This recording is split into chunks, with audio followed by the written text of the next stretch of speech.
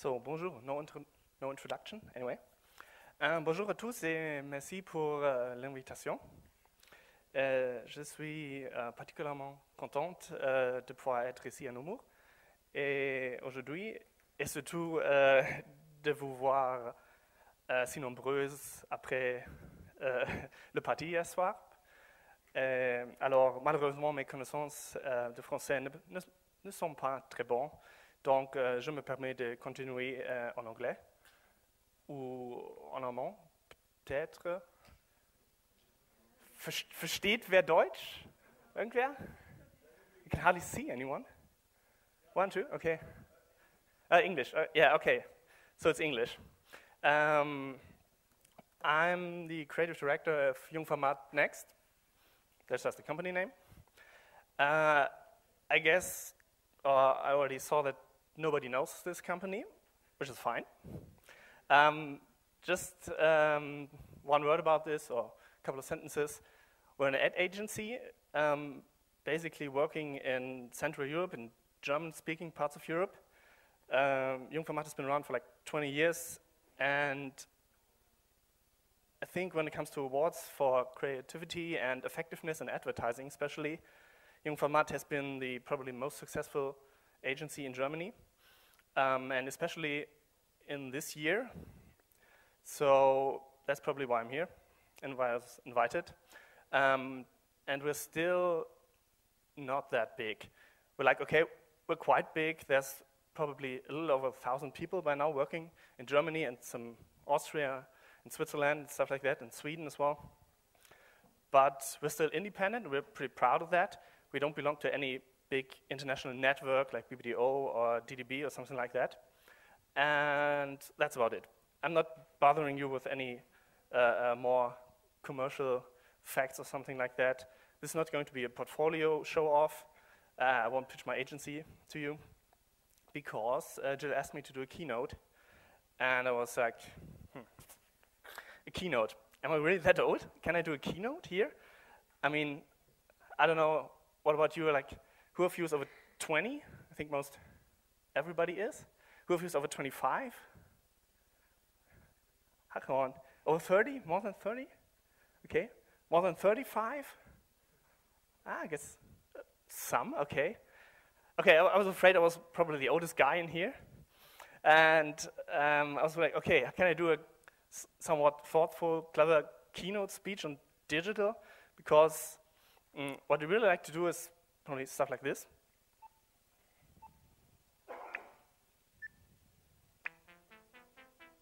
Oh, can you turn it up a little? I think it's...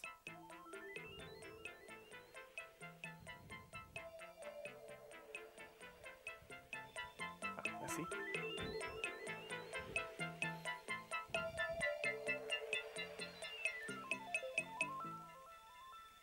The phonograph was a device for reproducing sound recordings, mostly music or talking books.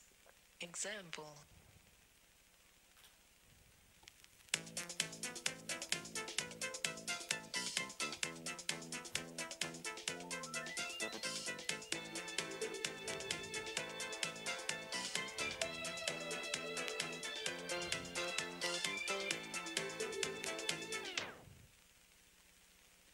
By placing the record above a flipped stylus, one was able to play the sound recording backwards. While processing the reversed record, one was sometimes able to listen to voices from the netherworld. Example.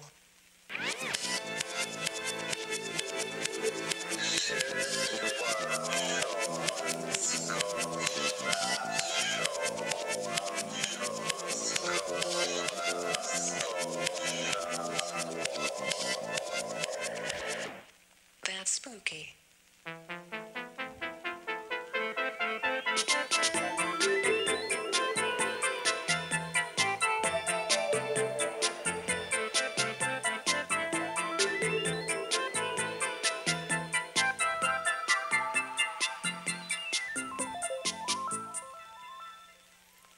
Well, the Museum of Obsolete Objects is sort of our agency's hobby.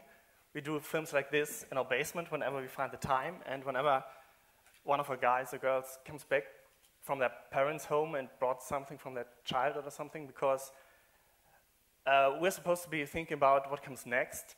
We are the digital specialists in the agency, but we also cherish and value the things we've lost and the things that we still keep in our basements and we just refuse to throw away, but we don't use anymore. There's quite a collection now online of these videos, of these obsolete objects, that not all objects are digital, but most of them are. And we're trying to keep them, and of course we try to keep, and we try to tell about the behaviors and the practices, sort of social, what you do with them, because this gets lost on the way as well. For example, I was probably losing a whole summer of my life when I was a kid, not playing football or soccer or jumping, running, climbing trees, but hunting heavy metal records that were supposed to have hidden messages when they play them backwards. And these days, no one knows that. It's the same with a lot of other devices, Commodore 64 stuff. There were certain patterns and behaviors that nobody knows anymore. We want to keep these and keep the memories of them. So baseline here, okay, I have strong analog roots. I probably am old enough to do a keynote on something digital. And this is about 1 out of 2.5 pieces from our own agency. And just show some other bits and pieces, but just to make my points about my thoughts and ideas here. So that problem solved. There was another problem, because Jill just asked me not to do a keynote, but for something like a vision for the digital age. And I was like, okay, no way. How am I going to do my vision for the digital age at a digital natives conference, which I'm not, and a conference that's all about innovation? So that's a tough call. And what I'm going to do to solve the problem is to just talk about something where I can have some probably decent, in-depth insights or opinions and thoughts. And this is basically the future of, not the future of the world, but the future of advertising in somewhat digital or even a post-digital world, and the role of ad agencies therein. And I hope it's quite an interesting topic,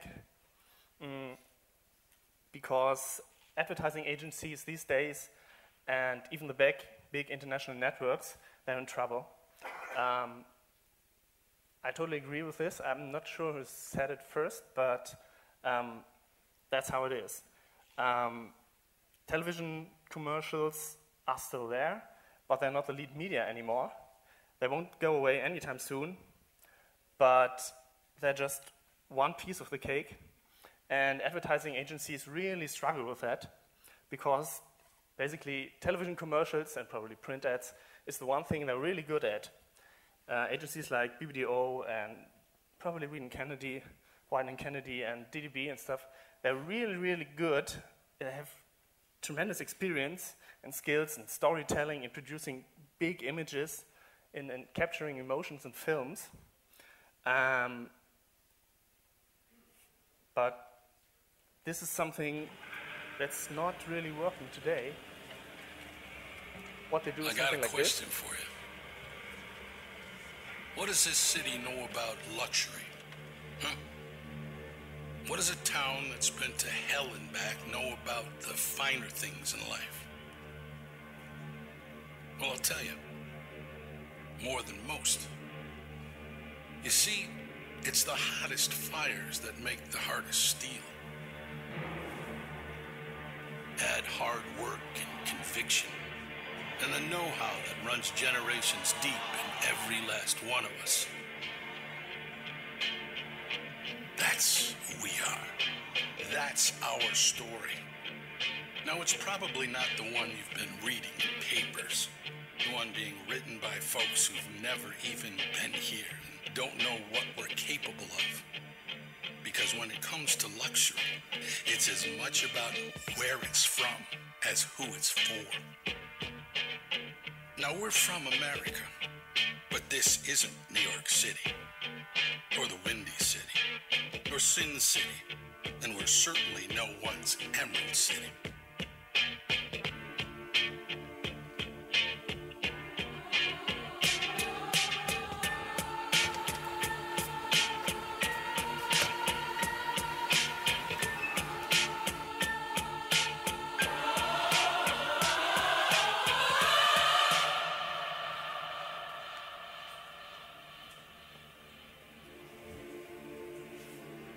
This is the Motor City, and this is what we do.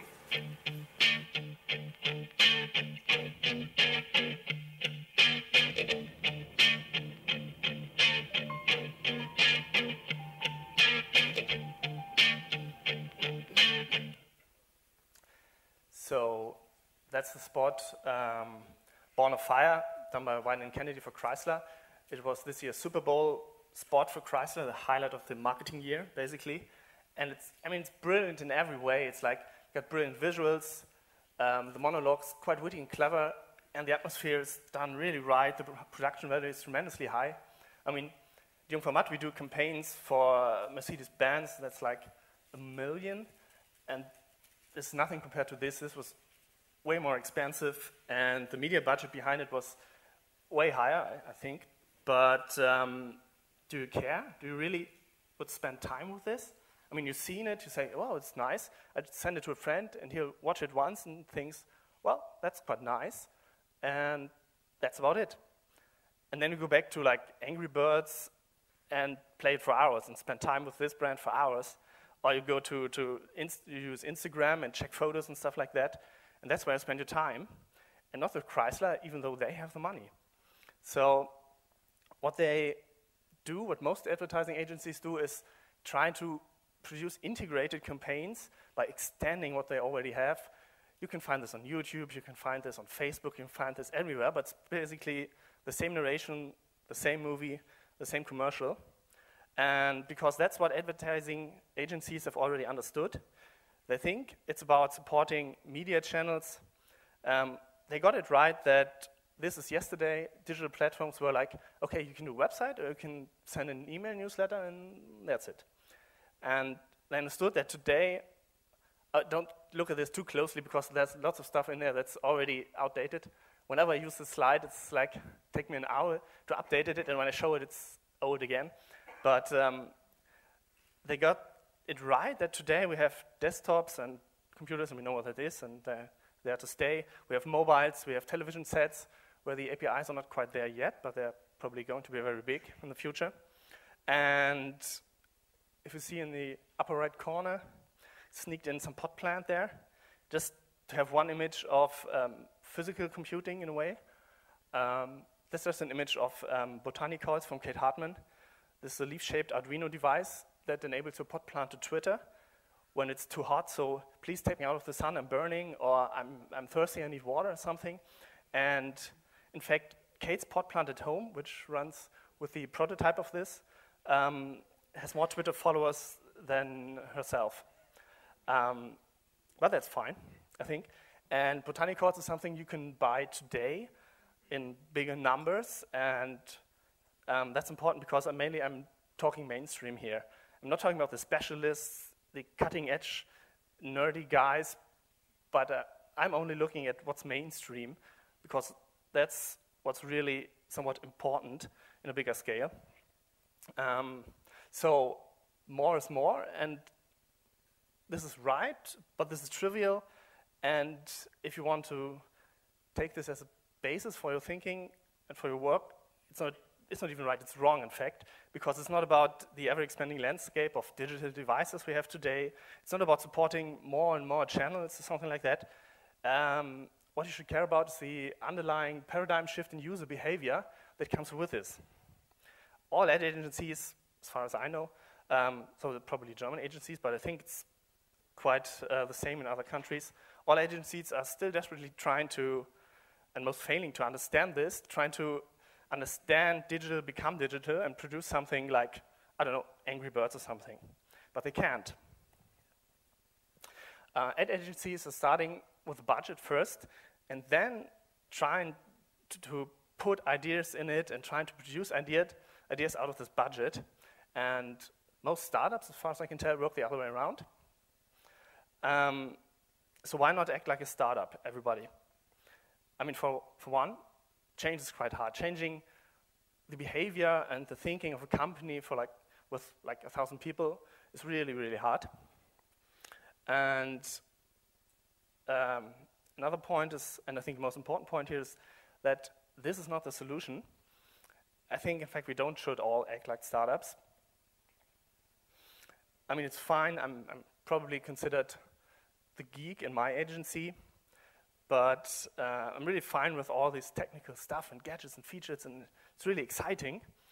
But technology is not an idea.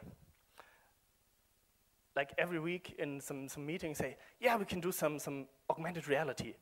So why would we do that? Yeah, because it's cool. It's just technology, it's just a feature. It's not really an idea. And every other week I have like clients that say, we need an app. We give you so much money and we so need an app. An iPhone app or an iPad app or an Android app these days. Whatever. Okay, more money, fine, take a seat.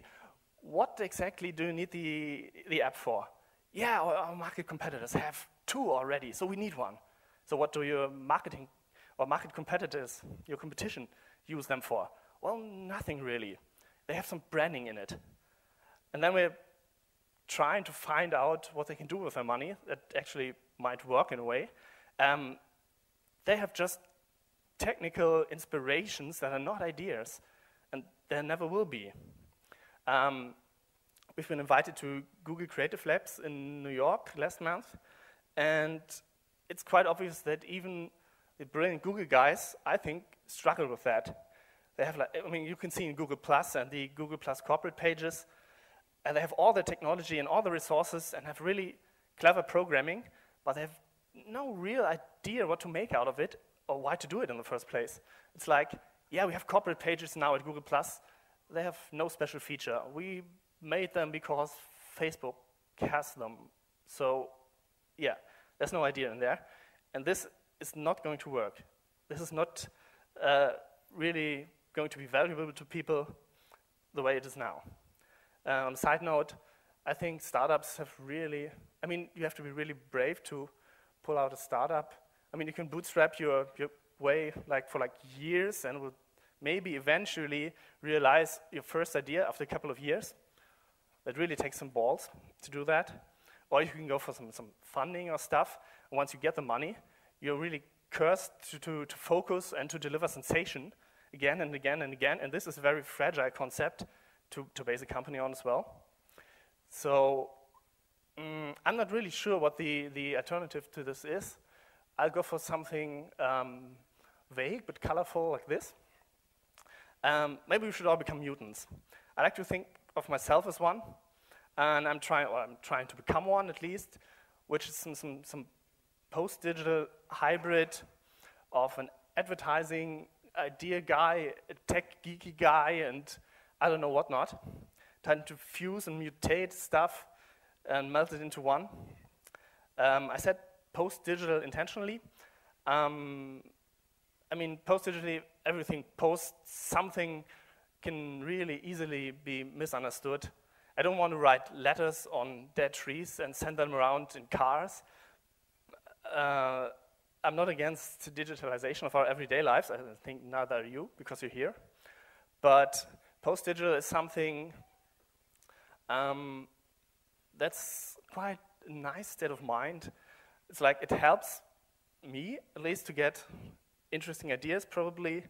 The way John Maeda described it is a way to acknowledge the distinction between those that are past their fascination with computers and are now driven by the ideas instead of the technology.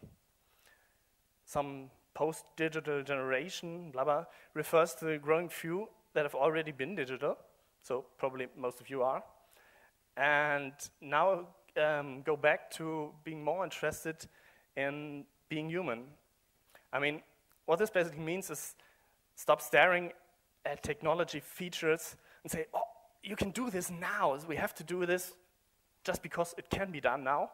And trying to look through this and trying to see or get an idea of what's happening behind that. Why is this happening? Where is this leading to? And this is probably a good way to be not surprised, to not say, "Ooh, there's a digital revolution there and everything's changing so fast," because in fact it's not. There it always was. The digital revolution is over, if it has been there at all. There's a good paper called Being Human. It's from, I have to read this, the conference in Sanlúcar la Mayor in Spain. It was like in 2007, I think. Has anybody been there? Probably. There are some Spanish guys in here. No? Yeah, you were? No, you were at the conference? Okay. I so wanted to be there, but I wasn't. I'm really looking forward to finally finding someone who was there. They produced a lot of papers there. One is this, and it has one really nice formulation, one really nice concept that is compact and slim and I think really clever, which is the 4 eras of computing, which sums up basically everything there is to know about some basic high-level development that's going on. It goes with the fact that there are eras in computing that you can see coming. There's nothing revolutionary in there. And each era is about 20 years. So the 60s and 70s were the mainframe era.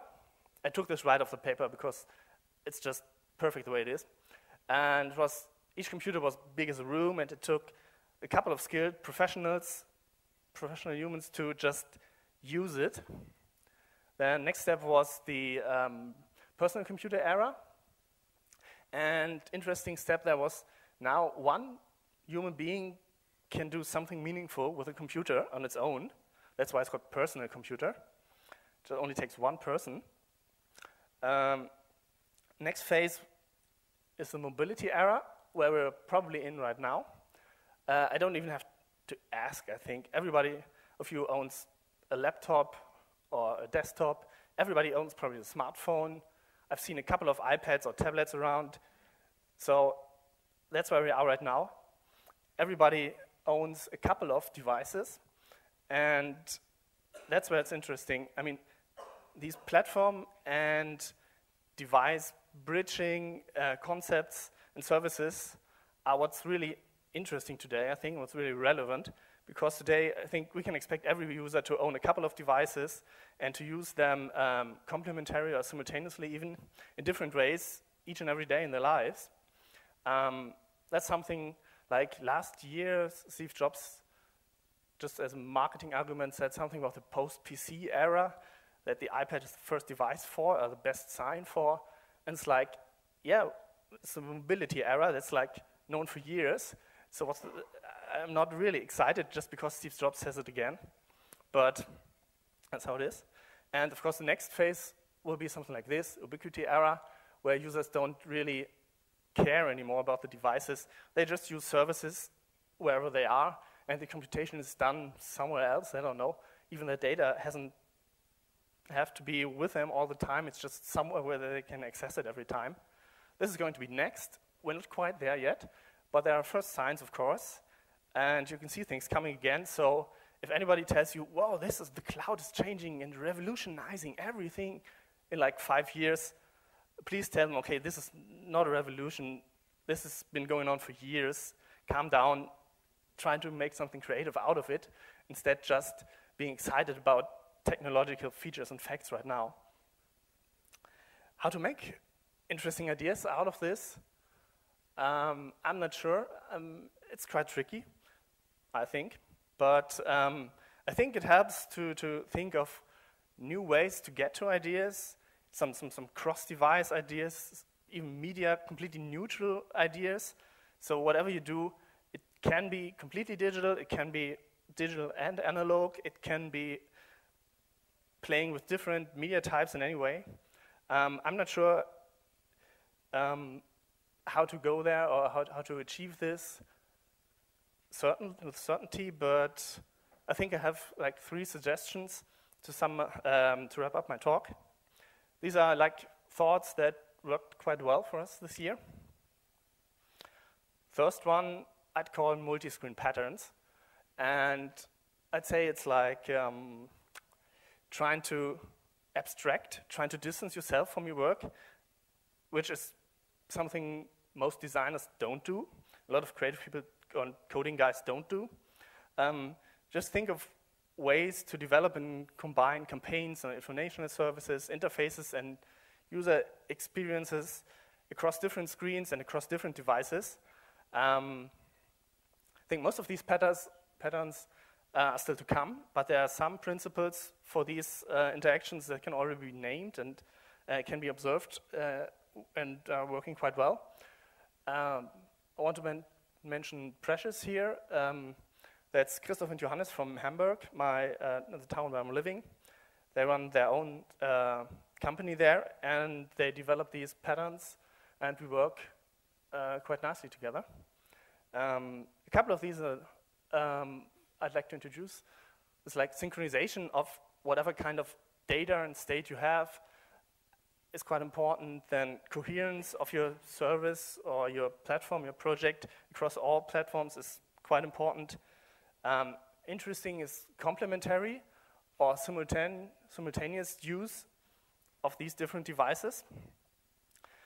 There's a lot of potential in this, certain. And device shifting, I think, is pretty obvious. That's what everybody does every day. And my favorite one is the screen sharing, because it's amongst the simplest ones, and it has a lot of unexplored potential. One thing is this. We built a way to stitch together a bunch of random displays into one large virtual display. We call it the Junkyard Jumbotron. It works with smartphones, tablets, laptops, anything that runs on a web browser. In order to make a Junkyard Jumbotron, you just go to our website to get a unique URL and open it on each device. Then, take a picture of all the screens and send it to a special email address. That's all it takes. Using the visual codes it displays on each screen, the software analyzes the photo to figure out where all the screens are in space and how to slice up and distribute an image to display correctly. Now you can email any picture to it, and it will show on the virtual screen. You can even zoom and pan. At the Center for Future Civic Media at MIT, we're interested in how tools like the Junkyard Jumbotron help people share ideas and build a sense of community in face-to-face settings. We've begun testing the software with school children in Colombia and Paraguay, and also in a neighborhood bookstore in Cambridge. If you want to make your own Junkyard Jumbotron or help us improve the software, please visit jumbotron.media.mit.edu.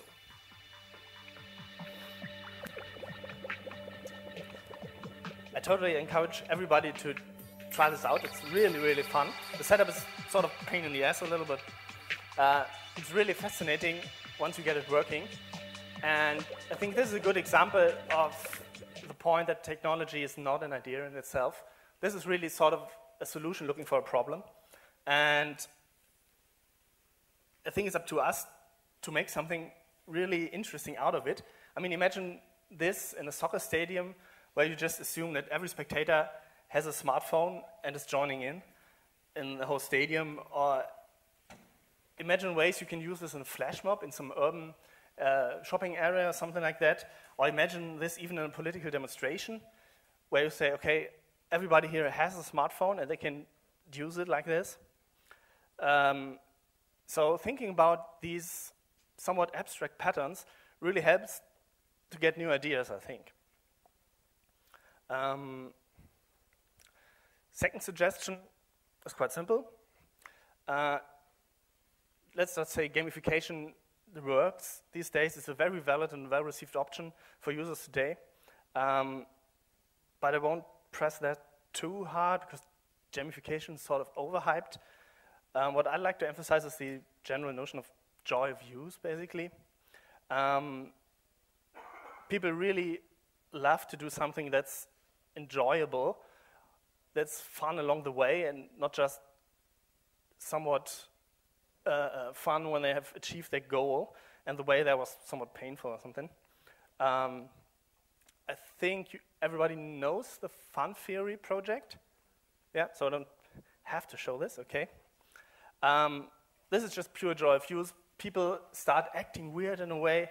With every projection mapping in cities and projects like that, you can see people really enjoying this suspension of disbelief where they do things in public that they normally wouldn't. But with this, it's okay because it's so enjoyable to just use the interface and just do stuff. This is always a good option to think of new ways and come to new ideas. Third thing is probably the one I like most. When it comes to advertising, I'd say donating is the new stealing. Instead of stealing someone's attention and blocking his way with advertising or something, you should give them something for their time. It's like everything advertising should do in the future should be more like beneficial and useful instead of being advertorial in a way. And there are quite some nice examples for that, I think. And this is getting more and more important. And I think this is how advertising should be in the future. Or at least digital advertising should be in the future. My favorite example, my favorite project is not from us. Happens, it's brilliant. Everybody knows Heineken star players for an AKQA? Really? Not? Okay. So just run this silently in the background. How come it's amazing, it's free, it should really, I mean, it's an iPhone app, obviously, and it's a really brilliant experience. I mean, if you're into soccer even a little bit, you should try this out. There's the Champions League games, which are sponsored by Heineken, so they have like a TV spot right in front of it in the halftime and at the end of the game, and that's about it. But you can have much more touch points with the brand throughout the entire game with this app, which is basically you being the better trainer and you being the better connoisseur, you having the real skills and the real knowledge about soccer, and you can show off that. I mean, there's a saying that in Germany is a country with 80 million trainers of the national football team, because everybody knows best who should play in the German national team. And that's true. And people do want to show off their skills and their knowledge and their excitement about soccer. And people want to compare their skills with others, with other friends. So there's a league system built in there. And basically what's going on here is that you have the app open at all times. So you constantly look at some greenish, Heineken-looking stuff. But it doesn't really matter because it's well worth the advertising because you can constantly in real time bet, okay, is this penalty going in or not? Is he shooting left or right? And you can just bet on it and you get points if you got it right. And these points are compared to leagues, to other players, and you can be a fan of your team. And so basically you can show your support for your team as well. And you can see that the fans of Barcelona are probably the real people with the real skills and the real insights on the soccer game, and some I don't know, fans from some Hamburg team are not, actually.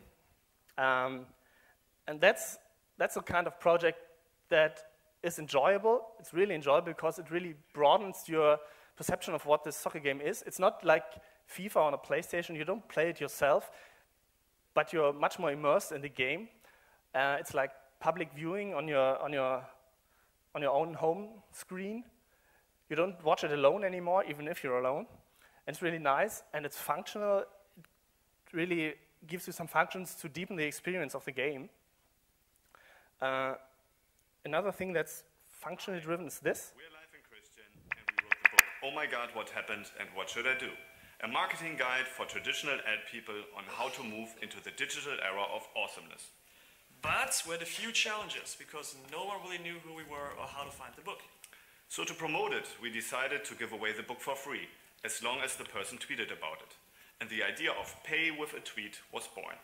The nice thing is, it's the first time a tweet got explicit value, and from there it took a life of its own. Here's how it works. Pay with a tweet lets people sell and buy stuff online with just the value of their social network. If you want to sell your song, book, movie, coupon, or whatever, Just fill out the form and embed your personal Pay with a Tweet button into your website. People then simply click on the Pay with a Tweet button, tweet or post about the product, and are then able to download the file. When someone pays with a tweet or posts to Facebook, it reaches all their followers and friends, leading to more people paying with a tweet. Pay with a Tweet launched in summer 2010 with the release of our book. Just 3 days later, our servers crashed twice due to the 13,000 plus downloads of the book. The book became the third most trending topic on Twitter worldwide, and that was even during the World Cup. To date, people have downloaded over 170,000 copies of the book, with more than 350,000 visitors to the site, and we even sold thousands of books on Amazon without any paid media. So if the traditional world would consider paying with a tweet a real purchase, it would be a bestseller. And it's become a hit for others too. Music artists, authors, directors are using it. And big brands like Greenpeace, Microsoft and Brazilian superstar Juan Santana. To date, over 10,000 Pay with a Tweet buttons have led to 400,000 people paying for something with a tweet in just 6 months. What at first was a campaign for our book became the world's first social payment system, in turn helping thousands of creatives and companies. What? Something froze? No! It crashed on me? Oh man. Thank you, PowerPoint. Oh. Okay, any questions so far while I restart? What the damn. Why don't you use Ubuntu? Excuse me? Why don't you use Ubuntu? I don't think OS X is the problem here. I think it's rather crappy Microsoft ware. Oh man. Hi. Okay, thanks for bearing with me. We've already seen this nearly to the end. I mean, as you can tell by their accent, they're from Hamburg, or they're German guys at least, Life and Christian, who just recently started their own company. They were at Jung Next before. And this is a brilliant work, I think, because it stops being advertising. It tries to be a platform which everybody can use, and it's sort of, well, it is a sort of a marketing trick as well, but it really ends and stops being advertising in a normal way. It's functional. It really is. It gives you something when you use it. It's not just taking your time. And same thing is true with my last example, which is also from Jung von Matt. Basic ideas from Michael Kittel, who was art director at the time.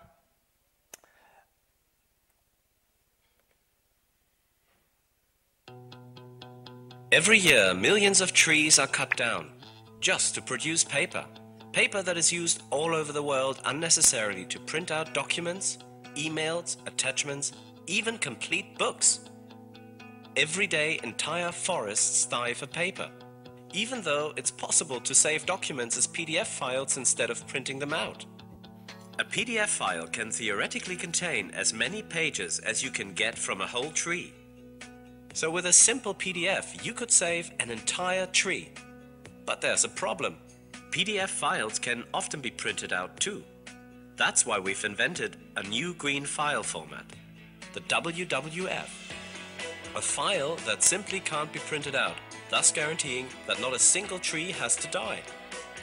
Our big message, save as WWF, save a tree. Instead of printing, starting from now, you can save everything as a WWF.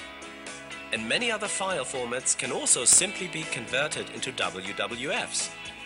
Every individual, every company, and every organization can help to save trees quickly and conveniently with a WWF. And with every WWF saved, every WWF sent by email, and every Save as WWF button clicked on a website, the WWF was spread around the entire world. Become part of this green revolution. Download the free WWF software now at saveaswwf.com. A simple idea that helps to save trees. Well, obviously, this is really pushing the idea, and it's really a marketing stunt as much as anything. But it also is a working piece of software. And this won like every kind of award in Grand Prix, Clio's, Gold Lions in Cannes, New York Festival, One Show, stuff like that. All kinds of awards that normal people don't care about at all. And it's also what I think should be a new kind of advertising and the stuff we should be making in the future. I won't go into too much technical details here because this should be all about ideas, basically. But we were really trying, it was totally idea first. And then, okay, how are we going to do this? First, someone had to talk the client into it. They were like, oh, we have the World Wildlife Foundation, and we have important topics to talk about, and yeah, but you also sound like a file name. You should use that. And it took some time to get them there and to make them confident and feel safe with this idea, but then they went with it. And then originally we tried to make it an extension to the regular Acrobat, like the green Acrobat or something like that. We talked to Adobe, and we ended up Adobe threatening to sue us if we do that, but we did it anyway. Then there were a lot of late night calls with Cupertino because we had the idea that probably Apple would like it and probably they were supported natively in their operating system, which then they didn't finally. So we basically what we did was take an open source PDF reader and writer, I think it was Skim, and hack it and rework it in a way that it just does what it does. I mean, it's quite a cheap trick actually to produce a file which is more or less a PDF still, but which can be printed and which goes with another file extension at the end. And once we've finished and once we made it work, we were really, really happy when the whole press conference in Hamburg was over and the thing was out and people really started talking about it. And it's like, this is not going to change the world, but this is probably going to change the way some people think about their usage of printers, and do I really need to print this, or is it meant to be printed anyway? And that's a good thing. That's quite functional. It really does something. I mean, we got a lot of flames on the internet afterwards because we're not really a software company, but so this is probably, if you look under the hood, this is done with duct tape and stuff. It's not really a brilliant piece of software, but it works. For the main user who doesn't care how it works, it just works, it's fine.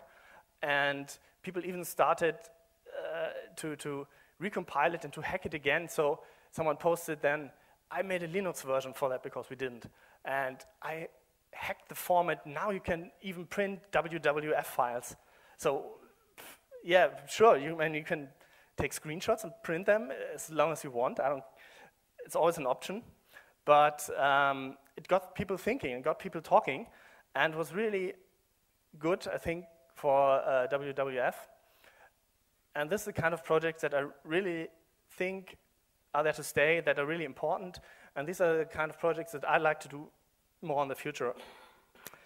So, summing up, thanks for staying awake. If you want to remember one slide from all this, then probably make it this one. Technology is not an idea. Talked quite a lot about that. There's some other points that I sort of skipped because of timing.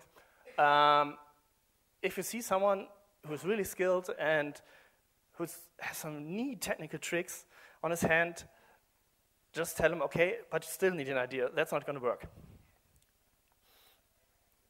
Another thing that goes on our company is like we always try to stay unsatisfied. And we always try to do stuff that we don't have to, but we force ourselves to do more and to do stuff that we probably don't feel that comfortable with. Along with that goes, ignore your limitations. If the idea is good, you will always find a way to make it work. You will always find someone who can invent it, and you can hire him for that, or you can do it yourself, probably as well. And all this should be done by making yourself comfortable with being uncomfortable. So this whole thing of doing what you don't have to do, probably what you don't really want to do because it's not really necessary, but it would be nice. So go for it and have fun with it. Fun begets quality, I think it's a Joshua Hirschline from Big Spaceship, and it's so true. I would underline it if I can right now, because that's what really makes an agency going and working.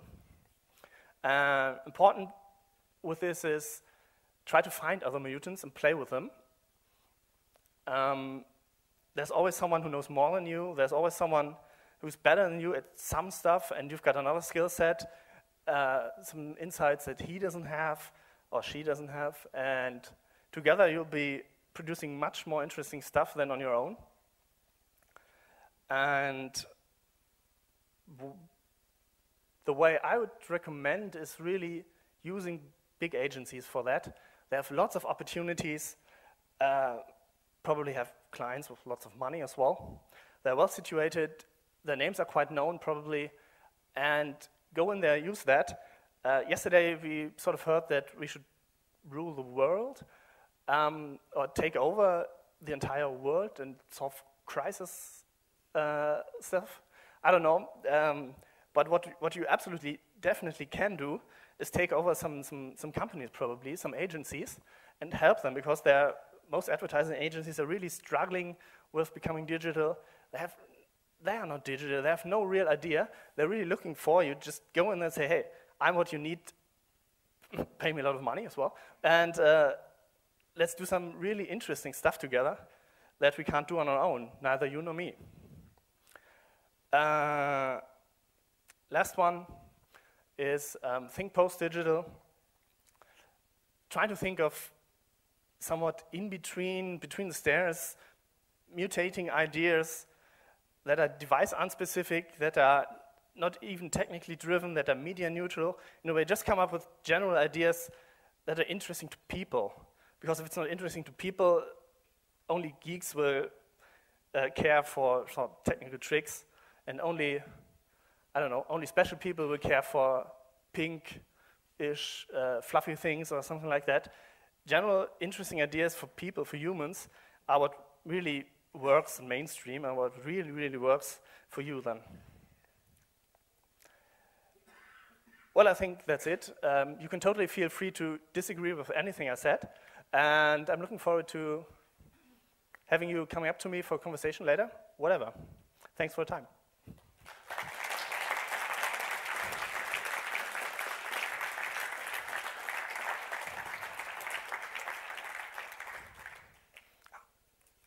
Company logo.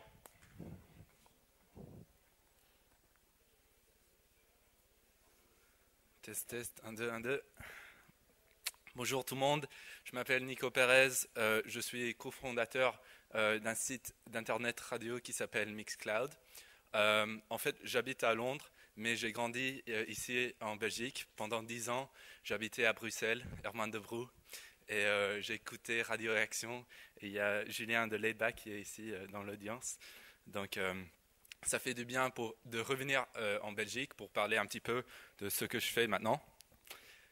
Donc, je vais parler auprès des industries de la musique, l'Internet et la radio, et entre les trois, comment ça fonctionne aujourd'hui.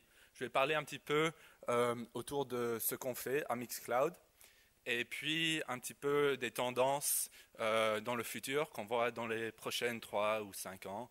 Et finalement, je vais parler un petit peu des difficultés que nous, on a trouvées et qui existent encore dans ces 3 domaines. Juste pour vous dire, en fait, ma présentation, les mots sont en anglais parce que normalement, je donne ça en anglais. Et donc, je vais essayer de parler en français, mais peut-être il y a des mots que j'arrive pas à trouver. Donc, on va tenter. Donc, commençons avec un petit peu une leçon d'histoire. Et au début, l'histoire de l'industrie de la musique. Le graphique, là, je l'ai pris du New York Times. C'était un article qui parlait des 30 ou 40 dernières années de l'industrie de la musique. Et si sur l'axis X, vous avez le temps, sur l'axis Y, vous avez le volume en termes de vente, de revenus, des différents formats de musique enregistrée. Donc, vous voyez, dans les années 70, il y a les LP, dans les années 90, les CD, et puis aujourd'hui, le online. Donc, avec ce graphique-là, vous voyez vraiment comment ça a changé et la taille des ventes des CD et comment c'était si grand avant. Mais en fait, avant la musique enregistrée, il y avait toute une autre industrie, c'était la musique écrite, music sheet publishers, et jusque, disons, la deuxième moitié du XXe siècle, c'était vraiment la plus grande partie de l'industrie de la musique, et c'est seulement les 50 ou 60 dernières années que la musique enregistrée est devenue si grande. Aujourd'hui, on compte en fait 3 grands labels, parce que Universal et Sony viennent d'acheter EMI, donc il ne reste que 3. Et en termes géographiques, les États-Unis sont la plus grande consommateur de musique enregistrée, après le Japon, le Royaume-Uni, la France. Et en total, c'est environ, disons, une trentaine ou quarantaine billions de dollars. Mais ça a baissé beaucoup. En fait, dans les 10 dernières années, ça a baissé d'environ 25%.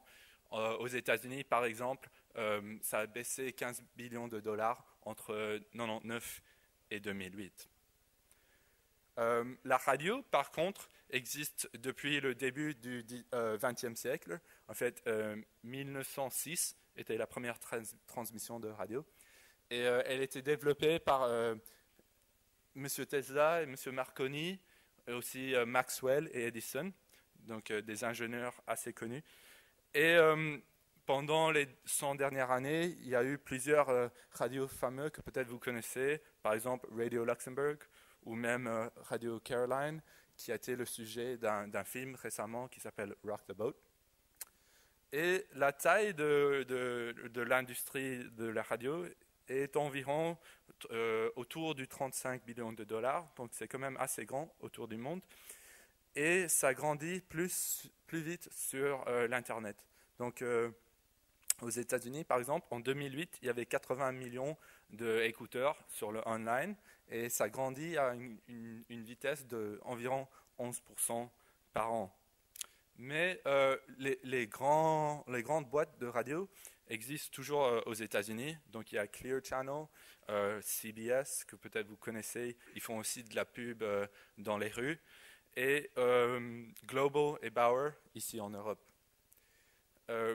Un petit point intéressant, c'est de savoir que 90% du revenu des publicités sur la radio aux États-Unis, c'est des pubs locales. Donc, c'est-à-dire, c'est par exemple le restaurant du coin qui fait la publicité sur le radio local. Donc, c'est très intéressant. C'est très important de penser à ça quand on pense que l'Internet, c'est global. Et l'Internet, comme vous connaissez, a une vingtaine d'années, développé premièrement par Tim Berners-Lee à CERN en Suisse. Et si jamais vous avez l'opportunité, je vous conseille d'essayer de trouver cette carte. C'est une carte qui a été faite par des gens qui s'appellent Information Architects de Japon, et ça s'appelle le Web Trend Map.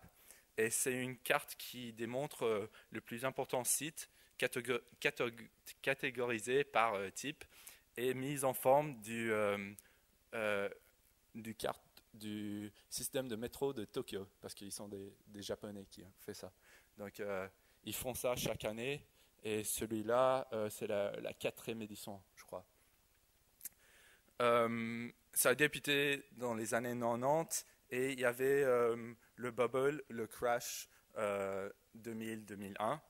Et depuis ce temps, beaucoup de choses ont changé pendant les 10 dernières années. Donc, le graphique, là, je l'ai repris du magazine Wired. Et il y a deux statistiques qui sont très intéressantes là. Et c'est de voir que depuis 2000 jusqu'à aujourd'hui, le coût de transmettre 1 gigabyte de data a baissé de $193 jusqu'à 3 cents.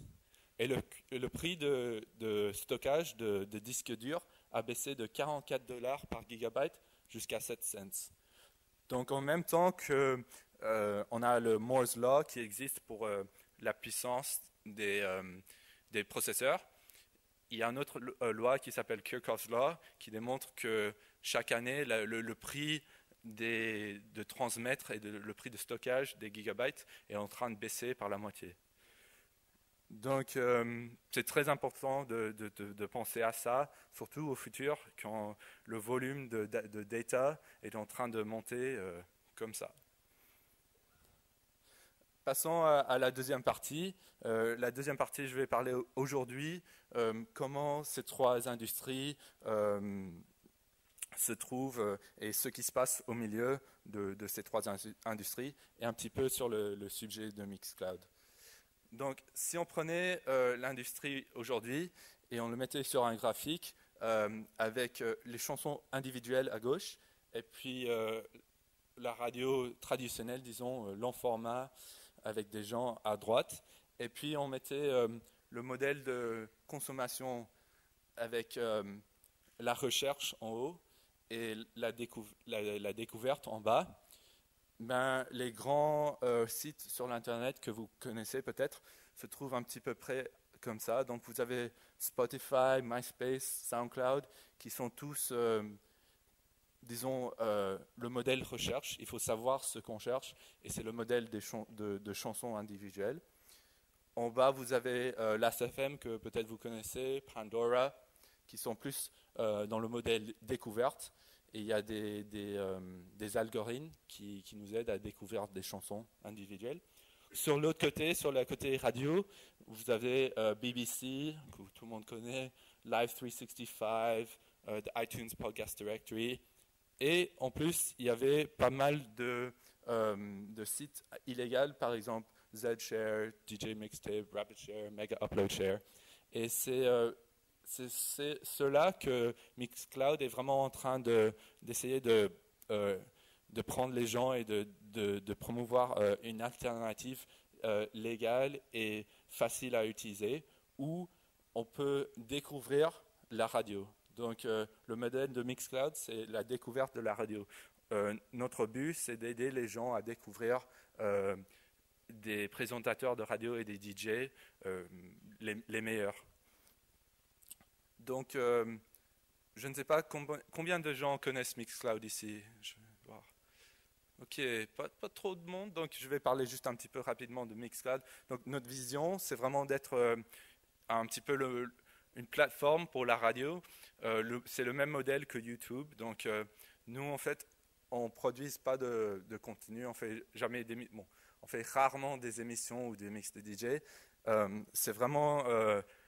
nous, on a envie de créer le plateforme et aider les autres gens, et surtout les présentateurs et les DJ, d'utiliser le plateforme. Donc, on prend aussi jamais disons, de voix éditoriale. Donc, on ne choisit pas ce qui est sur la page principale.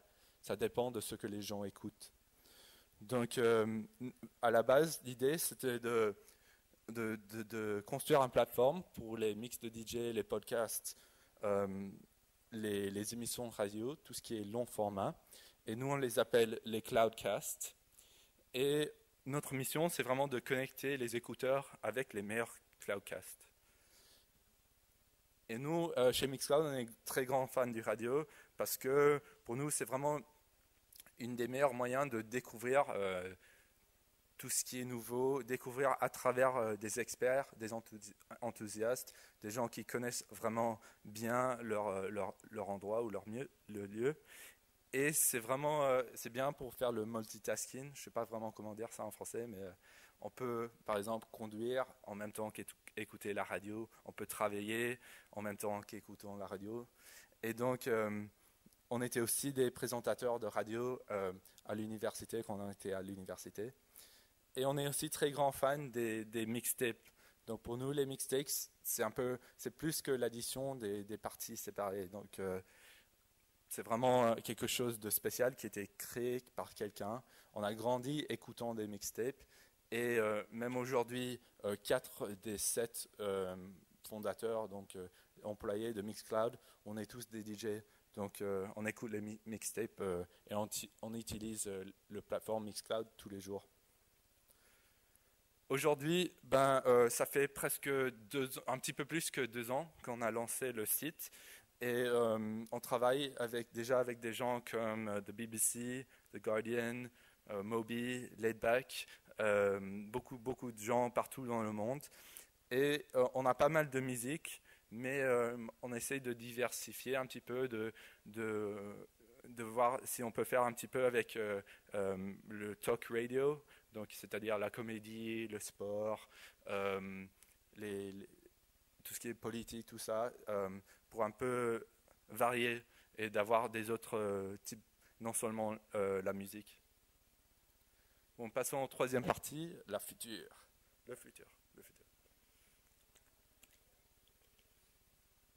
Donc, il y a 3 tendances que nous, chez Mixcloud, on prend très sérieux et qu'on voit un peu partout dans le web. Je vais parler un petit peu de chaque tendance et donner un exemple des autres sites qui le font très bien. Donc, la première, c'est la tendance sociale. Donc, je ne sais pas si peut-être vous connaissez un site qui s'appelle Dig. C'est un peu un site de nouvelles, un journal qui est social. Donc, c'est le modèle social news. Donc, sur Dig, les gens ils peuvent voter sur chaque nouvelle. Et à partir des votes, ça dépend des votes, ce qui arrive aux premières pages, ce qui est le plus populaire. C'est un peu pareil sur Mixcloud, mais avec Dig, ils avaient un problème parce qu'il y avait beaucoup de gens qui se mettaient ensemble, des groupes qui avaient comme but de promouvoir certaines nouvelles, et donc ils avaient beaucoup de problèmes avec ça.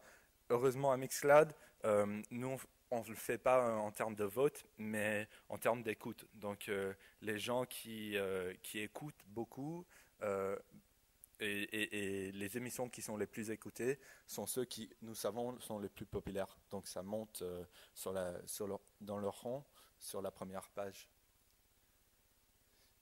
Qu'est-ce que ça veut dire pour la musique et le radio sur l'Internet? Le social, c'est vraiment, pour nous, c'est l'idée de bouger du modèle de site comme destination au modèle de distribution. Donc, par exemple, MySpace, c'était vraiment un site de destination. Il fallait aller à MySpace, trouver, je ne sais pas quel groupe vous aimez, et écouter là-bas. Aujourd'hui, avec le phénomène YouTube, on voit que les vidéos, les chansons sur SoundCloud, Vimeo, c'est tous le modèle de distribution. Donc, il faut pas qu'on aille directement à YouTube pour voir quelque chose. En fait, on fait presque rarement d'aller sur YouTube, de rechercher.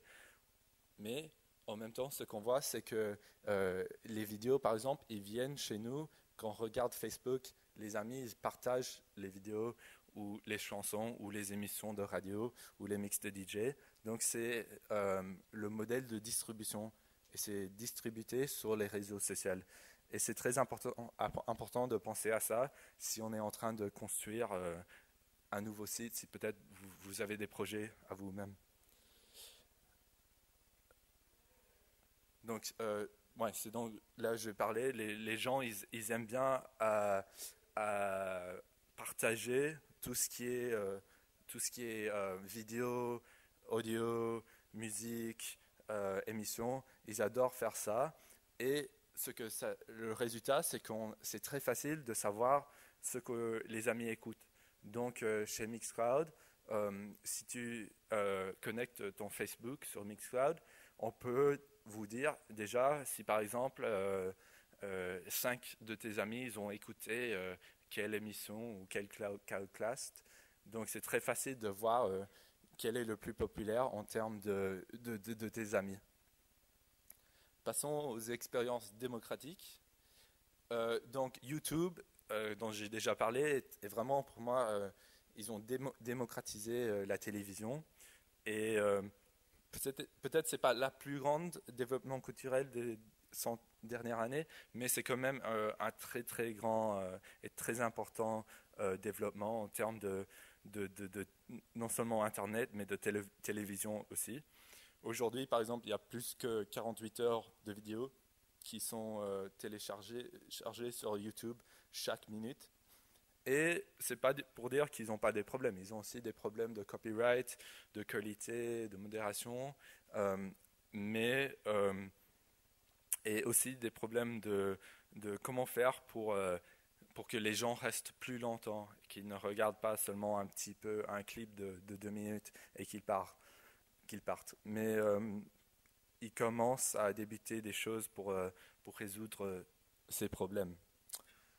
Donc, en termes de la musique et la radio sur l'Internet, ce qu'on voit, c'est que aujourd'hui, n'importe qui peut monter des chansons, des émissions, des vidéos, et les anciennes hiérarchies sont, comment dire, ils sont pas aussi puissants qu'avant. Donc, il y a 10 ans, si tu avais envie d'avoir une émission de radio, il fallait aller à la station, il fallait demander au directeur de station si on pouvait avoir une émission, et peut-être il te dirait ouais, tu peux avoir une émission, mais à 3h du matin le mercredi soir. Donc c'était pas vraiment idéal, mais aujourd'hui, avec les moyens de production qui sont ouverts à tout le monde, il faut seulement un laptop et une connexion sur l'Internet pour pouvoir créer que ça soit une émission de radio, mix de DJ, des chansons, une vidéo. Donc on voit vraiment la démocratisation et la décentralisation, je pense que ça s'appelle, decentralization des puissances avec le pouvoir de l'Internet. Et en même temps, à cause de ça, le volume de contenu est en train de monter comme ça, exponentially. Et ce que ça signifie, c'est qu'il y a un grand bataille entre en anglais on l'appelle signal and noise. Donc le signal, c'est ce qu'on est intéressé et ce qui est intéressant pour toi-même. Et le noise, c'est tout ce qui est autour. Donc, par exemple, Twitter, il y a beaucoup de noise, il y a beaucoup de bruit, il y a beaucoup de gens qui parlent de n'importe quoi. Donc, pour moi, je pense que les prochaines 5-10 ans, ça va être très intéressant de voir comment les gens ils résoudent ce problème de bruit. Comment on peut faire pour filtrer tout ce bruit et de découvrir ce qui est vraiment intéressant, que ce soit par des filtres sociaux, que ce soit par des algorithmes. Ça, c'est vraiment, je pense que ça va être un très grand domaine dans les 3 à 5 années à venir. Bon, passons aux expériences personnelles. Donc Tumblr, je ne sais pas si vous connaissez Tumblr, c'est un site de blogging, mais c'est un site de blogging beaucoup plus personnel. Ce qu'ils ont fait, c'est de combiner le fait de lire des blogs avec le fait la façon d'écrire des blogs. Donc c'est tous dans un même endroit. Et donc au lieu d'aller sur Google Reader et de regarder les blogs que tu es intéressé, tu peux aller facilement sur ton Tumblr, les lire là, et tu peux faire un reblog très facilement. Donc ce qu'ils ont fait, c'est vraiment construire l'expérience autour de la personne, cette idée de personnel. Et cette idée de personal musique et radio sur l'Internet, c'est vraiment important pour nous à Mixcloud. Et si vous avez des projets sur l'Internet, je vous conseille de penser vraiment dans ce moyen de user-centric design, c'est de faire tout autour du user. Par exemple, pour nous, avec les analytiques, et avec le data qu'on a sur ce que les gens ils écoutent, on peut voir ce que vos amis écoutent, et à travers ça, on peut faire des recommandations qui sont plus personnalisées. Et donc l'expérience, à la fin, c'est une expérience qui n'est pas fait pour tout le monde, c'est fait pour uniquement toi-même. Donc je pense que ça, les prochaines 3 ans, ça va être super important. On va voir ça non seulement sur Mixcloud et sur les sites comme ça, mais aussi un peu partout, que ce soit avec des sites de vidéos, de voyages même, de n'importe quoi. Ok, finalement, passons au challenge, aux difficultés, parce que nous, à Mixcloud, on est un start-up, mais c'est quand même un business. On a fait le bootstrapping, mais il faut aussi gagner de l'argent pour vivre. Donc, on a eu pas mal de difficultés au début, mais en termes de business model, on comprend, on commence à comprendre ce qui marche et ce qui ne marche pas.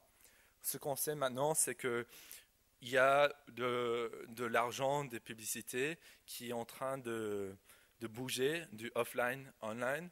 Donc, tu as les grandes marques qui, avant, peut-être, ils faisaient du marketing sur les radios terrestrielles, FM. Ils sont en train de bouger vers Spotify ou des networks comme Target Spot aux États-Unis. Mais la question qui reste, c'est est-ce qu'ils vont bouger pour l'option display, donc c'est-à-dire les publicités normales qu'on voit tout le temps. Est-ce qu'ils vont bouger, est-ce qu'ils vont choisir les options audio, donc le traditionnel 15, 30, 45 secondes de publicité audio, ou est-ce qu'ils vont bouger et choisir l'option de sponsorship, c'est-à-dire la publicité plus intégrée.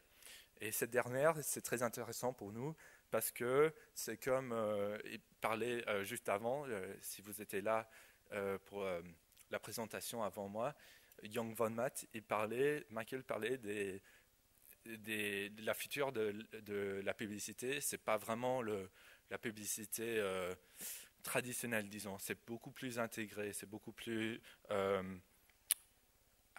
added advantages and value. Donc les grandes marques, ils doivent plus nous parler juste direction comme ça. Ils doivent faire une conversation et ils doivent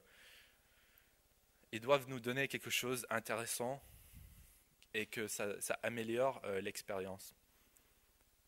Il y a aussi des idées autour des modèles de revenus transactionnels. Donc, par exemple, chez Mixcloud, dans le tracklist, toutes les chansons qui sont mises dans le tracklist, il y a moyen de les acheter chez un boutique de MP3, par exemple iTunes ou Amazon ou Juno Download. Et nous, on gagne une petite commission avec ça. Et il y a aussi des idées plus expérimentales. Par exemple, est-ce qu'on peut aider les DJ à trouver des concerts ou des moyens de trouver des endroits pour mixer? Est-ce que les pourboires, ce serait quelque chose d'intéressant? Est-ce que les gens voudraient donner, je sais pas, 50 centimes ou 1 euro s'ils aiment vraiment bien un mix? C'est des idées qu'on a, mais on n'a pas toujours les réponses pour le moment. Il y a aussi des questions sur le futur de l'accès sur la radio. Comment est-ce qu'on va accéder aux émissions? Est-ce que ça sera sur le Wi-Fi, sur le Digital Radio en Angleterre, le DAB? Est-ce que ça sera dans les voitures? Par exemple, aux États-Unis, je pense que tous les nouvelles modèles de Ford, ils viennent avec Pandora. Donc, ça sera, à mon avis, très grand dans les 5 années à venir. Et finalement, il y a des questions autour du contenu. Est-ce que les gens, ils ont envie de payer pour du contenu? Est-ce que s'ils ont envie, quel type de contenu? Et comment on fait pour intégrer les grandes marques? Comment on fait, comme je disais avant, pour qu'ils ne nous parlent pas directement d'une manière à l'autre, mais c'est plus une conversation et qu'ils améliorent l'expérience sur le site ou le app ou quoi que ça soit. Donc, finalement, pour nous, c'est toujours early days, c'est très tôt toujours, ça fait seulement 2 ans qu'on fait ça, mais ça reste un domaine très intéressant Et bon, j'espère que ça continue comme ça.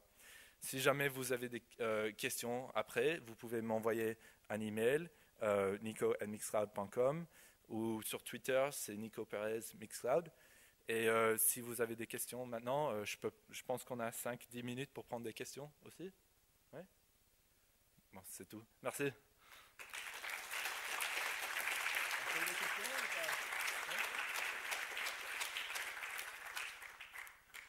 Donc, je pense qu'on a 5 ou 10 minutes pour prendre des questions, si quelqu'un avait des questions sur les sujets. Non, vous avez tout compris? Oui, là derrière?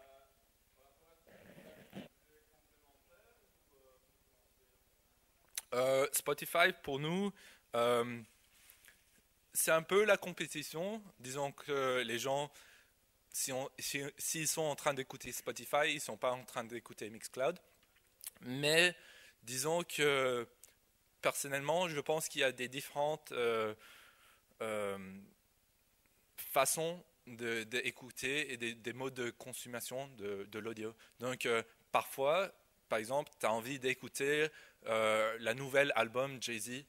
Donc, Spotify, c'est parfait pour ça parce que tu sais que tu as envie d'écouter Jay-Z, la nouvelle album, tu vas, c'est facile. Mais parfois, tu ne sais pas trop quoi écouter. Donc, Spotify, ça t'aide pas vraiment à faire ça. Et c'est vraiment pour ça qu'on a construit Mixcloud, pour que la découverte de la musique nouvelle soit plus facile. Donc à travers Mixcloud, tu peux écouter quelque chose, que ce soit une émission ou un mix de DJ, que quelqu'un a construit lui-même. Donc il y a une personne qui l'a produit, et tu peux découvrir à travers de cette personne. Des autres questions? Oui? Oui.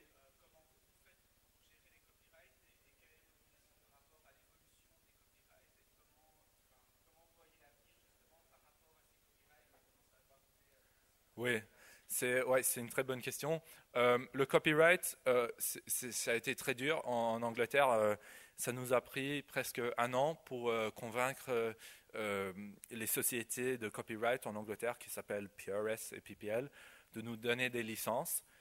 Finalement, on les a eues, mais disons que les labels, ils commencent à voir que le futur, c'est vraiment le digital.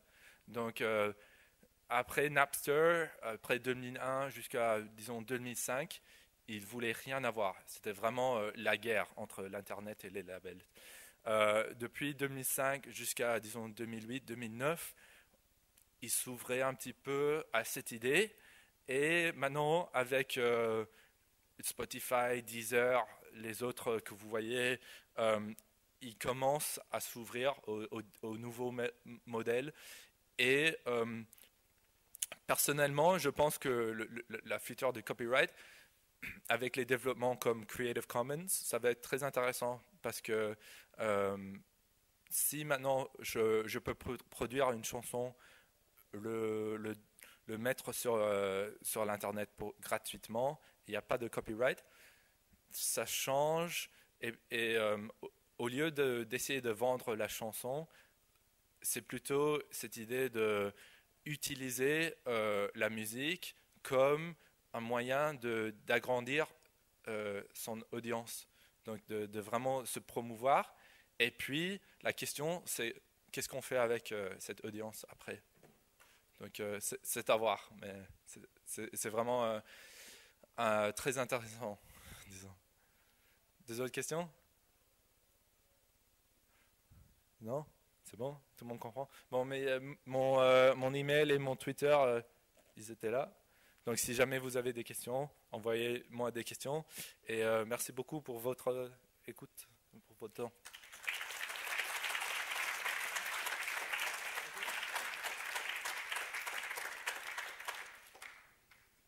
Bonjour à tous, j'ai l'honneur d'avoir Manuel ici sur scène qui va venir nous parler avec plein de belles choses à écouter. Merci à lui d'être là et à tout à l'heure. Hello everybody. My name is Manuel Amdroth. I'm one of the 3 members of Labau, Laboratory for Architecture and Urbanism.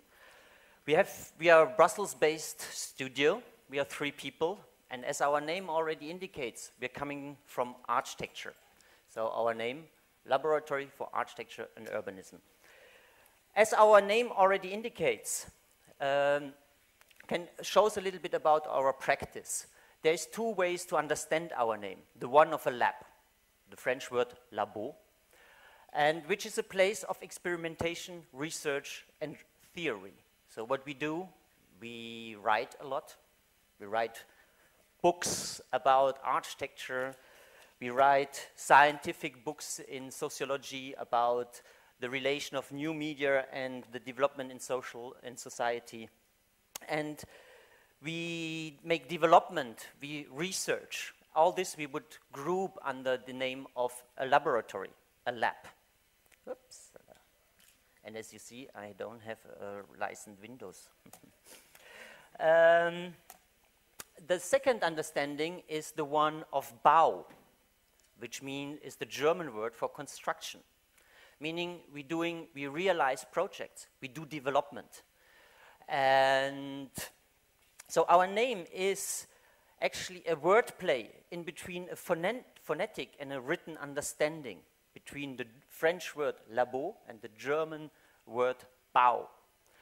And when I mention phonetic and written meaning, we come to the idea of media. And this is actually already the core of what we are doing. We understand art as a media. But what is a media?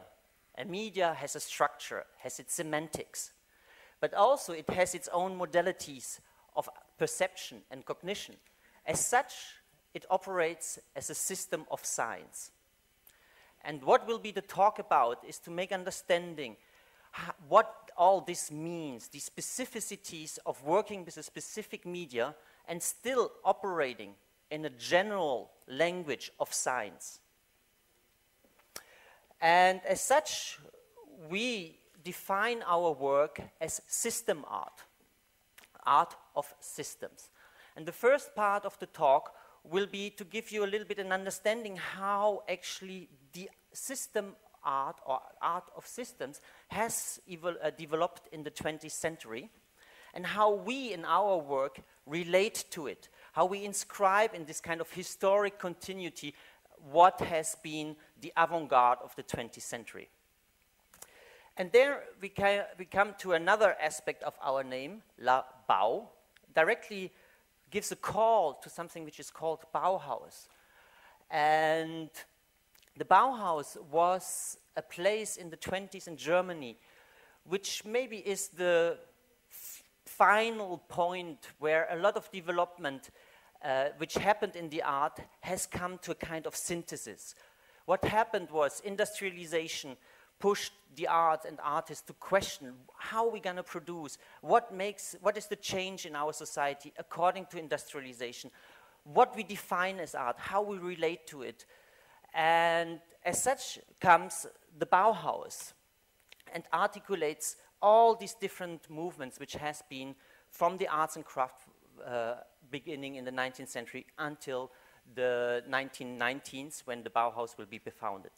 The first director is Gropius, and who built this famous building of the Bauhaus. And it is a very industrial, modernistic building, and he placed in the staircase a heater in place of a painting. And I think this is a very emblematic image showing that what will come out of the Bauhaus is what we will call industrial design. In general, the notion of design. Most of the artists which has been in the Bauhaus didn't consider themselves anymore as artists because they wanted to make a break to the academic or Beaux-Arts movement of the 19th century. And they defined themselves as designers. And on top of them was Lisitsky. And for all of these people, what is amazing to see in the Bauhaus is already the convergence in between design, art, music, tapestry. All has been conceived as a œuvre globale or œuvre totale. And everything has been conceived as a common or global work. You see the famous staircase of the Bauhaus, which then Oskar Schlemmer paints. All these people was looking for how to redefine their practice. They already talked about cross, transdisciplinary words, which we use nowadays a lot to describe actually what happens with all the digital world and digital art practice. And what is very common to this quest of the artists in the Bauhaus is an extremely fundamental and systematic approach. And there we slowly come to what I was announcing as a kind of reading through a little bit some examples how we relate to this history starting with the Bauhaus to system art. So let's have a look to some works and start already. If you see Itten was one of the masters in the Bauhaus. His work was founded on making a color system, which is here the color star he used to classify colors. This classification served him to make the Tower of Winds. It was meant to be built as a tower for the airport of Dessau, which never has been realized. Why I show this example? Because recently a lot of people discover that these models have been entirely parametric. You can program this. You can program an algorithm which exactly will shape you the form of this Tower of Winds. You have somebody which research colors, classify colors, describe form in form of an algorithm. Of course, he didn't use the word of it, but the method he used is an extremely structured description of a work, and even you can program today. Another person, which I find quite interesting to make understanding this idea, what means system art, is Josef Albers. Here, the homage to a square. What he was doing, he was looking to how actually colors interact to each other. And what is interesting when looking to the work of Albers and the interaction of colors is that we go away from what could be morphogenesis to something which is shaping perception and cognition. And one of the most amazing works I discovered recently in the MoMA in a show called The Line is actually the Brown space of Lissitzky. It's a 2 meter 50 by 2 meter 50, 2 meter 50 box which you can enter from one side, and you see the different browns hanging on the wall. Once you step inside, your eye suddenly rediscovers shapes, makes connections in between all these elements, and what you do is you start to move. Your eye starts to move, and this is a very conscious act of how to design perception on the base of recognition of forms. This idea of designing perception and cognition is the beginning of what we can call the synesthetic movement. And on top of him, of this movement, is Kandinsky. And I entitled is The Aesthetics of Perception.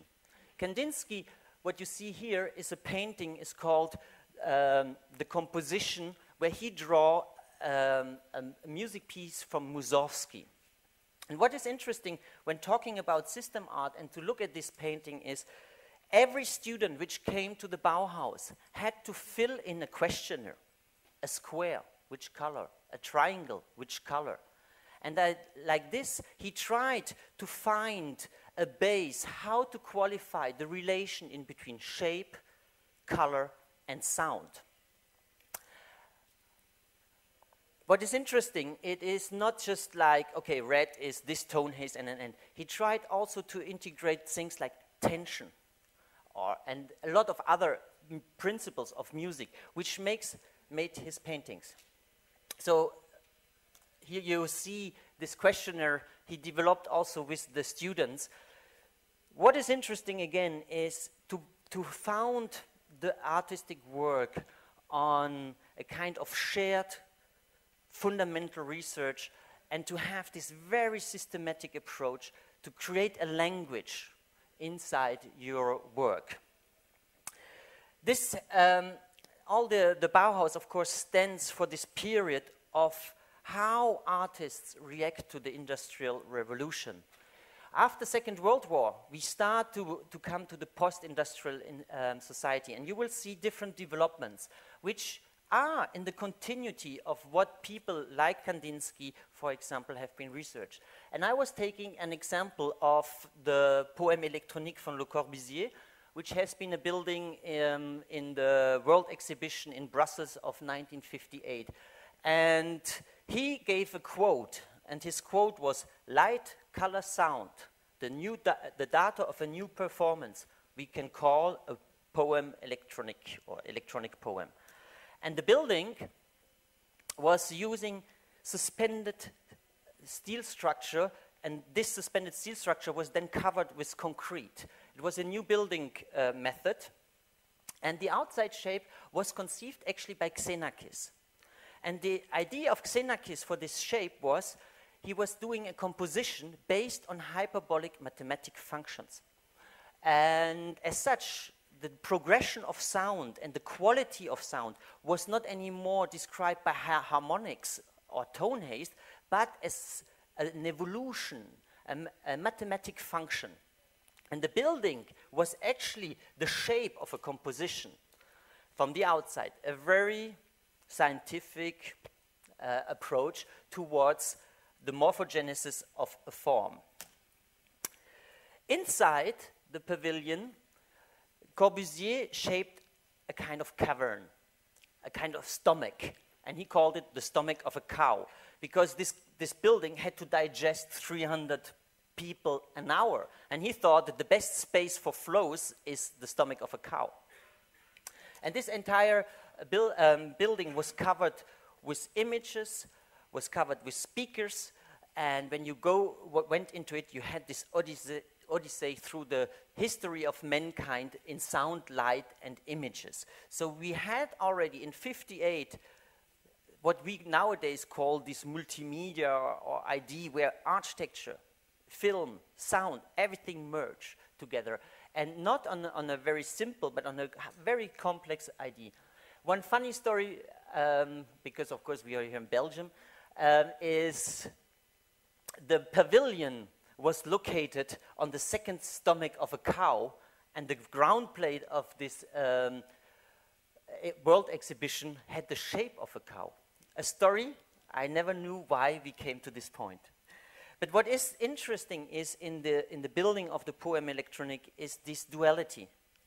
On one hand, you have this very scientific idea about how to shape a form of a building, and inside somebody do the cavern of Platon. So it is this merging of something which comes from a new technology, but inscribed in something which is really based on science. So here you see some images. There has been a complete sequence of color accompanying the composition of Xenakis and Varese. You had the projection of images. You see they programmed the color sequences in time and designed this complete process in time. Of course, when we come now to this example of the Poème électronique, we are not anymore in the modernist paradigm. We are not anymore in the Bauhaus, where let's say form follows function. Here we come to a complete different conception of interaction of arts and how to create actually a œuvre globale. I think this building really stands for this transgression of what is the industrial movement towards the industrialization. Something happened the same year in '58 on another building of Le Corbusier, l'unité d'habitation in Marseille, and on the roof. On the roof, there's an artist called Nicolas Schöffer. He installed the first cybernetic installation. It is a structure which can turn. There are different blades which spins. They have color. And they react on the presence of people, on the light condition, and on sound. In 1958, developed with the help of Philips once more. It's amazing to see how Philips has been involved in these 50s with the top of the artistic practice. Nicolas Schöffer is the founder of what we call the cybernetic art, 1958. And it is the conception that a work is in response to its environment. So what actually the artist is designing is already a system, a process, which goes beyond what you actually see. There is relations drawn and thought and shaped into the form. The GISP one, like it is called, was also based on a program. This program was done with something which is kind of relays, and the composition was that it will never repeat. So he used kind of random machine, but based on electronics and analog devices like relays. But it's amazing already to see in how far these people have actually already thought, designed things. We're talking nowadays in digital design, in generative art, and these things. And here you see it in a very rough material way. So what we come from the idea of designing a process to designing an entire system. The work itself becomes a system. And it is not amazing to see that Nicolas Schöffer was, of course, not thinking only about a sculpture. He was thinking about the entire city. He was working about the idea of the cybernetic city. And once more in Belgium, we have a trace of it, which is in Liège, the Palais de Congrès in Liège. And the park around was designed partially by Nicolas Schöffer, and he did the cybernetic tower, which you see there in the back. And the entire facade was a luminous screen which was working all on the flows, the activities of the city, reflecting it by color, light, and motion. And here you see an image of 1961, I think, is this photo taken. The work is now in restoration. I hope we will see it one day again. So he was calling his works the spatio-lunimo-dynamisme. So here we come clearly about the idea of what is this transgression from industrial, post-industrial, to the information society. Thinking that an environment produces information. This information we can use and reuse it to make an artwork reacting. It is in communication with its environment. But I think we can go even further in this idea of what actually happened in the information society. And one of the very important places is the Ulmer Schule. The Ulmer Schule started to introduce the concrete art and is in the tradition of the Bauhaus. There are people like Max Bill and Otto Eicher. And Otto Eicher is a designer which invented actually the pictogram, the man you see on the toilet. What you see here is what he designed for 1972 for the Olympic Games. He designed all the logos for different sports categories. But besides making all this visual language, which is also a global language, he designed the poster, but not only the poster, he designed the flags, he designed the uniforms, he designed the stickers, he designed the tickets, he designed the entire environment of the Olympic Games. So here again, the idea of designing a system starts to be much more complex than just an object. It's an environment. And if you see in how far Otto Eicher has influenced our daily environment, I can show you just like he did the corporate design of Lufthansa, where he designed, of course, the logo of Lufthansa, which is very known, but he also designed all the signs in the buildings, the boards, everything. And if you look at it, it looks really like we know this. But somebody has designed it. And it is the design of communication. And I think this is one element which comes, and why I like to put it also with Nicolas Schöffer in combination. It is, Nicolas Schöffer was thinking his sculptures as something which is in communication with its environment. And it acts as something which represents what's going on in this society. It gives it a sign. And you have this as much on let's say, the design of like Braun, Lufthansa, and the Olympic Games in '72 in Munich, as you have it in the work of Schöffer in his sculptures.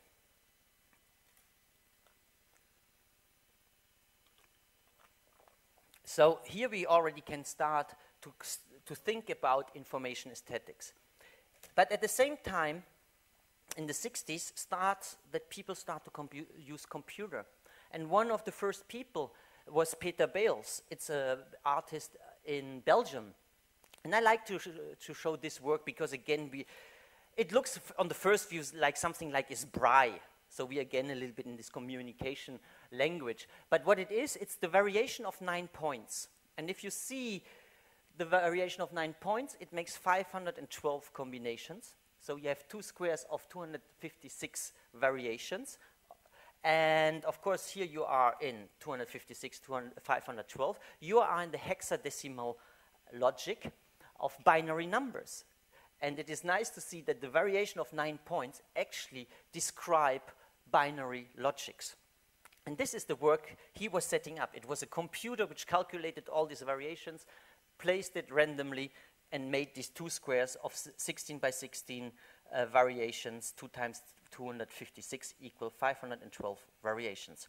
There are other people like Vera Molnar, like Nake, like Manfred Mohr, which started to describe actually a program which then will execute, and the results they plotted out. Therefore you call this movement in the 60s the plotter drawing movement. And here we are really in the beginning of what we now can call the digital art. But I hope that the small trajectory I was taking gives you a glimpse of how all these people are interconnected, related, and in the tradition of. So just to resume this first part, I think that we can draw the line of what is system art from the beginning of the pre-industrialization with the arts and craft movement, going to the Bauhaus with industrial design, going to the Ulmer Schule with communication design, and then to the information society with cybernetics. We ourselves describe our work as meta-design. And meta-design is how we describe our practice, and it is clearly based on this idea of the immersion of the word design. And then comes the second point to it, is the meta. Meta is all what lies beyond. So imagine you take an HTML page. What you see is, of course, a page. But once you open the source code, you will see all the information which is actually, you don't see, but which is needed to render this page on your screen. This is what we call the meta level. This means, like in the plotter drawings, you see the result, but behind the result, there is an algorithm, there's a system, there's a process which actually has computed the final result and which is not directly readable inside the object you have in hand. So here we can say that the artistic practice is actually to imagine something which is a system, a process, and which is the meaning of the work, but which is not directly deductible from the work. You will see, and I will illustrate all these things now with our own works. And here we come to the second part of the presentation, which is what we do as Labau. So when talking about system art, we qualify it in different categories. I won't show every of these categories, but I will take some. So we have the generative, analytic, reactive, performative, interactive, and connective. For us, this division allows us to talk about what we are doing and using technologies, but we don't want to talk only about the technologies. We want to talk about what actually these different ways we use these technologies, and this classification allows us to describe it. So I will start with a project which describes analytic systems. Analytic systems are very simple systems, very linear systems, like you can have them in data sheets, and even your Excel file is in a certain way an analytic system. You describe a relation, you put in a quest, and you always get the same answer. So I will show this now in an artistic way, and by showing you what we did for the Dexter Tower in Brussels. The Dexia Tower in Brussels is a 150 high skyscraper. He has 6,000 windows. Each window can be individually illuminated by RGB LEDs and can transform the building into a huge luminous building. I don't like to talk about a screen, even if it has a resolution of 45 by 160, but you have 4 facades. You never will get an entire picture. So I like rather to say it is a light architecture. So we did several projects on it, and I will present one, which is the Chrono Tower. The Chrono Tower is a work which was running for 1 year on the Dexia Tower and has been intended as a permanent work. If I still have enough time, I may show another one, which will then be an interactive. The project, the Chrono Tower, was based on a very simple idea. Hour, minutes, seconds equal RGB, red, green, and blue. As time progresses, as hours advance, red is increasing, green, minutes, increasing, blue is increasing, which makes that you have these color surfaces which comes to overlap. And when they overlap, green and red becomes yellow. And like this, you have the secondary colors. And what happens is that the tower becomes a kind of color cycles of these surfaces which progress as time progresses. The idea was not to make a clock where you can read now it is this time. No, it was the idea to install a kind of color cycle. And what happens, the more we progress towards midnight, so the more red, green, and blue overlaps, the tower will become white. At midnight, the entire tower is white. And after midnight, we inverse this system and we subtract this color. And slowly, the light migrates to the top, and the sun comes down up, or the day rays again, but the light is on top and gets away. So what we do is we use the artificial light to reinstall a kind of circadian cycle.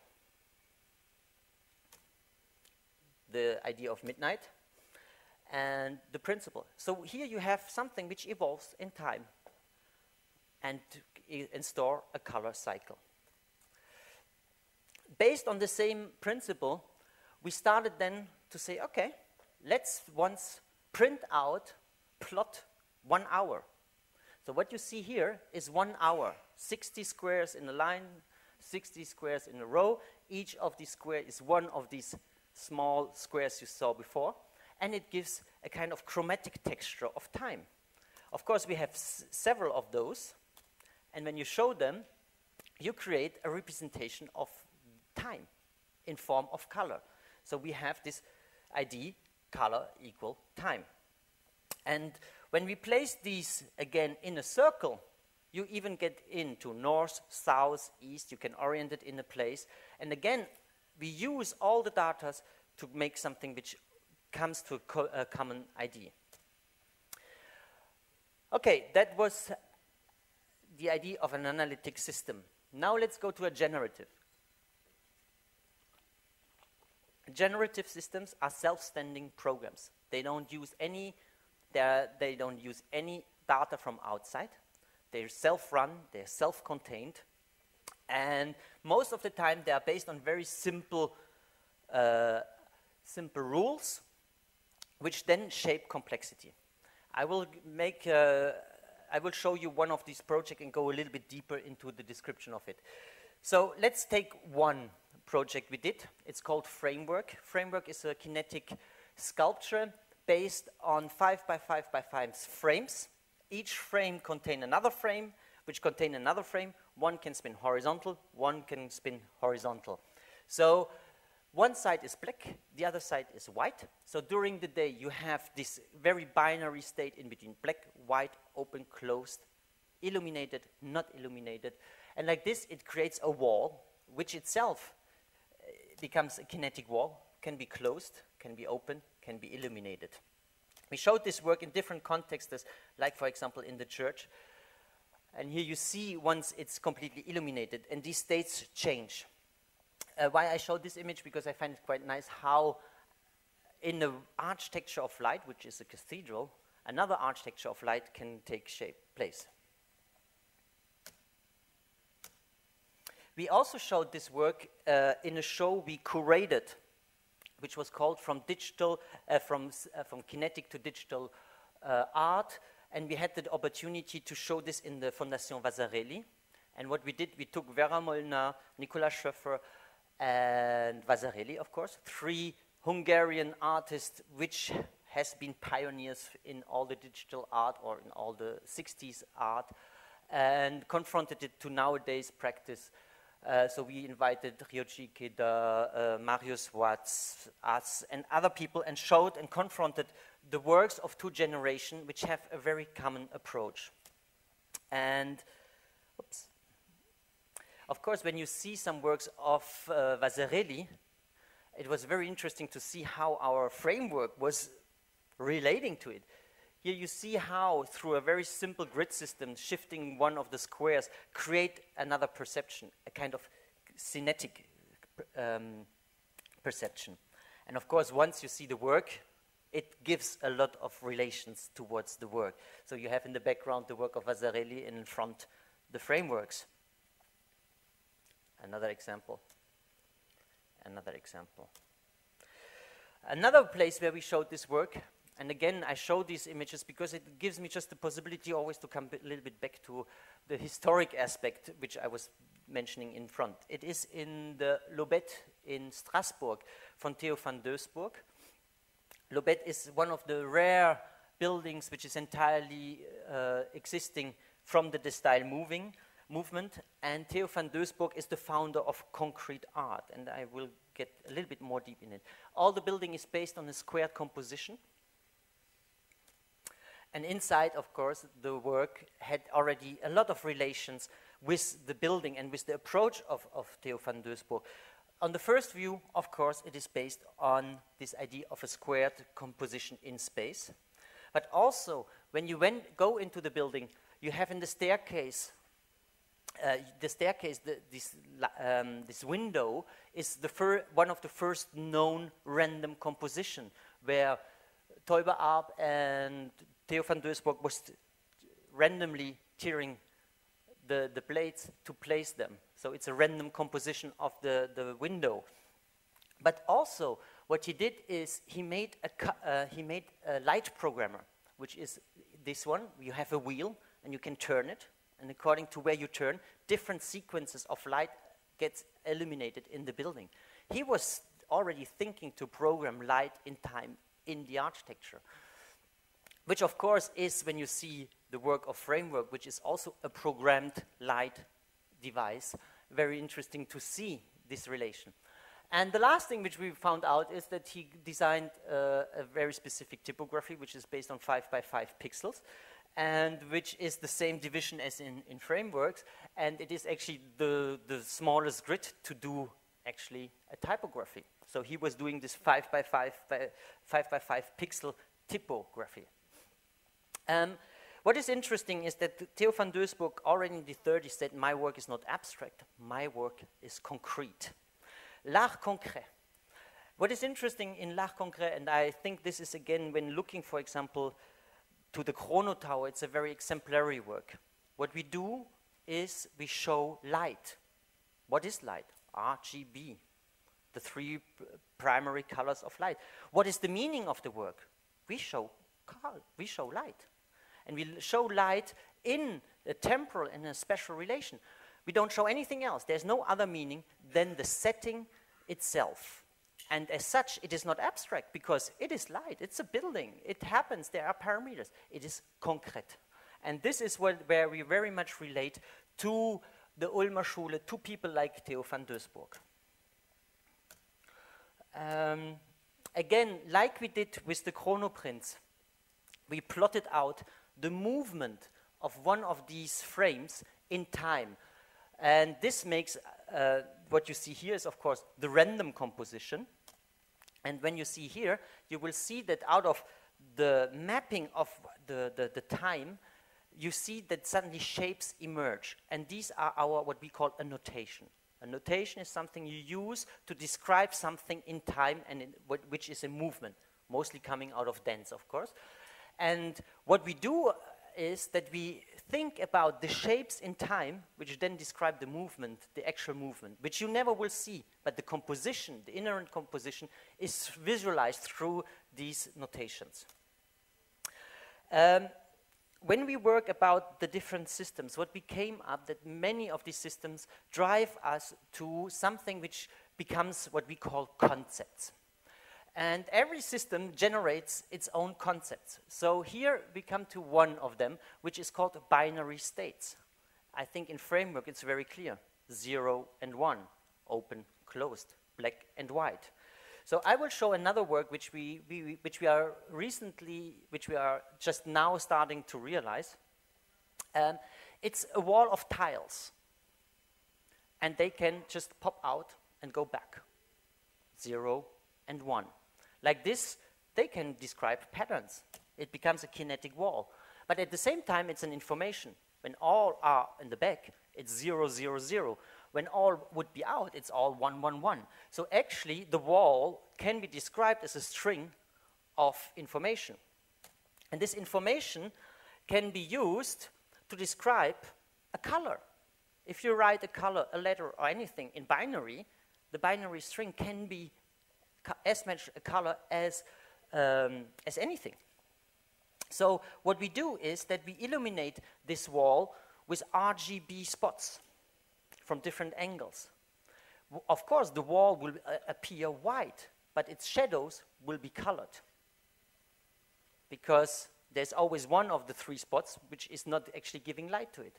And like this, you have this color, these tiles which pops out and gets in and out and gives different colored shadows.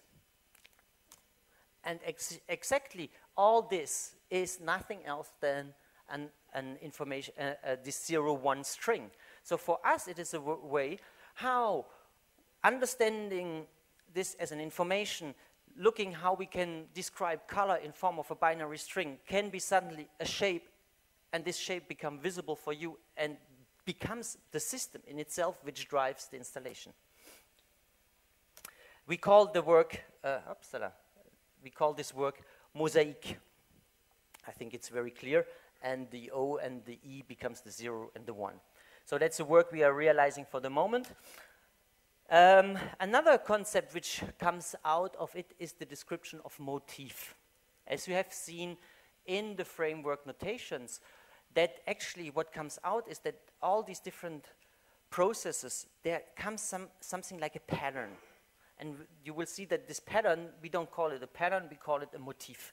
A motif, you find it in language, you find it in music, you find it in the arts, you find it a little bit in all artistic practice. It is something which always comes back. And to illustrate it, not as something which is very known from, let's say, painting or music, I show it through a kinetic installation we recently did in collaboration with a French artist which is called David Letellier. And it is a surface which is subdivided in triangles. These triangles are all different. So it is it's an algorithm which allows us to divide a surface. So it's a tiling structure. It's a non-periodic one. And all these triangles are articulated in between themselves through flexible joints. And like this, the suspended structure can shape different forms. On these triangles, we have exciters. Exciters are a little bit like speakers, but they use the material, which is here, as their membrane. So they don't have a membrane, but use the matter to make the matter vibrate, and as such, make audible the sound. So it is also a structure which moves and sounds through that we make vibrating these different plates. And the way you perceive it, of course, depends very much how the form shapes around you. Imagine it takes the form of a bow around you. It will appear very different than when it would be the invert. So here you have, of course, something which directly influences the perception of the sound according to the different forms this shape takes. And I will show this once in a video, so I can drink something, and you can once not listen.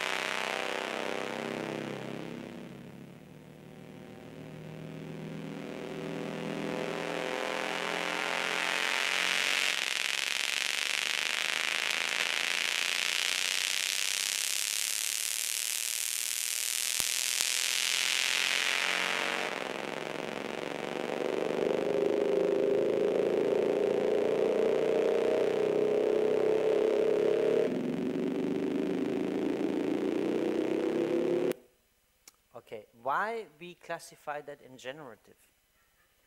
The first thing is, of course, there's an algorithm to divide the surface. That is clearly one point. The second point is that we have motors which drives the different hanging system of the structure, and we measure the force feedback of this. We have a very complex structure. You tear on one side, it maybe pops up on the other side. So it's the transmission of forces is really very difficult. So the way we found out is that we actually measure the force feedback on the motor, and according to the force feedback, we can evaluate the progression of these surfaces in time and couple it with the sound. So all the sound is driven actually by how this structure is moving in space. Oops, that is not what I wanted to do. So, and here you see it in a very nice environment in Lyon. So let's go to the next. A work we just won is a competition for a memorial in Toulouse for AZF. And again, I just show it very briefly. It is a surface of 512 sticks, out of which is cutted out a ball, and in which you can penetrate.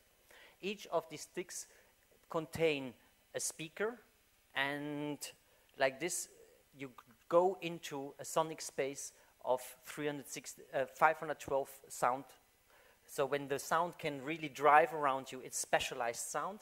And at the same time, when walking across it, you work on the idea of moiré patterns. So like this, we have again the idea of actually designing the perception rather than designing the artwork.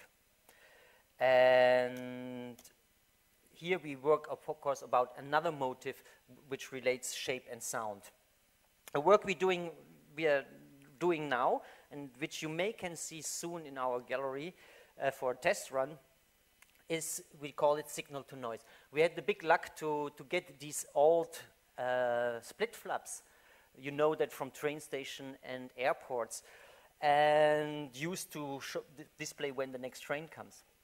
And these split flaps are these afficheurs à rouleau in French, and you have these rolling ladders, and it makes a fantastic sound. And I think that this sound is shaped really our memory about traveling, about actually what is the global world. It gives you the idea going somewhere. And this very strong related to our sonic memory of traveling. So we had the luck to get 2 trucks of them. And so now we're doing an installation with it.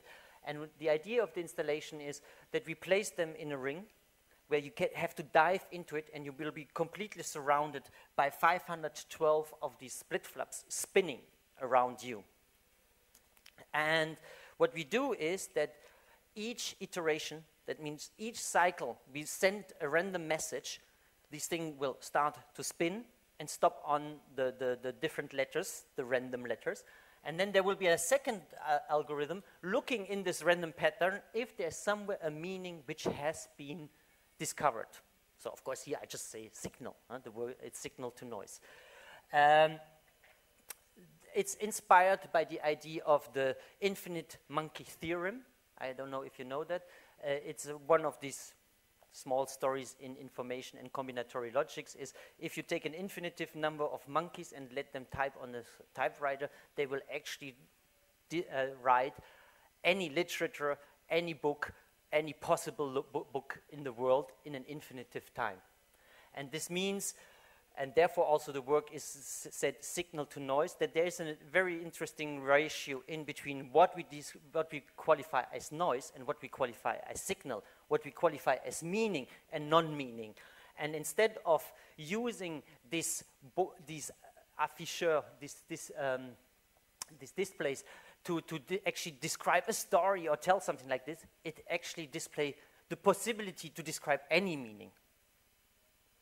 Okay? That is the work we are doing for the moment, called signal to noise.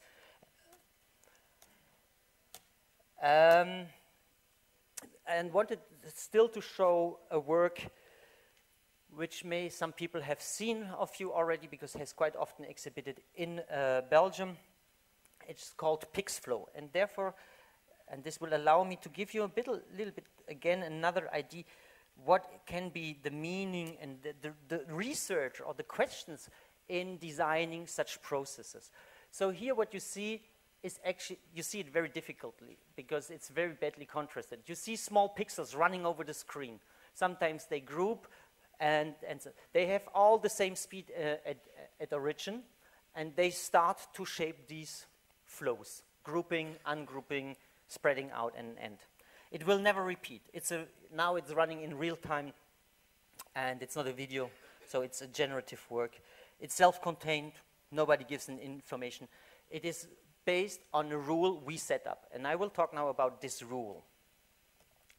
The entire system is based on vectors. So you have a vector field, and every time one of these pixels is hitting a vector, this vector change orientation. You see that sometimes.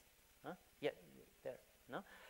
And like this, there's a mutual influence between a pixel getting to a vector, the vector is changing its orientation, and like this, there's an infinite ways of how these pixels can run through this field.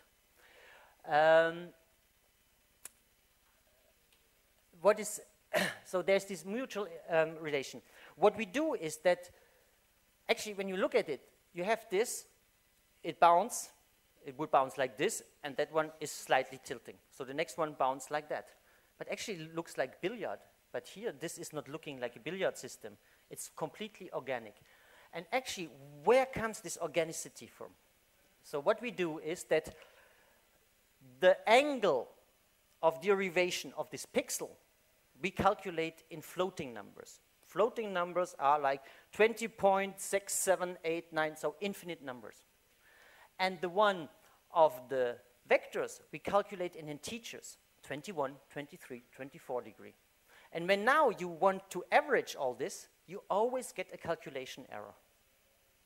And actually, what happens is, we use this calculation error to have this organic flow and to have the variation in the system. So this work may explain this idea of research and development. What was driving us doing it is, can we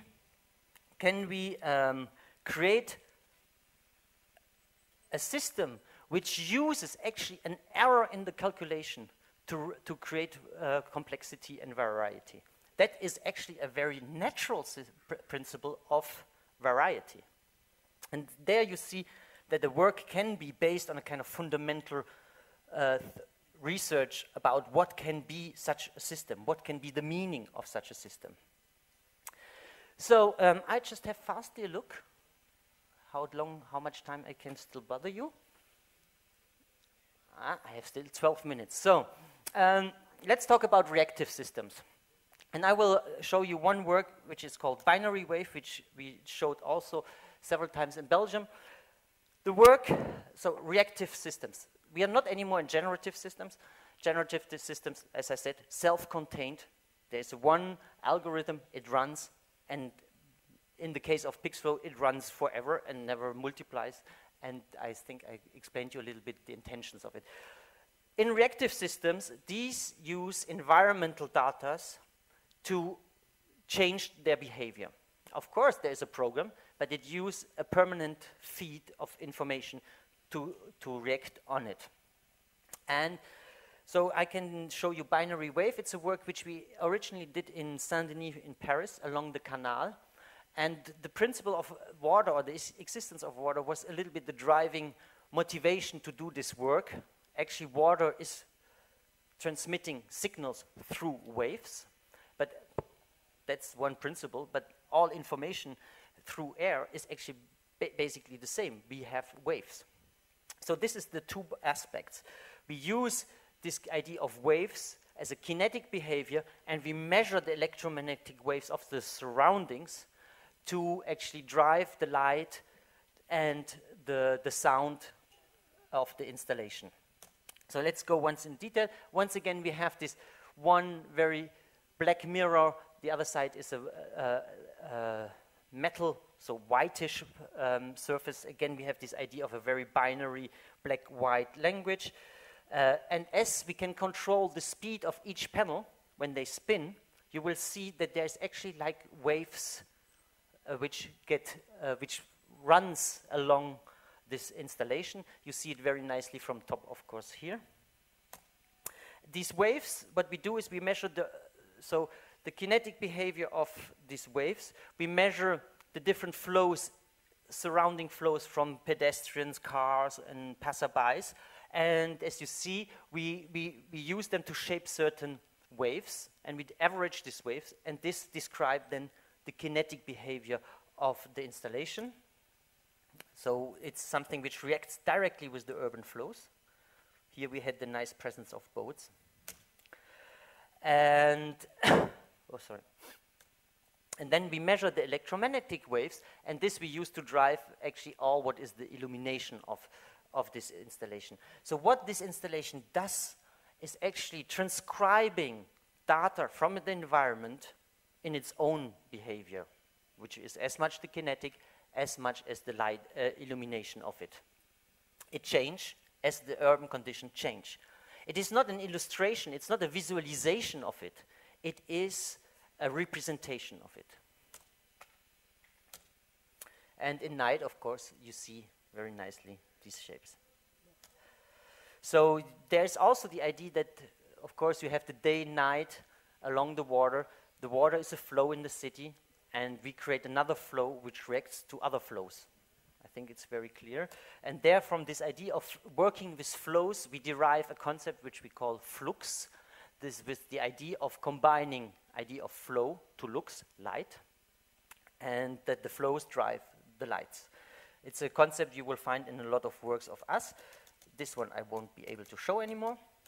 So I go to the last section of the systems, which is interactive, and there we come once back to the Dexia Tower, and maybe some of you have seen it here in Belgium. The inauguration project of the Dexia Tower was the Touch project. And for the Touch project, we installed a pavilion in front of the tower. The pavilion contained 2 screens. One was this one, which allowed passerbys to see actually what the people interacting see. It was a multi-touch screen of 2 meters by 70 centimeters, which was based on infrared tracking, so it's a self-made multi-touch screen, and which allowed people to interact in real time with the tower. The first thing people could do is just randomly touch the screen, and as we mapped the color spectrum to the screen, the tower was entirely shaping in this color. And the size of the screen, the proportion of this, was actually the proportion of the tower. Once you unfold facade by facade, you say it's a tower, but it's very horizontal, because actually the windows are 3 by 1 meter, and when you map that to the pixels, it's a 1 by 1. So we have rather a horizontal. But what means this relation of the unwrapping of the facades equal the screen size is that when you touch it here, it corresponds to 1 window there, therefore the name touch. So when you touched here, the first thing you touched, this window was lighting up in the color which we mapped to it, and then was wrapping all around. Every other input was then point, lines, and surfaces, which is of course windows, building facades, and the edges of the building. So we mapped actually an architectural language over the building, which allowed you to create different compositions of point, lines, and surfaces. And so you could interact in real time with this tower. At a certain moment, when you found that this composition was, which you could also animate, was pleasing you, you could send a command, snap a photo. We had a camera on another tower and snapped the photo and streamed it on the pavilion. And you could use this photo to send out a postcard, a greeting card, saying, happy year 2007, and you saw your tower in your city and what you have done with it. The idea of using interactivity in public space was clearly to re-question the relationship in between a person and a building, as you influence the building in real time, but at the same time this building marks the entire city. It's seen from the entire city. You influence the landscape, and this you can recover as a postcard. appropriate as a postcard. And as such, this interactive media was intended to renegotiate what is actually public space and what makes public. So here you see just these postcards which then could have been sent out. So here you see in which way we work with interactive media as another way of a system. All this is presented in our recently appeared book. And our book is again something which we think like a system. What you see here is all datascapes about our activities. It is actually the representation of the book, so it's also a programmed book. And it's classified in itself in these 6 chapters while classifying a selection of our works, containing all these maps, which gives you a certain reading of what we are doing. And so hopefully you enjoyed the talk, get a little bit an idea about what could be system art or what we interpret as it and what we are doing as Labau. Thanks a lot.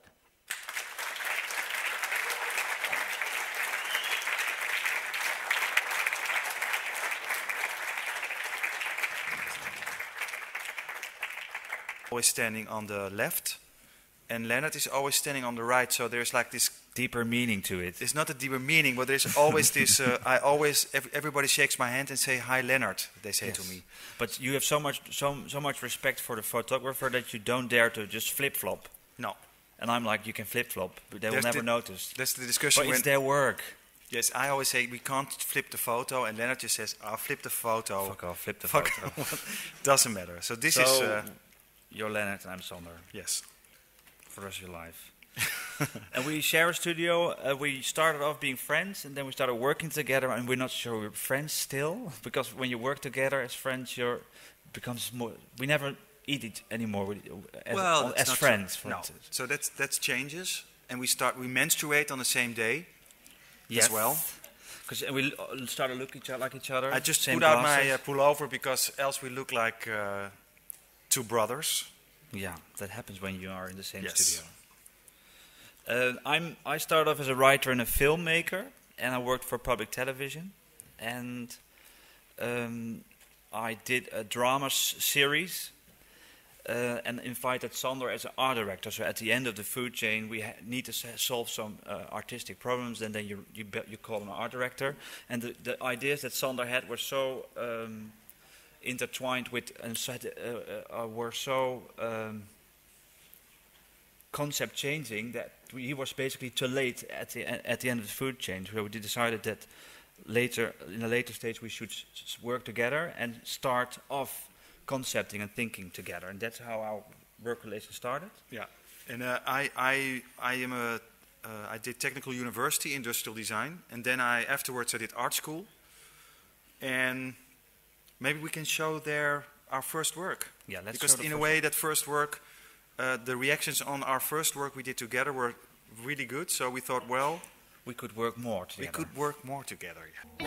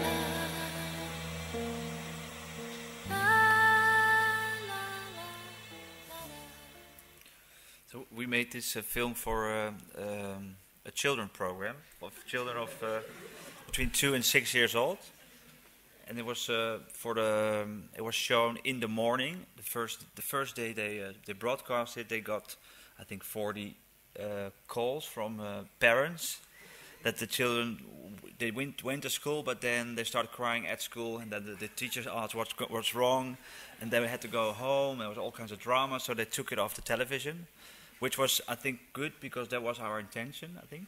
Well, we wanted to tell children they can't always get what they want, but in a very nice aesthetic way, and I think they got a point.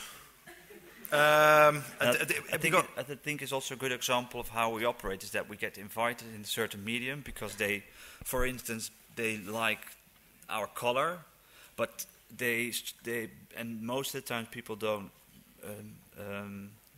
sign in for maybe the black humor that our work has. So I think we like to be invited in a medium and people don't really know who they're inviting basically. Yes. And this is a good example because they just wanted to have something sweet, and we made it look sweet, but it was a little bit darker, and they already paid for it, so they had to broadcast it. Yes. So that's always good. Goed bruggetje naar misschien naar MTV of niet? Yeah. So in the line of this, we were also invited by MTV Europe. They wanted to.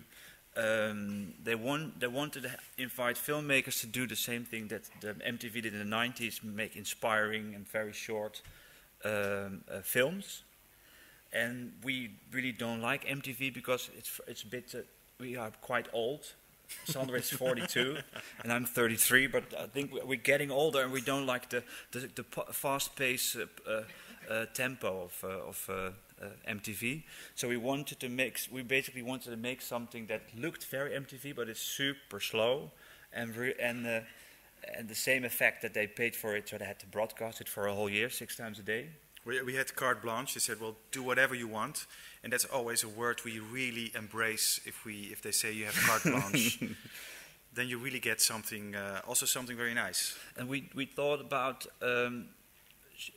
teaching, learning to play the glass harp, which is this really 19-year-old, very old instrument. It's playing glass, making music with a glass. Which is also totally not MTV kind of. It's not an electric guitar or a...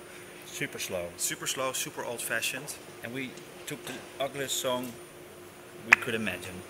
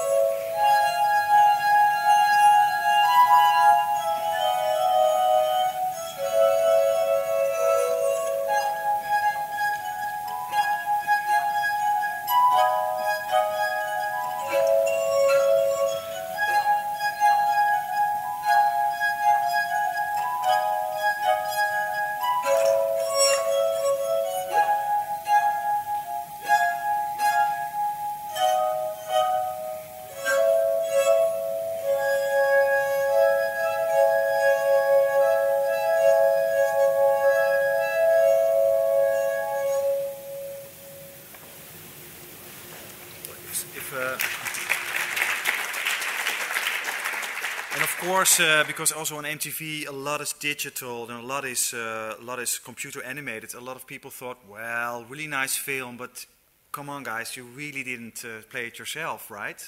But So we actually did. It took Yes. us 8 weeks to build the instrument, but also teach ourselves to do it. It's not really difficult. It's like playing piano, but you sort of have to get the hang of it. You have to get the sound of it. But we always show the film that we actually did in Sander's house. I think this was in the second week or third week, because we didn't build we didn't have the real instrument yet, but we did have the glasses that we bought in thrift shops, and we were going inside the thrift shop, and Sander was having his. I had a bottle of water with me and a tuning device, and was just like checking all the glasses, putting the water in, and checking if we got the right, or put your finger in and checking if it's the right tune. And I was always embarrassed. I always went to the bookstore a bit and looking through books, and I saw you doing this. This very nerdy thing. The fun thing is that I think once every year we get invited by some glass museum in Holland or England, and they say, guys, can you we have this conference about glass. Can you do like the Queen is coming? The Queen is coming. Can you just perform on your glass harp, like maybe in the beginning of the conference, and then in the break, and then in the end? And then we always say, well, we only know one song. We only know one Are song. you sure you want to have us? And for then the same price. And then we also say, well, it's very expensive, we always say, because it's really a hassle to build the machine again from scratch, because you need to really, can you imagine, I think it takes 2 or 3 hours to tune it perfectly, and then it needs to, like this instrument really needs to warm up. So you really need to play for an hour on it to make your fingers, greasy enough or something. It really needs to warm up, and we need to practice. So that takes 2 weeks to practice as well. Yeah, but I think it's just the average conflict you have with clients thinking that you can do something in half an hour. Yes. For a very small amount of money, and you should always say no. We can't. We are in a no period lately. And we used very classical film posters. Very classical film straight posters, and turned them into gay icons. If you can't do it real, we don't want to do it. We were asked, for instance, I don't know if because it's a really Belgium. We were asked by an agency in Brussels, and they because we are also sometimes we direct commercials, and then we were asked by an advertising agency, and they said, we want to do something digital with pop-up books. Yes, with pop-up books. So we're gonna do something, but it's all gonna be digital. And we said, well, we only want to do it if we can do it for real. But the idea was that the pop-up book was actually a store, and the person inside the store was the salesman of Pearl, the glasses, and he had to go from shop to his own world, so basically transitions that we're unable to do. We said we only want to do it if we can build a real pop-up book of 8 by 6 meters, and they actually said, yeah, we want to do it. So we were really surprised, because basically I remember that we were pitching this idea, and we were biking to Amsterdam. I think we felt like we're going to give the assignment back because we hate it, because we can't come up with an idea. And I think just before 7 o'clock, before we said goodbye to each other that day, we said, you know what, we're just going to do it physically, and why don't you just do a real pop-up book? And then we said we're only going to do it like that, and else it just can fuck themselves. and then we sent in an idea, and then they loved it, and then we they had to do it. Yes, maybe you know this commercial. The word of your Pearl optician. Every Pearl optician has a recognized diploma that he's very proud of. He makes sure he's up to date with the latest developments through continual training, so you can be confident that you're receiving the best professional help. And naturally, you also enjoy our lowest price guarantee. You have the word of your Pearl optician.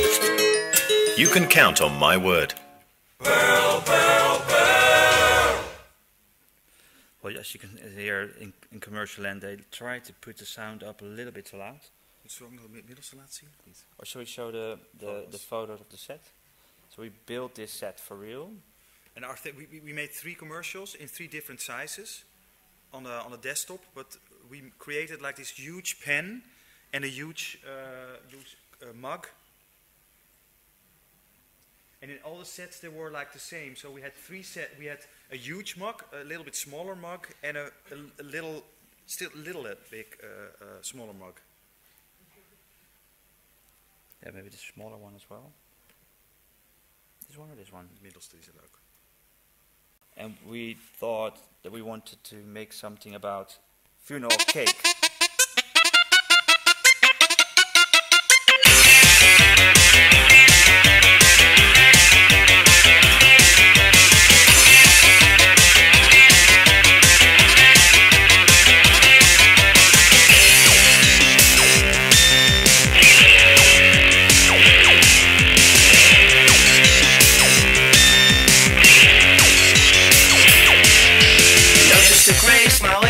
But smile for I'm the funeral clown. A body just one and a coffin just one. Now suit and boot. And the sun shall again fall to make more of coffee and toast. What is that generic name for that medicine? My protein, antidepressant. What is that usual dose for that medicine? 10 milligrams into 50. He was not invited. He dug himself a deeper hole. Such a disappointment. The daft accessories he wore.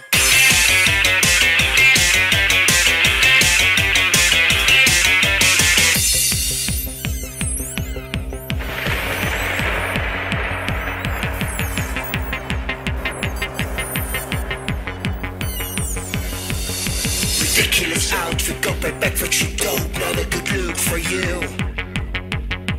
Blessed are the glamorous, the children will rise and they will call them cool. What is that generic name for that medicine? What is that usual dose for that medicine?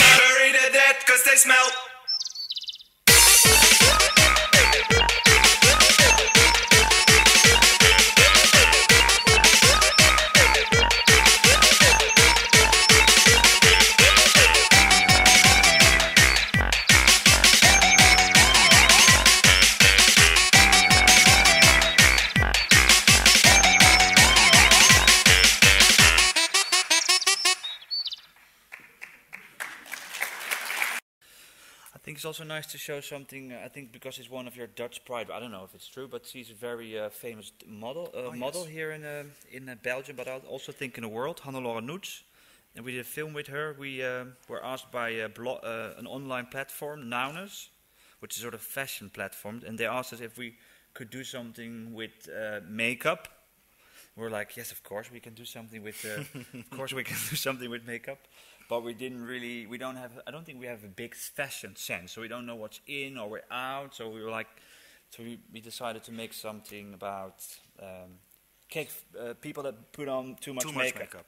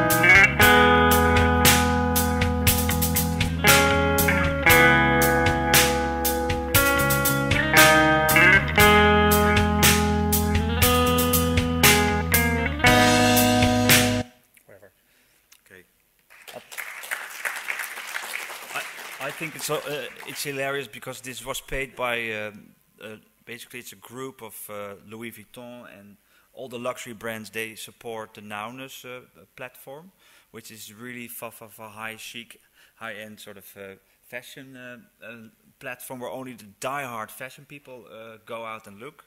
So I think it's hilarious that we made something so ugly, but also aesthetically ugly. Very, I mean, but.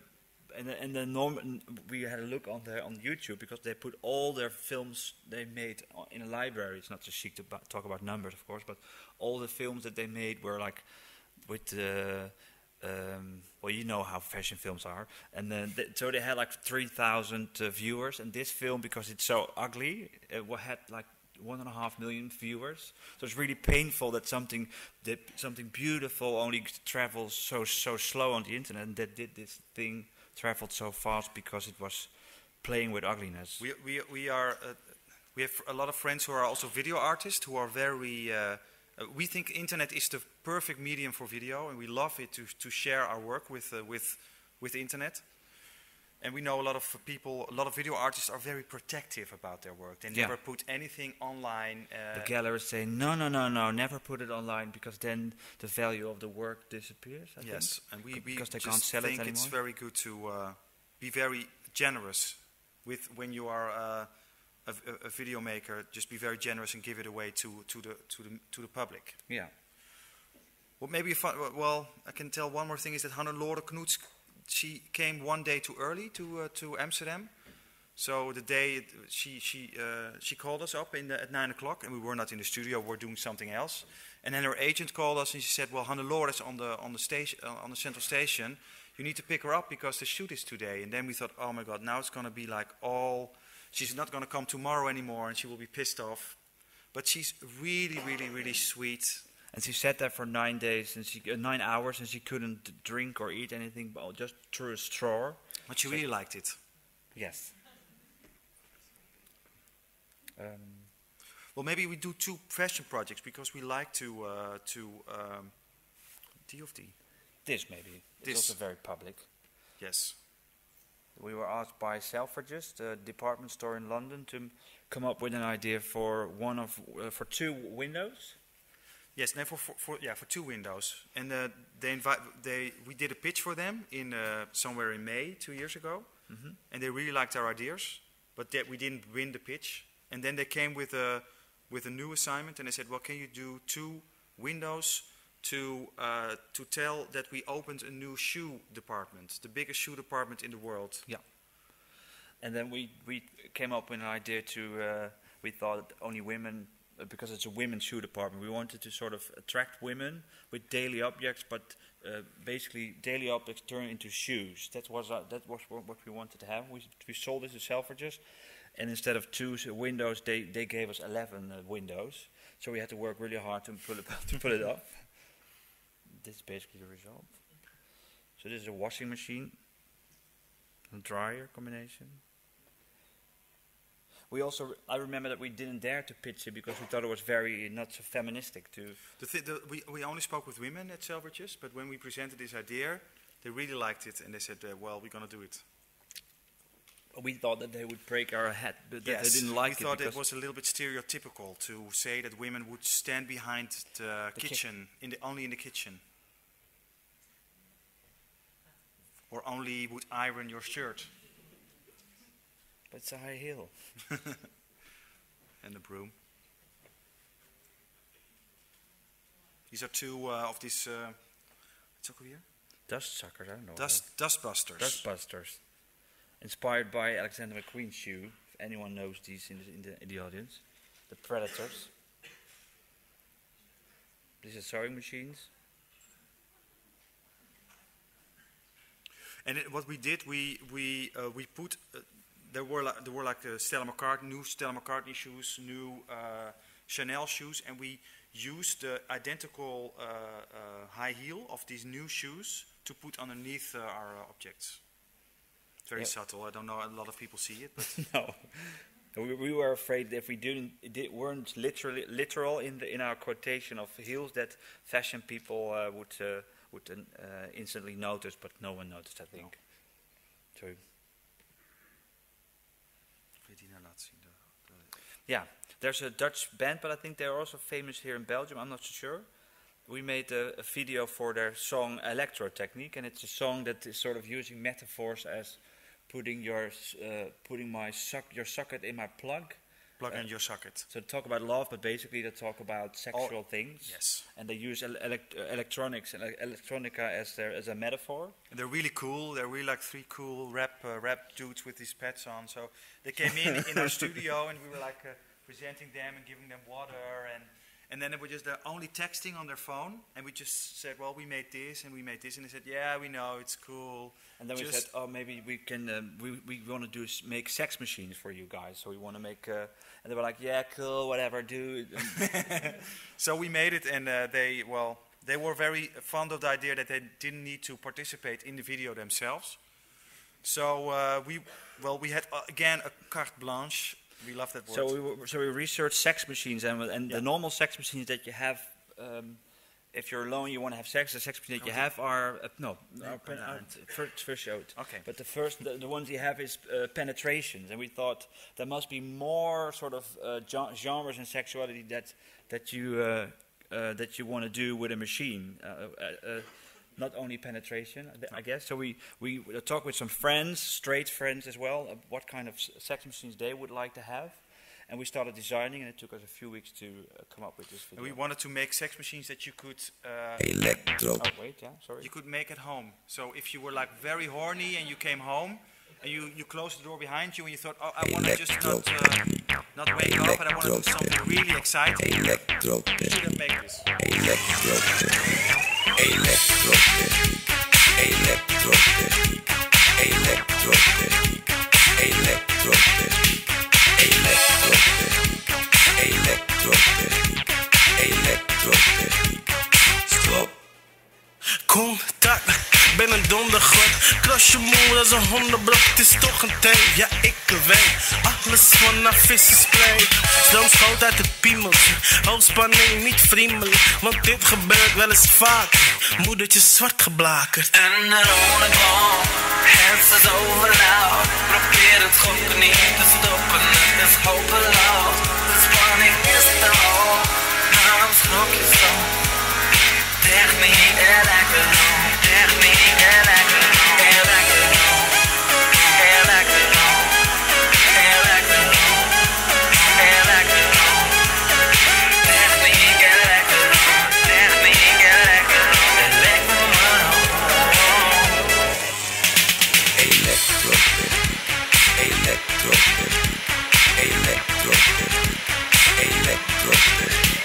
Elektrotechniek, elektrotechniek, elektrotechniek.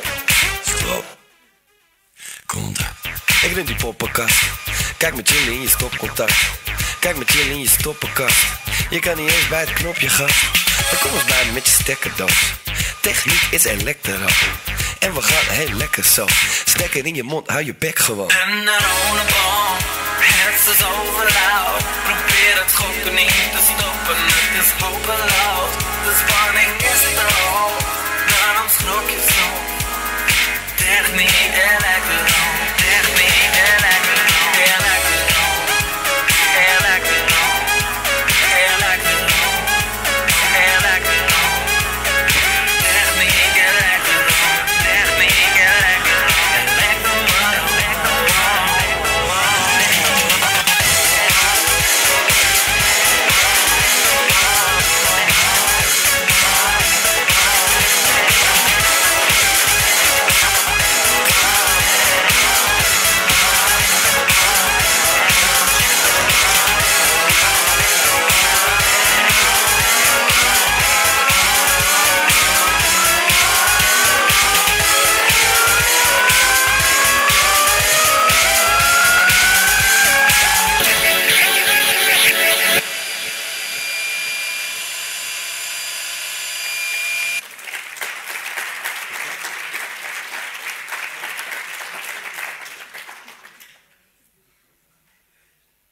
Maybe we should go through some sketches and see if you guys got what the machines were able to do. Because normally we exposed one of the objects and 6 photos in a gallery.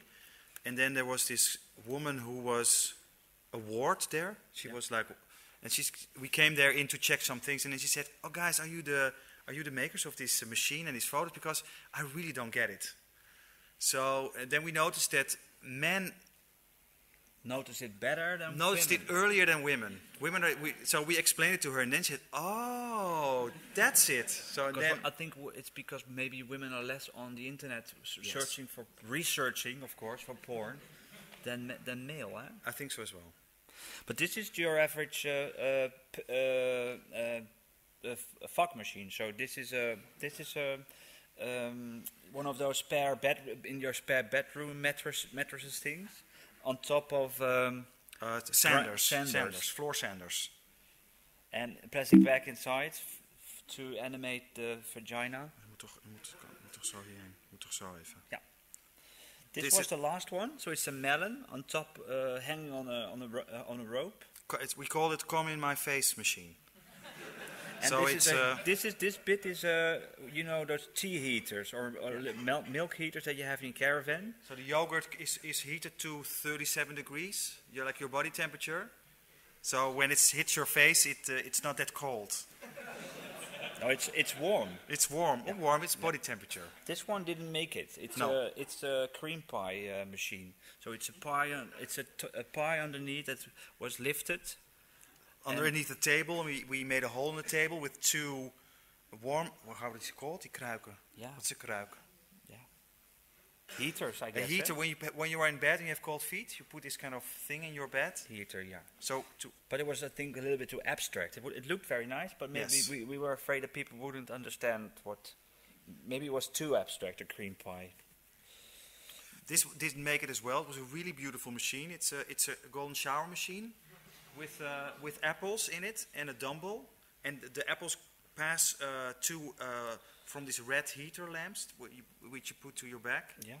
And then you could sit underneath it and have warm apple juice all over you. So we go faster through it? This one you understand, of course. Oh, wait, there's some pictures. If there's one, no, this one we already seen. This is a spanking machine, but we didn't execute it this way because the tennis ball machine was too ugly. Yes, so we made it differently. Let's see, we also saw this. This is the vacuum suffocation machine. We actually researched this, and a very famous Russian spy was committed suicide this way because he suffocated himself in a weekend bag, like this. So, and this is a strangulation machine. Yes. This is the SM machine. So all kinds. Have a look on our website and get inspired. Let's put it that way. I think we're going to go to Denmark in 1 week to give also to be teachers at be the design teachers school for a there. week, and we're going to the students are going to make sex machines as well. Yeah, it's a week long. Yes, so it will be fun. Zullen we nog laten zien die? Yeah, we were Die asked. die? This one. We were asked by a Fantastic Man, which is a very stylish male fashion magazine, to make films to show garments that they really love. And we thought that in fashion film you have so many examples of mannerism The problem is fashion doesn't know what to do with film, because you have a model and you can Photoshop a model and she looks perfectly, but with film you need to control 24 frames or 25 frames a second. And also, normally when you get clothing from Paris and you model, you put it on, you can always sort of squeeze it at the back. But for a photo that's easy, but in a film you will see everything at the back because it will not fit well. So normally with fashion films they put a model very static, and they rent a blower, a wind machine, and they put something like fabric in the back that's moving, and then they think, well, voila, we made a moving image. And everything that you sort of come up with in fashion, it's like, why? Yeah. So we questioned why should we have moving images, and the only reason we could come up with is that you were able to make a perfect 360 degree. That's the only thing we wanted to show in fashion, and we thought that the only person that's really good at making a perfect and also 360 degree is an ice skater. Ice skater, yes. So we rented the British national champion to make 5 perfect pirouettes for us in the garments that they wanted to show. And we just show 1 perfect circle.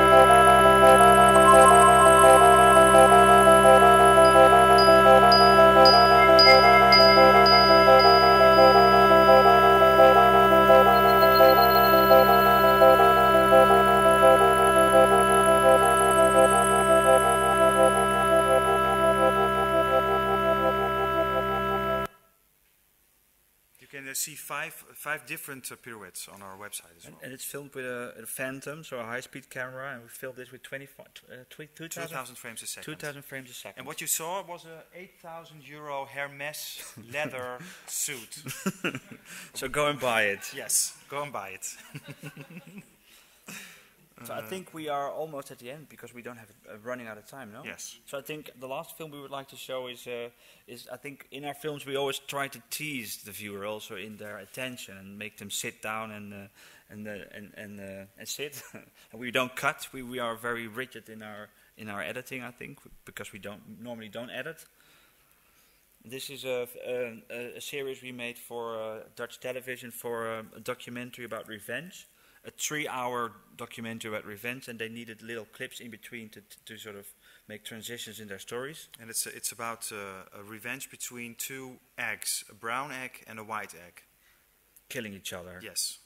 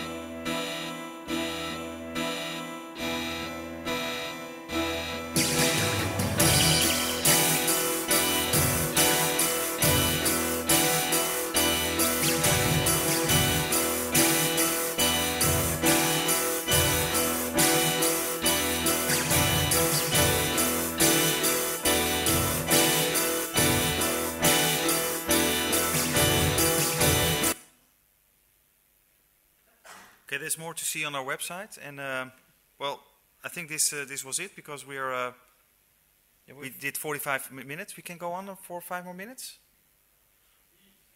Okay, well, we can listen. I think misschien deze wel leuk ook. Or about the spelling. Zou niet eens beter eindigen, maar dat kunnen we wel doen. Dan kunnen we daarna nog die dingen doen. Dat is Ja? goed. Ja. We show 2 more projects. Well, I think I like to show this because it's about people explaining their work, which is always very difficult. What we're doing now, in a way, a little it's bit. always like verbalizing, which you can already see in the image, and I mean you can tell us more stories, but mostly we fail to explain what it is and where it's about. But I think it's easy for us to explain what our work is about, and it's easy to explain to other students or other artists or other people in the field. But I think it's very difficult to explain what your work, especially abstract work, is about if you do it to your parents, because that's where artists mostly fail. So we asked 9 artists who make very abstract work to explain to the parents what one of their pieces is about. And this is Arno Koenen, who's a very hardcore visual artist as well. He makes videos, but now he has to explain to his father why his beer is art, because he made beer and he put beer. it in a museum. And his father is asking him, why is this? Why? Why? Leg het me nou eens, wat moet ik zeggen, heel simpel, heel concreet uit hoe dit de stap naar kunst kan maken dan. Ja, dat is een goede vraag. Waarom is het kunst? Wanneer is het, of waarmee, waardoor wordt het kunst? Ja, dat weet ik niet. Nee, dat is... Ja, dat is de vraag van wat is kunst? Nou ja, goed. Moeten we dat nou gaan doen hier? Nee, zo bedoel ik het niet. Want dat wil jij dat nooit. Dat weet ik ook niet. Nee, jij wilt niet over kunst zwammen. En je kunt op verschillende manieren tegenaan kijken. Hoe heb jij als bierbrouwer vanaf de middelbare school al... Ja. En oprichter van medeoprichter van de Groningen Studentenbierbrouwersclub. Ja. En je bent kunstenaar. Nou, hoe komt dit nu samen in een... Hoe wordt het nu... Ja, ik weet ook niet hoe ik het moet vragen. Ik weet ook niet hoe ik het moet vragen, maar leg eens uit. Er zit op zich heel veel in wat ik vind en waar ik het ook veel over heb. Alleen het is op een wat afstandelijke manier.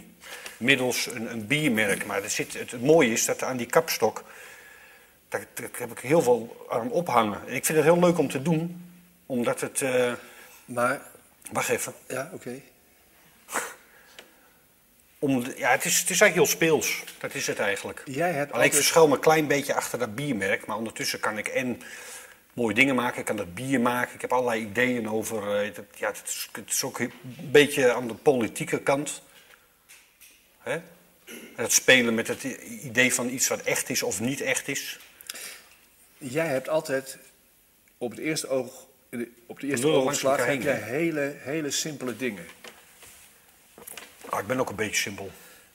Maar dan blijkt dus dat mensen die in de wereld zitten, in de kunstwereld zitten, gewoon ineens zeggen, hey, pats, en die pakken het weer. Nou, nu dit ook weer. Ik bedoel, voor mij is het gewoon, hij brouwt weer bier. En hij heeft er ook kunst van gemaakt. Heb je het gezien? En nu vraag ik dus, nee, ik heb dat niet gezien. Nee, precies. En nu vraag ik dus wat is dan jouw, truc is niet het goede woord, maar waardoor kun jij dit tot iets maken waardoor het in een museum komt en overal elders? Ja, dat is ook heel relatief in een museum. En nu dit project, hè? Dus hoe heet dat? Over dat Europese bier. Hoe ziet dat eruit? Hoe zag dat er in dat museum uit? Nou, je moet er komen kijken.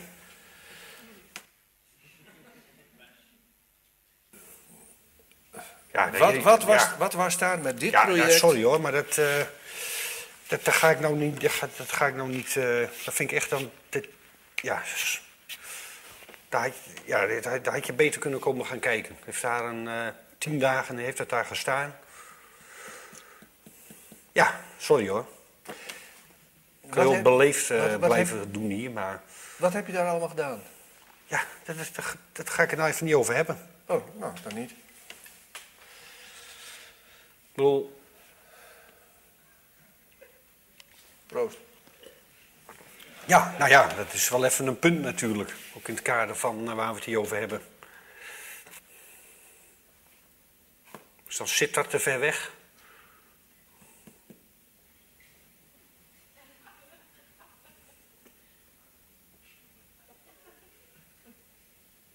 Nee, hoeft niet altijd afstand te zijn.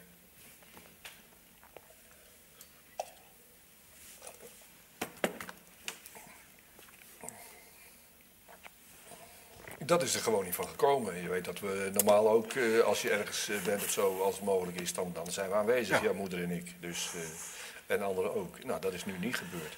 Maar dit was een... Ik zie jou nog afgelopen zomer dat je dus een tapinstallatie achter het huis had. Je hebt me verteld dus dat je hout had wat een bar werd. En dan ging je in graveren enzovoort. Nou, nu dit, nu dat. Het is gewoon, ik wil ook wel iets wijzer zijn. En ik heb dat niet kunnen zien. Dus zeg ik gewoon,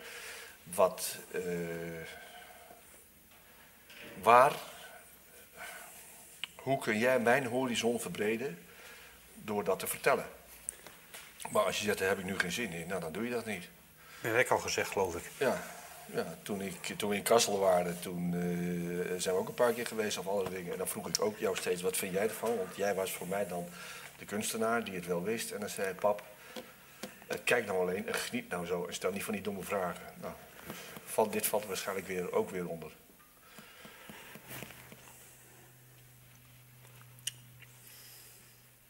Ik zal geen vragen stellen, ik luister.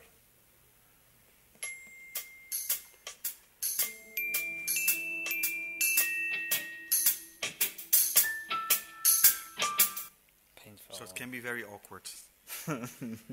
But what we did Don't try this at home, toch? What we did with the set is also to enhance it a little bit. So we made the chair where the artist is sitting on. Leg het maar nou eens. We made it.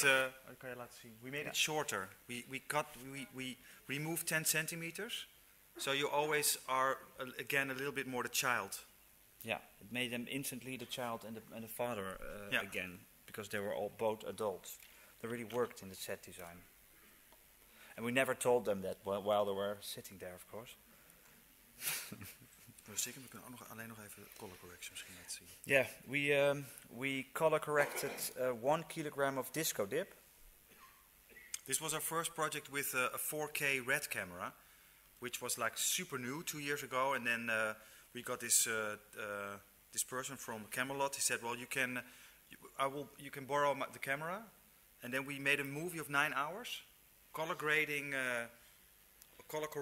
a kilogram of disco dip. Which is the sugar bits that you put on ice cream. Yeah. So we got a kilogram of it, and we did this for over the course of 1 day, 9 hours. And but the problem was we had so much data. It's 4K, so it's really high resolution. 4 times higher than HD. And then we had like 9 hours of 4K, and then we start calling post-production houses and asking, can we color grade it a little bit? We don't need to do a lot of things because it's really there already. And then everybody said, well, you're nuts because we can't do 9 hours of 4K in our machines. That will cost us 2 weeks. 3 months. Yes, 3 months, yes. So, well, we got a nerd friend who he got a computer especially for this project, and it took him 2 months to render the project. Actually, you can't see any details now because this is not HD. So it's 4 times sharper than here, but it took him 2 months because during the rendering his computer, the electricity went off in his home, so he had to start over again. But we're almost like moving pixels here in the screen. That was a little bit our attention. So if you want to watch this film for 9 hours, I don't think it's anywhere. It's somewhere online. But in the end of the 9 hours, it's what we did. We also created a table. We designed a table for it. It's a 16 by 9 table. I can show you the table. Oh yes, this was the set where we did the performance in. So we made a table with 6 little holes with just like the same 6 colors that we put together. Yeah, And people could come. We had an open studio, so people could watch us color correcting it during this weekend. Not a lot of people came, eh? No. No. No fun. No fun. Okay, but and this is us. Oh yeah. This is us making a poster. We did this a few months ago. It's a poster for. This is a poster for a play about old people spending all their pension in a casino, and then during the story, one of the main characters dies, and they use the money of this person's pension. They pretend she's still alive and use her pension. But no one understood the poster. People said, "Well, wow, what a nice polar bear." It's a polar bear, or somebody said, "Well, if we ask, what do you see?" People said, "Well, it's I." But if you actually turn your head a little bit, then you will see what the image actually is. Yeah, it's a skull. And it was everywhere in the city, and people didn't see what it was. Yes. Failure. Okay. Okay. Well, thank you very much, Namour. Is there a question? Okay. Well, thank you very much.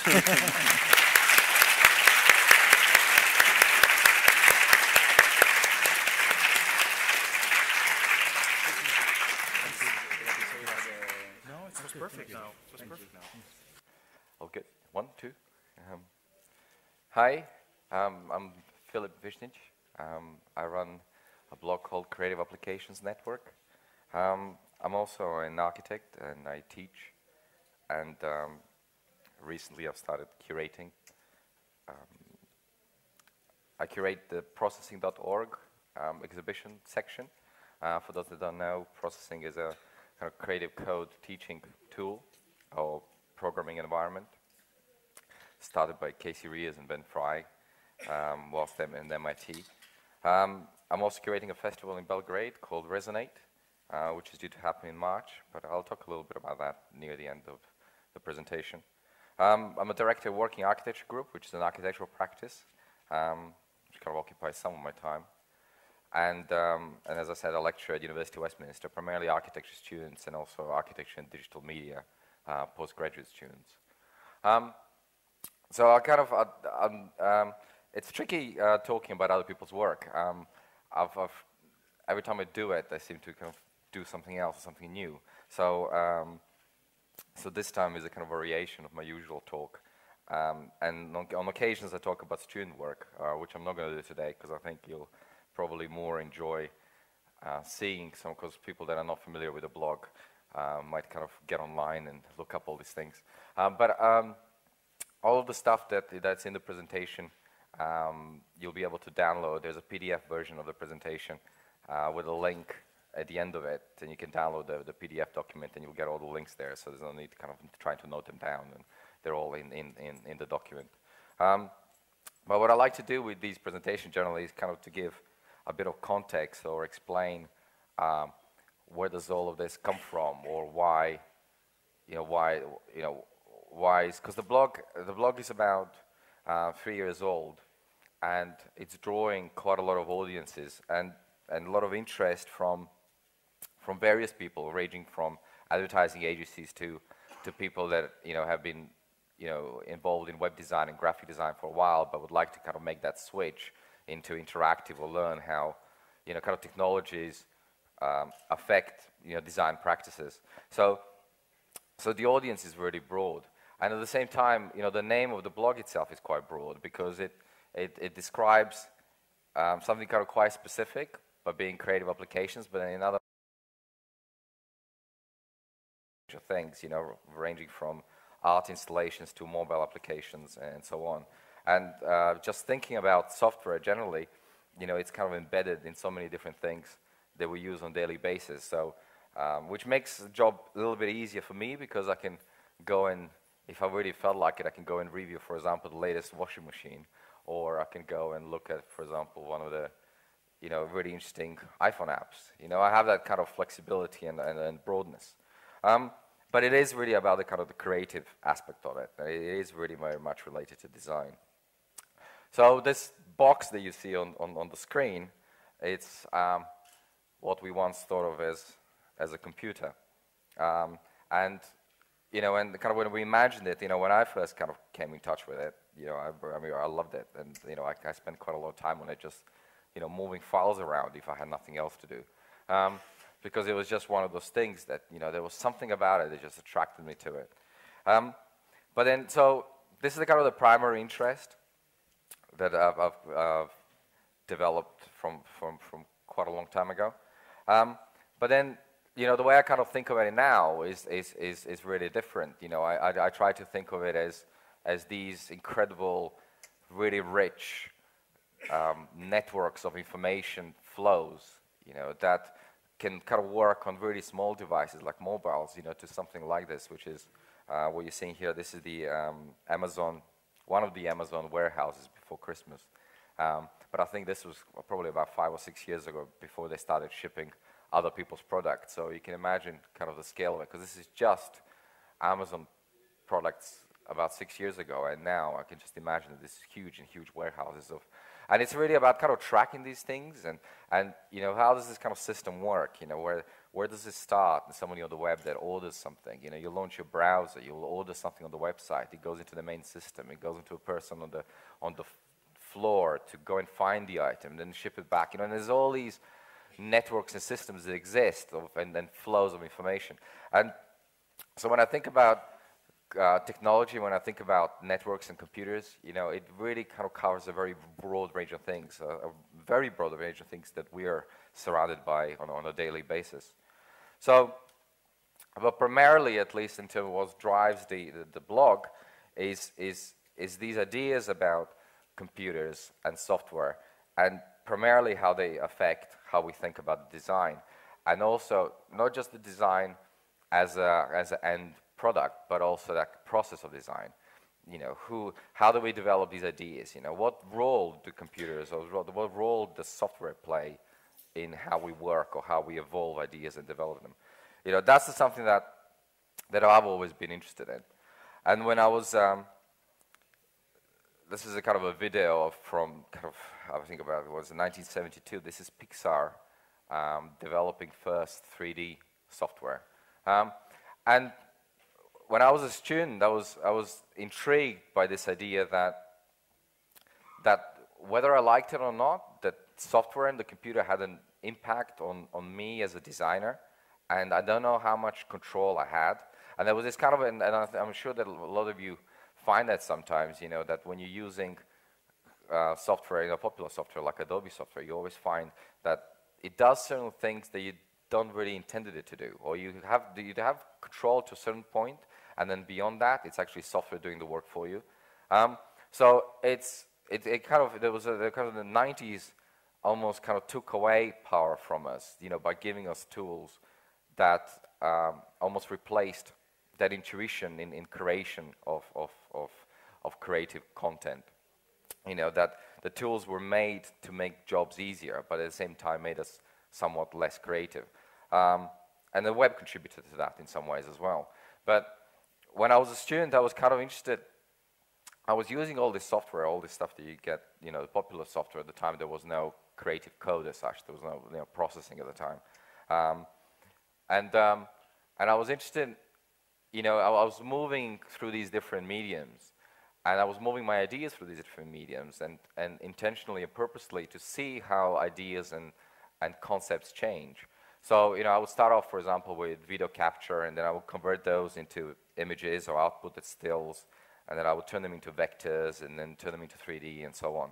And each one of those steps, you know, the ideas evolved. So, so the blog itself kind of really drives, or it comes from this idea, you know, it's like how much control do we actually have over what we make, and how much control, for example, Adobe has. So the blog addresses kind of a number of different things, really. It tries to kind of operate in this area. I mean, this is just some of the topics, really, that I think the blog addresses, that kind of questions. And those are the kind of things that I'm going to be talking about today, briefly. And they're not all of the topics, because I think it's a very broad and vast field. And it's one area that is missing on this list is probably something to do with art, which I try not to touch, at least on the blog. I do talk about it, and I do kind of verbally, when I'm having beer. But I think it's a kind of a somewhat dangerous topic.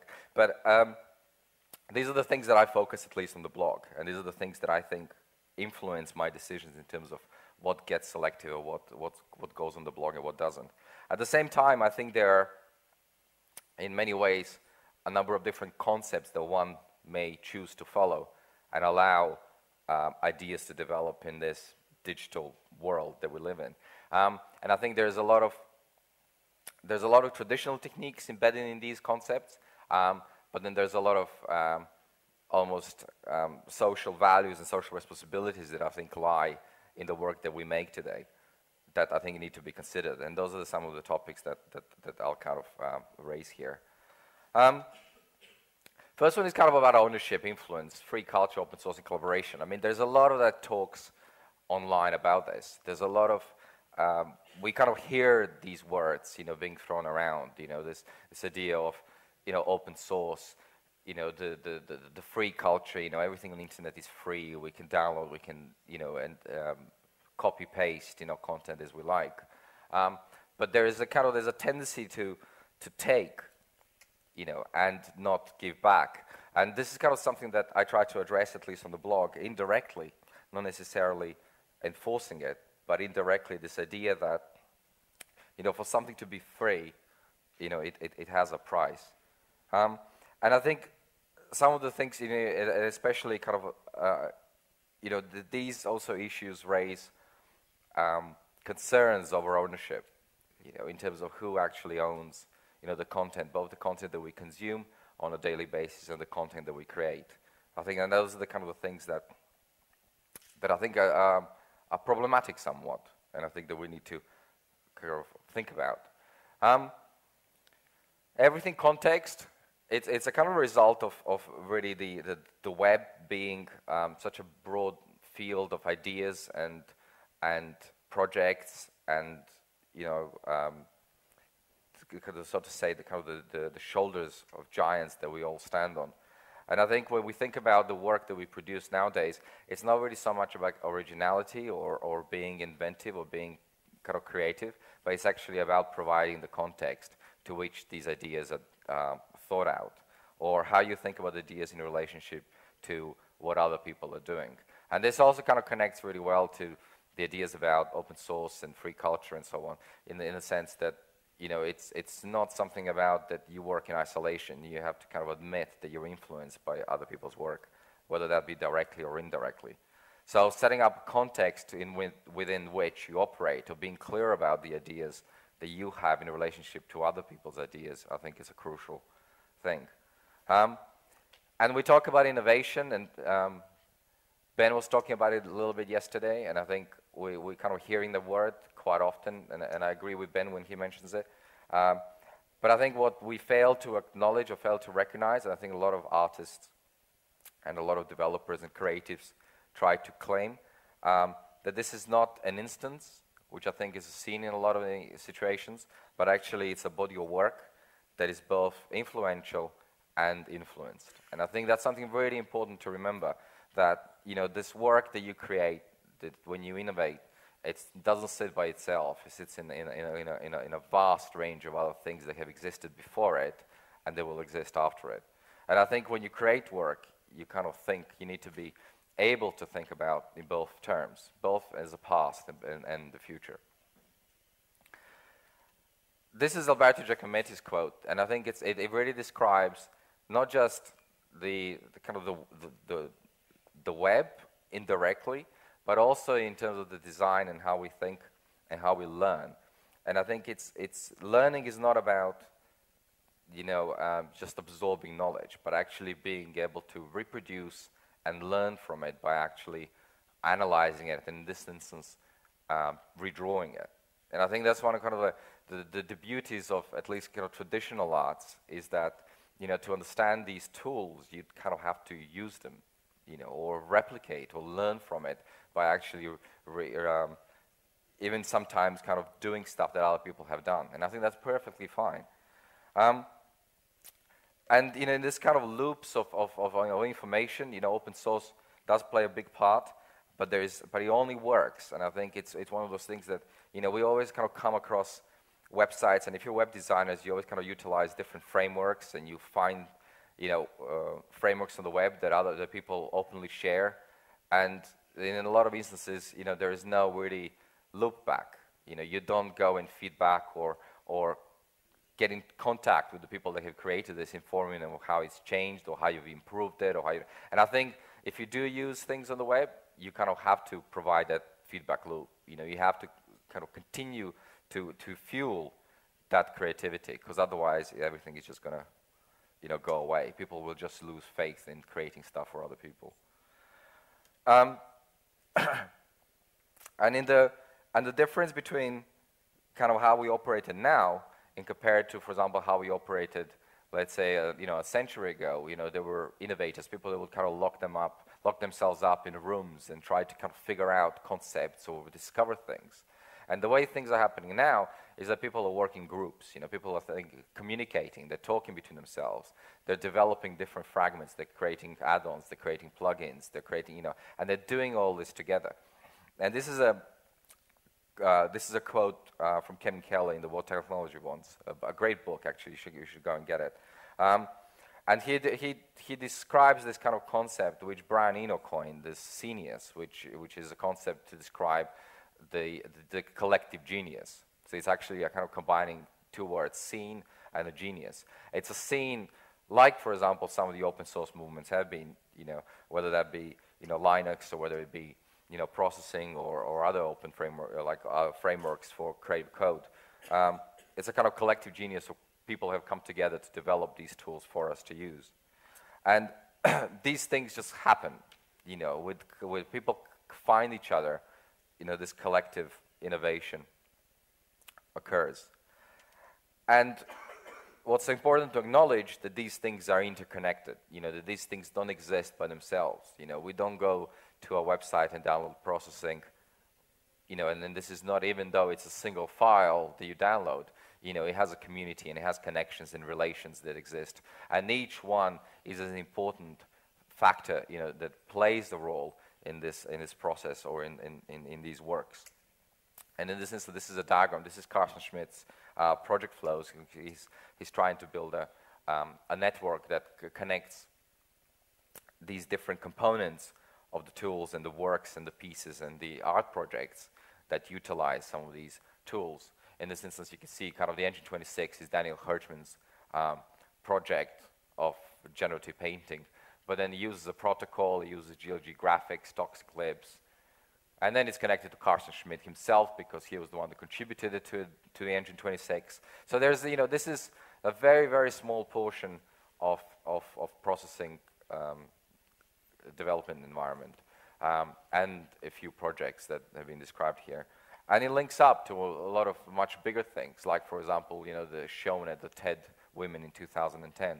So there's all these different connections in relation, and one depend on the other, you know, and it is really about us finding place in these diagrams and recognizing those. I love this image. It's a project, actually. That was one of the early concepts by Matt West, trying to develop a collaboration instrument, you know, where people could play together simultaneously. So this is like another way to look at that diagram, you know, that it is about kind of these words that are in bold, and, you know, and these things kind of interconnect and depend and rely on one another. The thing that I kind of try to teach really in this kind of process, and some of the things and a lot of projects that do show themselves on the blog address this idea of design by permutation. And this concept is not, it's not really about developing ideas in a kind of linear manner. It's not about kind of having a end aim and going towards it. And I think you do find that kind of work happens quite a lot in design agencies. I think it's because, you know, there's deadlines, there's clients, there's constraints. I probably should have said in the beginning of my talk that this is not about making money. This is really about kind of developing yourself as an artist or a designer. But at the same time, it's really about creating works that have long-term value, and that you use as a way to uncover your interest and to uncover subjects and discover new ideas.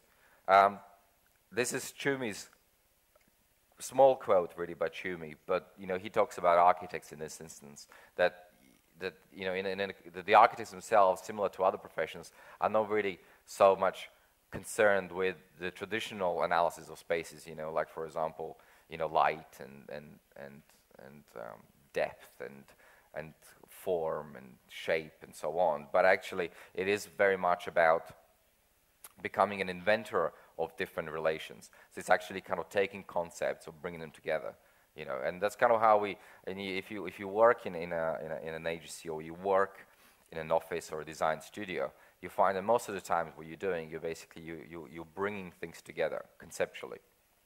So your role is more of an inventor of relations rather than somebody that kind of works in a linear manner who sets and targets. So in a kind of workflow diagram, the things that we kind of think that we do is something up in the top, but actually what happens is something down at the bottom. And I think this is not, we shouldn't be trying to kind of go from the bottom up to the top and say that this is the kind of the process that we should all adopt, this kind of linear process. But actually, it's this kind of process down below that creates beautiful work, and it does inspire and creates little offshoots, and you learn about what you do by doing it. So this is something to build on rather than try to, make linear. And there are kind of a few points that I think about kind of the design process in the digital age, which I think are important. Is that there are no outcomes; that it is about kind of exploration. Projects are never complete. They're very much about learning and discovery, and it's about the path to this discovery rather than the kind of the discovery in the end, because that's the kind of the learning process. And it's really very much about asking questions rather than setting out end results. It's kind of testing, what happens if this happens, or what if I combine this and this? It's going into it without actually knowing, what the end result may be. And you might disappoint in the end, but at the same time, you might uncover something that you might have never would have thought of otherwise. And that's why it's really important to kind of keep on working and keep on creating new work. And reflection is one of the probably most important things. It's being able to kind of look back at what you've done and try to kind of position and relate it to other people's work, seeing kind of broader context. Third thing is the machines, which I kind of try to think of as software. I mean, there's a lot of different meanings, at least in history, that relate to this word to describe different things. In this presentation, at least, I'll try to focus them in terms of software and algorithms. Then what we do, we kind of create little machines that operate and do things for us. And it's kind of having relationships with those machines that sometimes can create quite amazing work. This is Memo Atkin. It's called Simple Harmonic. And he was simply inspired by the pendulum behavior. When you have those balls kind of moving, pendulum kind of has balls that kind of rotate, they swing, and they create these different patterns as they swing. And what Memo's done here simply is basically attach a sound. So every time the ball passes the central axis, the application generates a sound. So what you end up with something like this.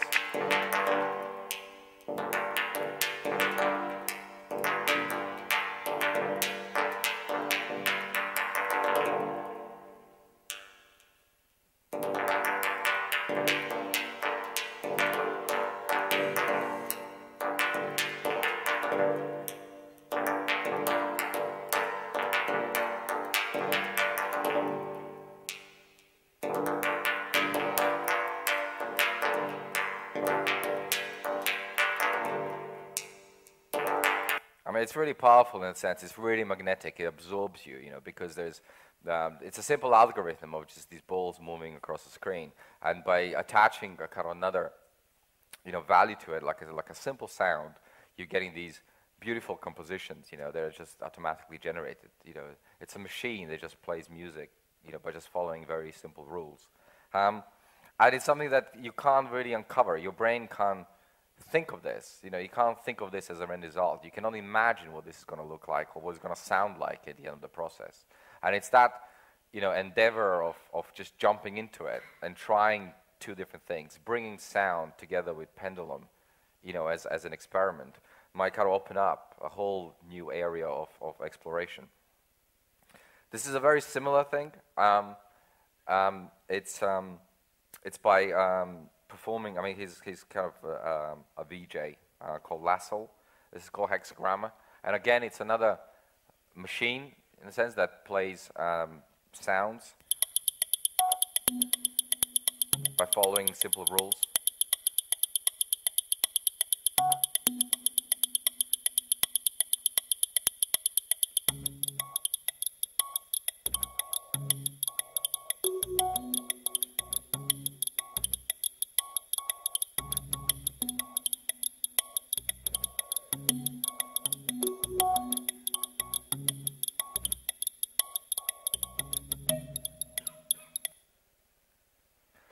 And what's interesting about computers generally is that this is Turing.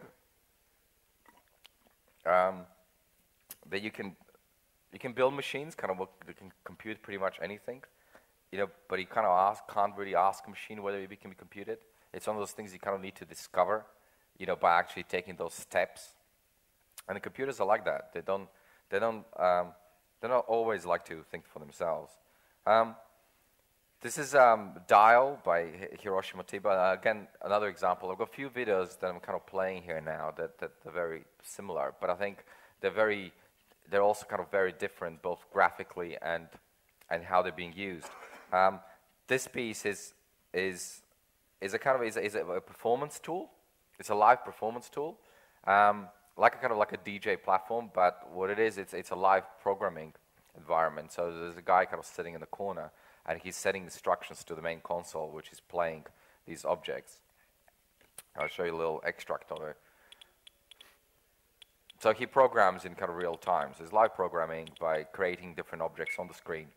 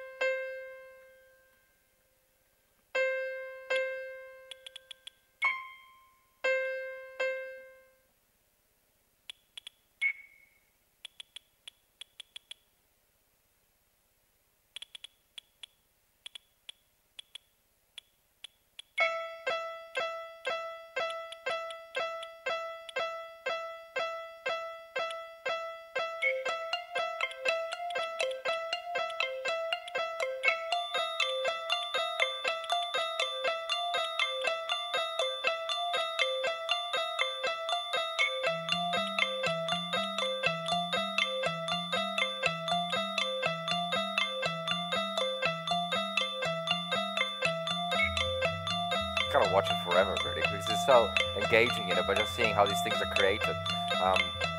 And it goes on. I mean, I think it's about 15 minutes video, because it has a whole different.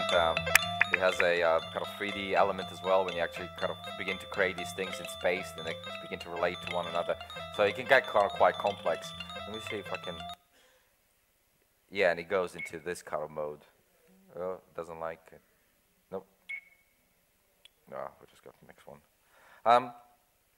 But then there are things that, you know, what's also kind of interesting about computers is that when you try to create software that emulates real-life scenarios, it's really difficult. So this is Andreas Müller trying to what's it called? He's trying to suspend the feather in the air. So they're trying to keep feather in the air. There's a kind of simple task that he's setting himself out to do. And it became incredibly complex. He started off with building a simulation software in open frameworks, which you're seeing at the kind of bottom left corner. And there's fans, a grid of fans which is laid around, which pushes the feather and tries to kind of compensate whenever feather changes the direction. So you can see kind of the simulation there, and you can see which fans are switching on. So down here, you're seeing them highlighted. So each fan tries to respond as soon as he recognizes a feather. So there's 2 cameras scanning in real time, and the software is telling the fans to switch on and off. But it's an impossible task almost. He realized he kind of went from this setup down to using a ball instead of a feather, because the feather was too complex, because it was difficult to predict its motion. And then from 9 fans, he went down to 4 fans, and so on. So he started kind of reducing it just to simplify it. You know, a simple idea of holding a feather in the air suddenly became this kind of really complex endeavor, learning both about the tools and about ideas that make kind of this simple idea happen. So, and these machines also can, you know, be autonomous. You know, this is a piece by Caleb Larson. Anyone seen this piece? No? It's a funny one, actually. It's a box that sits in a gallery and has an internet connection. So there's a cable. You're seeing 2 cables. One is the power, and the other one is the Ethernet port. And part of the deal with the box is that if it sits in the gallery, you have to plug it into the wall. That's a kind of condition. And what the box does, it goes onto eBay and eBays itself for a figure until it gets sold. And part of the auction sale is for the next person who buys it to also connect it to Ethernet. So, you know, it kind of keeps on selling itself. And I don't know if it's still online, but I think it was, last time I looked at it, it was about $6,000 or $7,000 at the time, because it kept on kind of auctioning itself and raising value. But it's an autonomous object that somehow lives both on the internet and in the gallery space.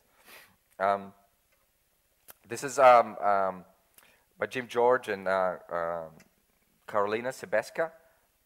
It's called Sniff, and it's a dog that actually corresponds to people's position or presence in front of the window. And as people move kind of in front of it, actually behaves or responds to their position.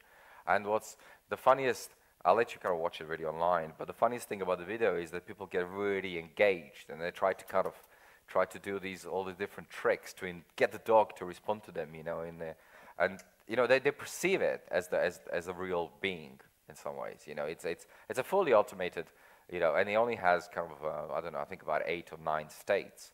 But this idea that, you know, this thing lives in this box and it responds to your position somehow gives it life. And I think with the web and being exposed to kind of different technologies, you know, what we're seeing kind of a lot of the times, we're seeing these images that somehow always remain in our minds. Who knows what this is? KIKK, right? We've seen so many images of KIKK, and you know, it's one of the probably the best and the worst kind of examples of how the community, the kind of open source community, can come together, but at the same time how technology can be destroyed by the kind of the appeal of the technology can be destroyed by the kind of repetitiveness of kind of feeding a single image like this. And we see it kind of over and over again, you know, from time to time. We just see people kind of they understand that they can engage with the technology, but they have no context, or they don't really know why it's relevant to them or why it's interesting for them to use it.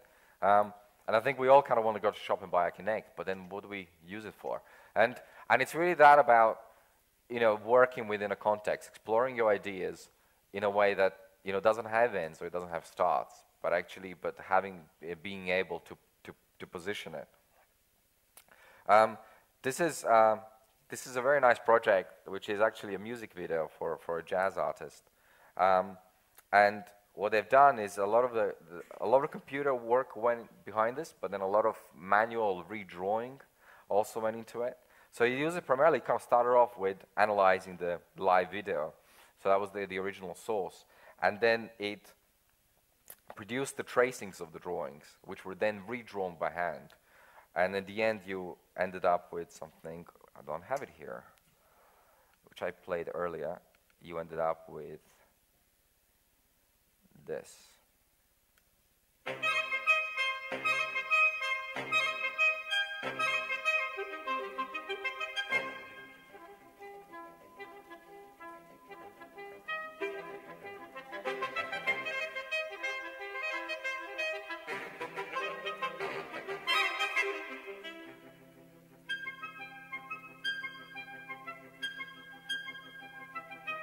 What's particularly interesting, it has this kind of particular, feel about it. That it looks like a computer image, but it's hand drawn, and that ambiguity, it's really natural and really appealing visually. It's something that kind of sits in between. That doesn't have the control of the computer. It doesn't have the kind of the power of the computer, but it has the kind of the precedent. You can see that there is a software that's done the work to convert the kind of the real image into these drawings. And occasionally, and it's that kind of selective choice that at certain points, at certain moments, you decide to redraw the full image, and at others, you let the computer kind of dominate, provide those kind of triangulations or those lines, when lines intersect. It's that kind of conscious decision of controlling how image appears. I'll go back to the presentation. This is kind of another project called Cheese Plotter, which basically kind of printed out participants of the exhibition. And then, there's loads of kind of projects that we see of kind of data visualization or analysis, or, images kind of being represented, data being represented, in diagrams and lines. And it's a common, it's a kind of web image, that we're accustomed to. This, on the other hand, is a representation of it's a tracking of bugs in a box. So those are, they're ants, I think. Those are ants in that box that you see down below, and there's a camera above, and it tracks their position and movement across a period of time, and then it produces these quite beautiful posters and images. That's the kind of the zoomed in part. So you're seeing that's the kind of the fragment of it. Those are the different data points of the location of different ants, and that's the kind of the full poster up above. And and kind of how we see images and what role software plays in how we, take those moments, or capture pictures and so on. The way the images or the kind of the content that we create, using cameras can suddenly become something totally different. In this way, this is the camera that puts a smile on your face as he takes a picture. So this is him on the left, serious, and then you have the kind of the smiley version on the right-hand side. I don't know if you've seen, there's a lot of kind of work being done at the moment with the face tracking. This is Kyle McDonald exploring, ways to manipulate, to apply different faces onto your own with the face tracking. So he's able to kind of manipulate and take the skin off in a digital realm. And it's, there's loads of different tools created kind of to visualize maps and environments that surround us, in a different way that are more personal to us. This is a representation of Budapest, I believe, and he uses the memory, kind of the personal memory. It's highly subjective, but the personal memory as a way to organize the city. So the things that you kind of remember where they are, or the things that you know or they're familiar to you, become closer, and the things that you don't know, they're further away. And this is one version of it. There's lots of different versions of the map that has been done. And I don't know if you've seen this, but this is the Nike City Run project, commissioned by Nike and created by Zach Lieberman and a few other people. But it's the running track running through Central Park, being visualized in this kind of way. So, maps are not necessarily, or the kind of recordings or tracking or information is not necessarily always, how we see it, but actually it could be represented in so many different ways. I posted this kind of quite recently. This is by Ken Shelley, and this is kind of, you can see how, this idea of computer game and the reality, the two things that are merging, and what Ken Shelley does here, he represents famous photographs from the history, which as game images. So this uses games engine to recreate kind kind of past, photographs, kind of historical photographs. So, it's just a matter of time before newspapers start adopting these techniques, to explain stories to us. What's wrong with this picture? Can anyone tell what's wrong with this picture? It's not Mona Lisa's face. This is software that allows real-time manipulation, so you can basically apply any face to any other face. And this takes this kind of face and then applies it straight to Mona Lisa's face, and it looks so natural, like kind of instant almost. And it's quite amazing. You can see the video online. It's quite amazing. He does it kind of real time. Unfortunately, I don't think Adobe can get hold of it. But another thing that plays a really big part in all this kind of software creation and technology and design is this real big influence of the make culture, of people actually making stuff. And I think it's as open source as the software, is the hardware. And there's a lot of people creating not just the tools to create things, but also to manufacture and distribute them, and that's kind of the next big thing that will change how we both think about the things that we make to how we make them. This is Spotify player. The uses uses RFIDs to identify different playlists on your Spotify. So as you get it kind of closer to the instrument, then it plays the Spotify on your computer. And it's just a simple idea, but it's beautifully made and beautifully.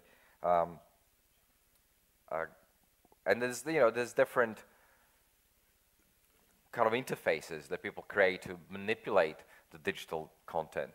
3D printing, we all know that. We've seen many examples of 3D printing. This makes it kind of somewhat special because it's actually connected to the 3D sculpting. You can see the guy in kind of upper left corner moving his finger up and down, which allows you to sculpt the object in 3D in real time, and that eventually gets printed on the same machine in the exhibition space, which is the image on the bottom left. You're seeing kind of the whole production line almost of the different steps through this making process. And these things are getting bigger and better. This is probably the largest, no, it's not the largest, it's one of the larger 3D printers. It allows you to create almost one-to-one size furniture. And it extends into publishing as well. This is a written images project which was created by Martin Furch. And it's a 100% auto-generated book. And each piece in the book or each project in the book is actually a software application that gets triggered by another software application to go and produce a random or an iteration of an image. So there was only I think about 100 of books being printed. In the first edition, there's going to be more editions. But what makes it unique is that each book is different, and not just in terms of the arrangement, in terms of the slides or the pictures, how they're organized, but also in terms of the pieces or the images themselves. Each image is unique. And this is the example cover, which describes the time that it's printed and the date that it was printed. So you get that on the front cover of the book. This is the software that actually does the work. So this is how one book is generated.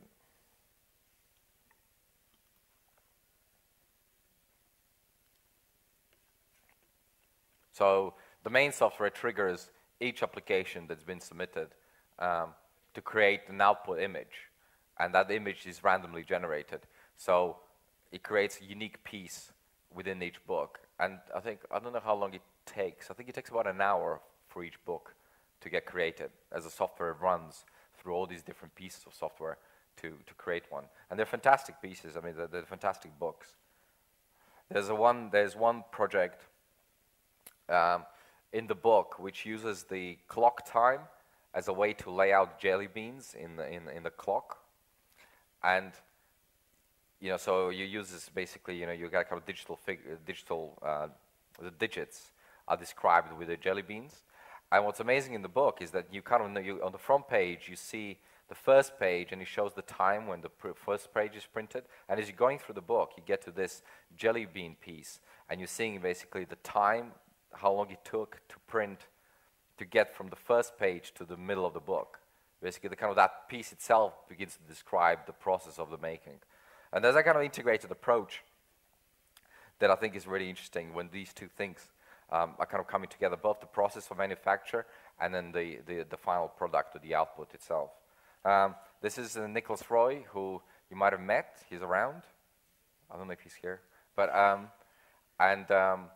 it's a simple experiment that utilizes the CRT television to create it's a take on a Pong game.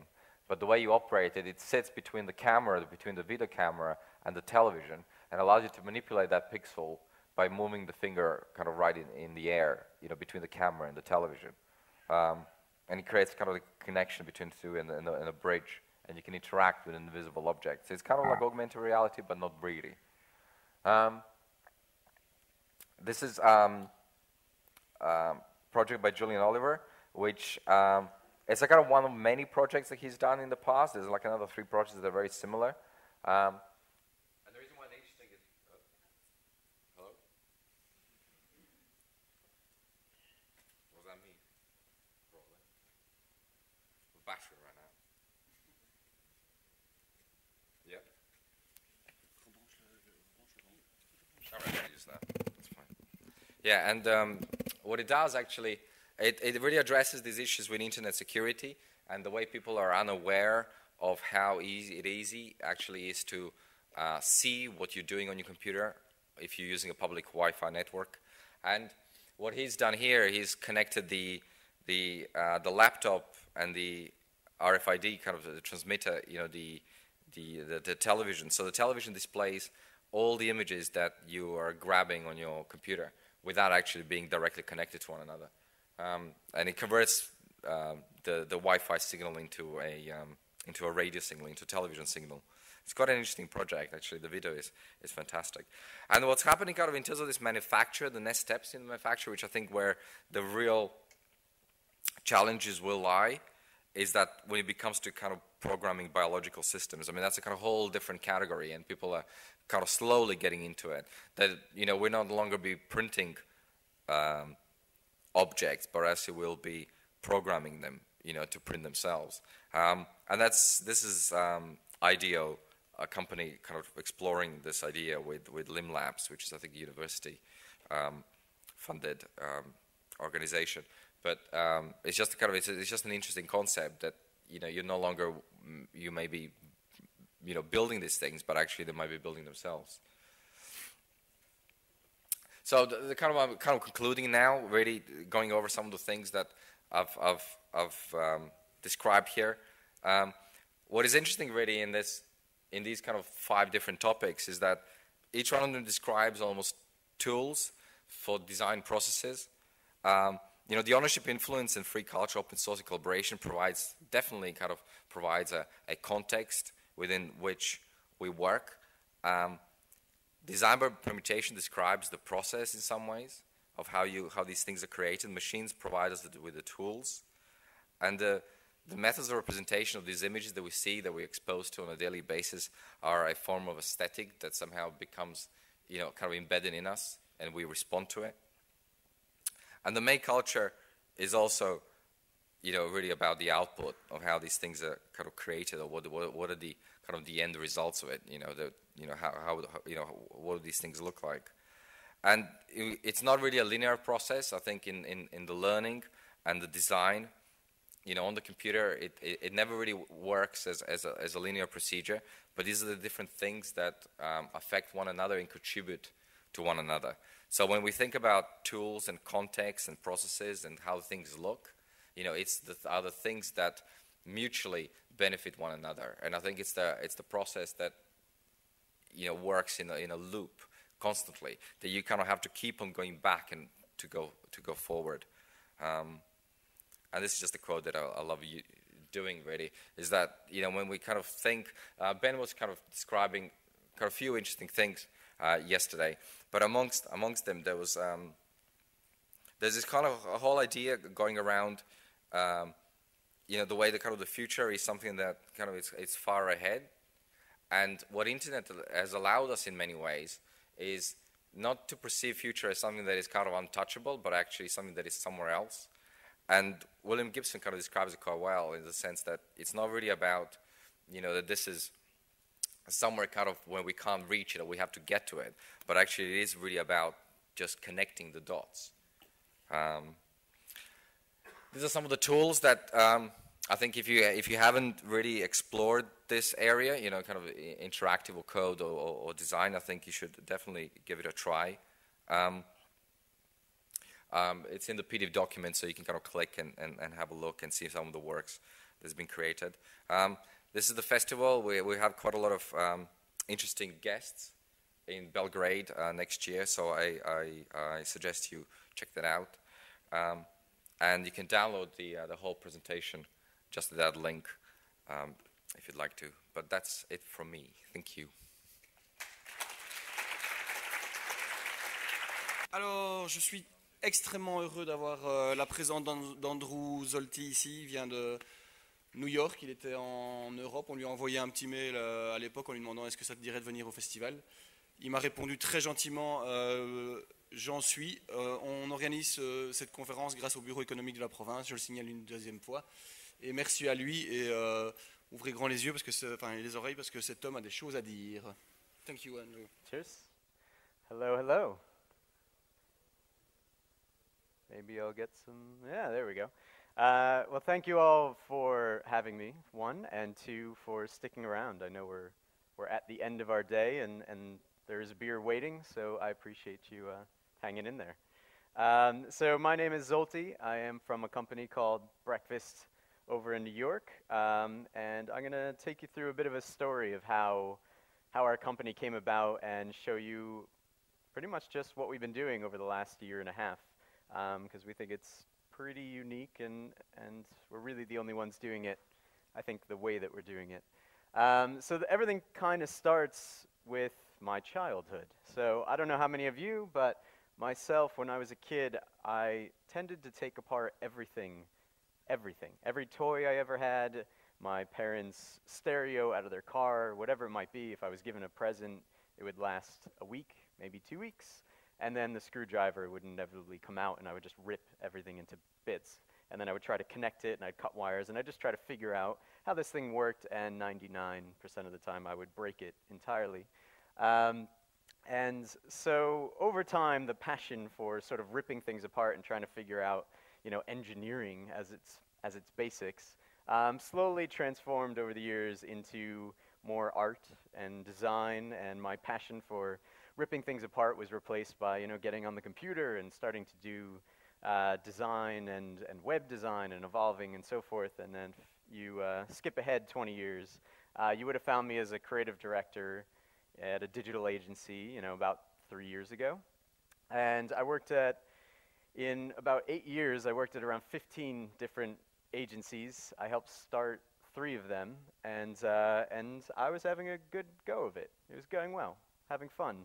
But all of a sudden, I started realizing that everything we make, almost everything that is digital, is made for a screen. It's either a phone screen or a computer screen or a touch screen or a projection screen. It's always these little boxes. And all of a sudden, the ideas that the concepts that I was starting to come up with started to be more appropriate for the kid that used to take apart all his stuff. Like things that, you know, we have the power of the web, you know, as corny as that sounds. We have all these tools, and it just felt like there's got to be another way to serve them up.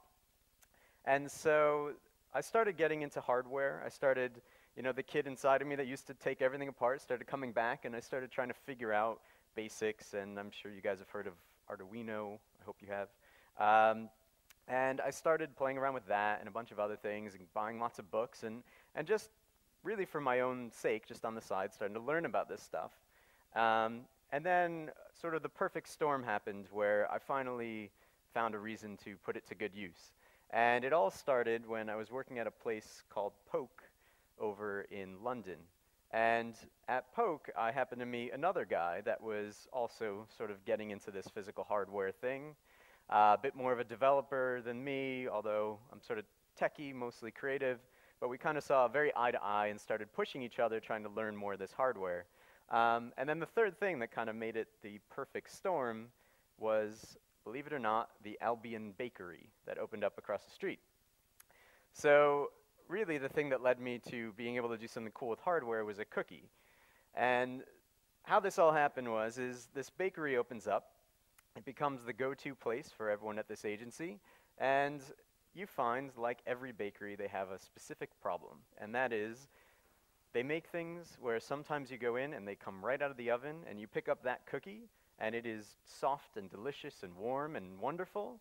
And then most of the time you go in there and the cookie is hard as a rock. It might still taste good, but it's not quite nimble and not quite as delicious. And so we started joking around at Poke about, wouldn't it be nice if we could just get the fresh stuff?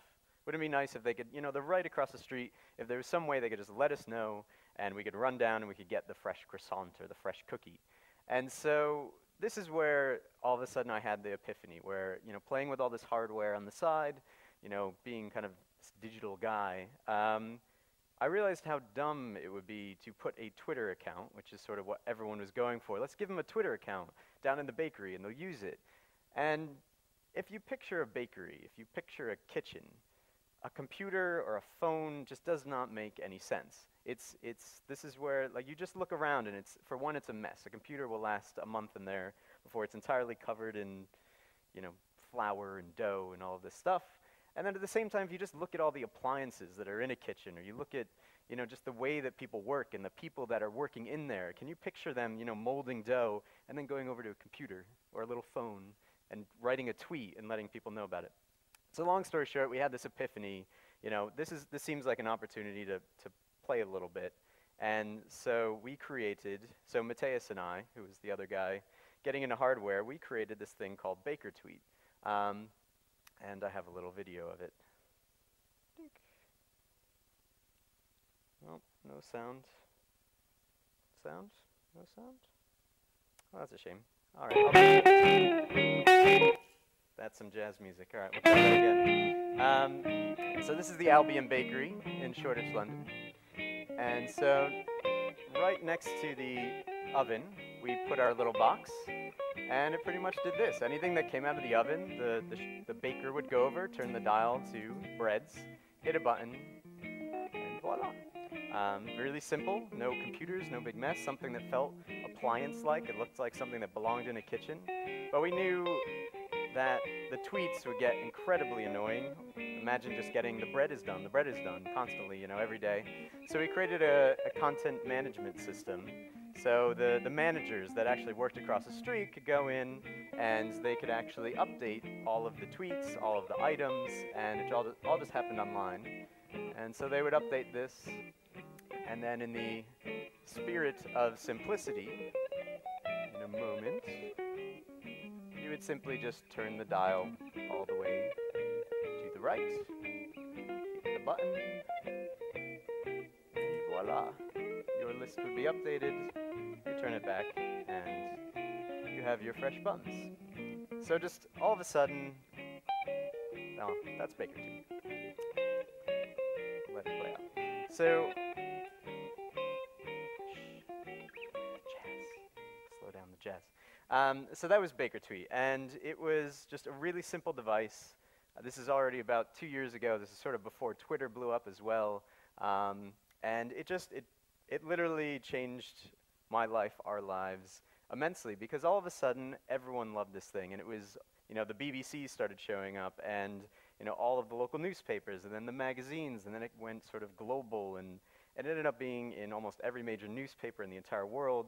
And we're kind of just sitting there saying, whoa, this is just like a little side project that we did in the evenings and on the weekends.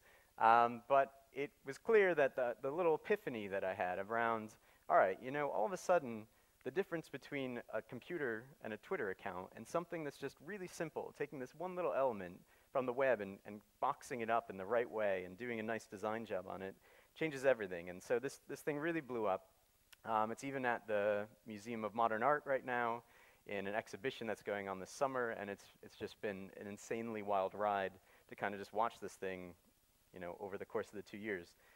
So after all of this happened, Matthias and I just kept diving further into this world of hardware where our desks ended up looking like this and just trying to figure this stuff out and just realizing more and more that what we were getting into is much bigger than just advertising. It's much bigger than just digital marketing. It's something that literally can sort of change all these different places in the world. It's, you know, if you imagine the way that people solve outdoor spaces, real world spaces, they stick a flat screen. That's everyone's go-to, is they use a projector, they put a screen up. And our vision is, you know, you start thinking about a public park, or you start thinking about an amazing museum and an amazing building, or you think about retail, and you think about libraries, and you think about transit, all of these different things, kids' parks, even just kind of these old amazing monuments and cathedrals and all these old buildings. There's nothing that pisses me off more than when you go into one of these, like a beautiful, amazing building, and they fucking put a screen up on the wall. It's just like, it just doesn't fit at all, right? So, so all of a sudden, we just start thinking, you know, custom bespoke hardware could change everything in the sense that it's all of a sudden you can build something that fits appropriately into a space like that, and you can introduce pieces of the digital world in a very appropriate way. So we started our company about a year and a half ago called Breakfast. We evolved our skills immensely with engineering. And so we started trying to figure out, so we moved over to New York, and we said, this is what we're going to do. We're going to try and attack the world with this way of thinking. And sort of the first thing, we were sort of running around looking for kind of a big project to sort of boost our name and so forth. And a good friend of ours came to us and said, you know what, I've just teamed up with Livestrong. She was going to bike across the country. She teamed up with Livestrong, which is Lance Armstrong's Foundation for Cancer, to fight cancer. And she was going to be riding her bike across the country to raise money for Livestrong. And this is Janine. And her plan was to blog and write about her entire experience. What's it like to go across the US, East Coast to West Coast, every day on the road, on a bike, but she knew, and the reason she came to us was, you know, that's fun, it's exciting, but it's not necessarily going to make people open their wallets. It's not going to be too exciting a story where it's really going to bring in a lot of cash. And so we started looking at this, and we saw an opportunity, which is, all right, if Janine is going to ride the bike and explain the experience from her perspective, what if we could do that for the bike itself? What if the bike could actually share its feelings and complain about dragging a trailer behind it and the person on its back? And that's pretty much what we went after. We went and we thought, all right, let's track everything you can possibly imagine that's going on this bike, from, you know, location, temperature, to direction, to how fast the wheel is going versus how fast the pedals are going. And then we would take all that data and we'd look for little spikes in it and turn it into words. So it got much more exciting than these in the sense that, you know, it would start complaining about how it's been going up and down hills for hours and hours, and how it's, you know, really hot outside and it's in the middle of Virginia, and it would combine all of that into it sharing its thoughts and feelings. It got so crazy that it would actually have dreams at night. It would actually take all of the data of the last 2 months, and it would assess that, and it would start trying to figure out if it was happy or was sad. And so a lot of people said, oh, you could just use a phone, you know, an iPhone could do that, couldn't it? But we realized that Janine gave us a lot of restrictions in the sense of, one, weight, but two, she was going to go up to 2 weeks without ever seeing a power outlet, a way to charge whatever this device was going to be. You can all imagine an iPhone lasting around an hour if it's constantly sending data. And so we built this box that could actually go 2 weeks constantly sending all this data up every few seconds over text message, because that's the most reliable thing when you're in the middle of nowhere. And so we created that. And this was what the site looked like, kind of where you could watch all of that data live. The wheels would spin, and you can actually see the asphalt is tilted, which is literally kind of what the bike was going. Was it going uphill? Was it going downhill? And so it had a really nice sort of visual reference of everything that was going on, but most importantly was sort of the speech bubble at the top there, where it would be expressing however it felt, and it would be doing that obviously on all the social networks. And I can show you, this is what the site looks like. Obviously this is after she completed the entire ride, but you can actually go back through that timeline at the top there. and you can sort of drag through and you can experience exactly where the bike was. You know, the speed that those wheels are spinning and the pedals are spinning, that's all relative to exactly what was happening at that moment and how it was all translating into words up at the top. And so the bike had a lot of fun. And this is all still live. It's yesiamprecious.com if you ever want to explore and enjoy.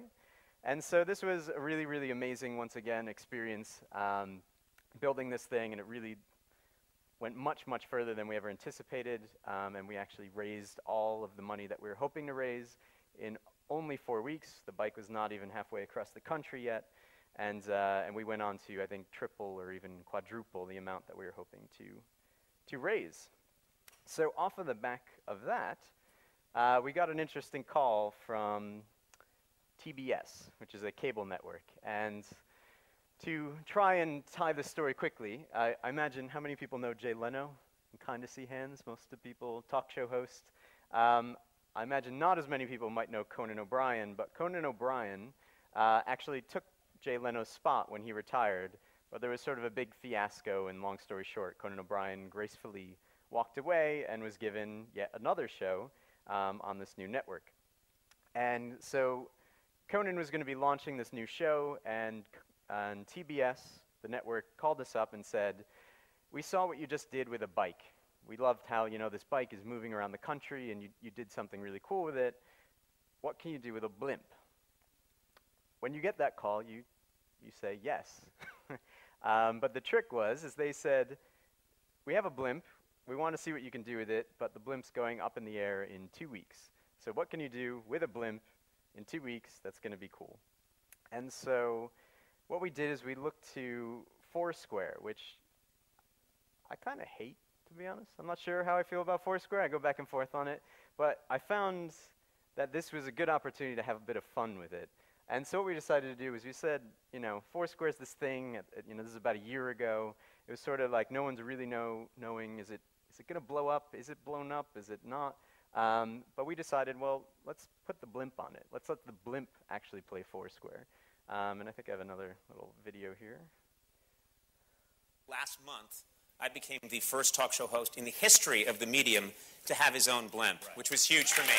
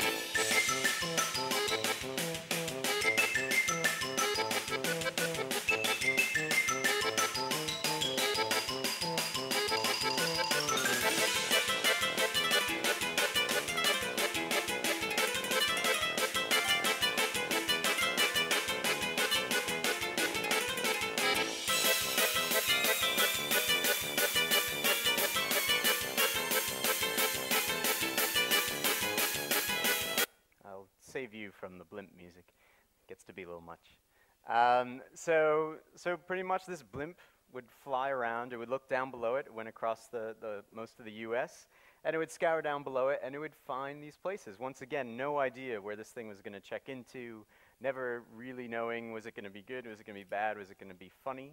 And luckily, just because it's a blimp, everything sort of became funny, and it would check into churches and emergency rooms and Yankee Stadium and all of these funny little things. But in addition to that, if you caught it in the video, what we did is we also made the blimp a location itself, meaning you could actually check into it, which sounds nice and everything, but at the time, Foursquare didn't have any way of actually allowing that to happen. There was no API that you could hook into and actually update that. There is now, which is convenient. But at the time, we had to create one of the most amazing hacks where we literally had a computer where the mouse was just alive and constantly copying something off of one website into another, and that ran for an entire month, constantly updating our location on Foursquare. It was the ugliest hack I've ever seen, and it worked quite well. And the blimp ended up actually getting more check-ins than the Empire State Building and the Statue of Liberty combined over that same period of time. And so actually, TBS came back to us just a few months ago and said, do you want to do it again? We said, sure, because last year we had 2 weeks. You could kind of see some of the hardware using was very thrown together, kind of just made it barely happen last year. And this year, we decided to really soup it up. We went much, much further. You could actually see live as people were checking into it, all of these extra meters, all this stuff. But most importantly is we really figured out how to make some insanity occur, which was in order to track all of that stuff, we were going to do it 24 hours a day. There's going to be data signals that don't quite work up in the air, and we had to create this insane box, which you don't want any FCC people to ever see. And it was pretty amazing on the inside and outside, and pretty much this allowed us to have a really great broadband quality connection almost 24 hours a day, no matter where the blimp was or what was going on with it. And it's quite a proud moment. I could spend a long time just on that. We had 2 cameras, so in case one went away, we kind of had a backup, one that could take really good stills, one that could take good night vision, all of these things. But it's a lot of fun to play with a blimp, obviously. So in addition to kind of these bigger client projects, we do a lot of things that we call toys. And toys are our way of constantly refining our skill set, as well as just these little ideas. I'm sure all of you, you kind of have these ideas, you sort of throw them out, you guys joke about them at your shop, and then you never hear about them again, they never see the light of day. So what we do is we constantly have one of these, thrown out little ideas that whenever someone has some time, they work on it. And the first one that we ever did or ever created was actually called the Office Music Democratizer. And as I'm sure many of you can relate, we had the issue of we have this new office and we can't agree on any of the same music. And we had a little laptop hooked up, and someone would walk over sneakily to the laptop and they would change it, or they'd, on Pandora or Last.fm, they would hate a bunch of songs even though they knew someone else liked them. And it was this secretive kind of gross world. And we liked the idea of actually making it more of a public thing where you had to see each other do it. And so one more video. Wow.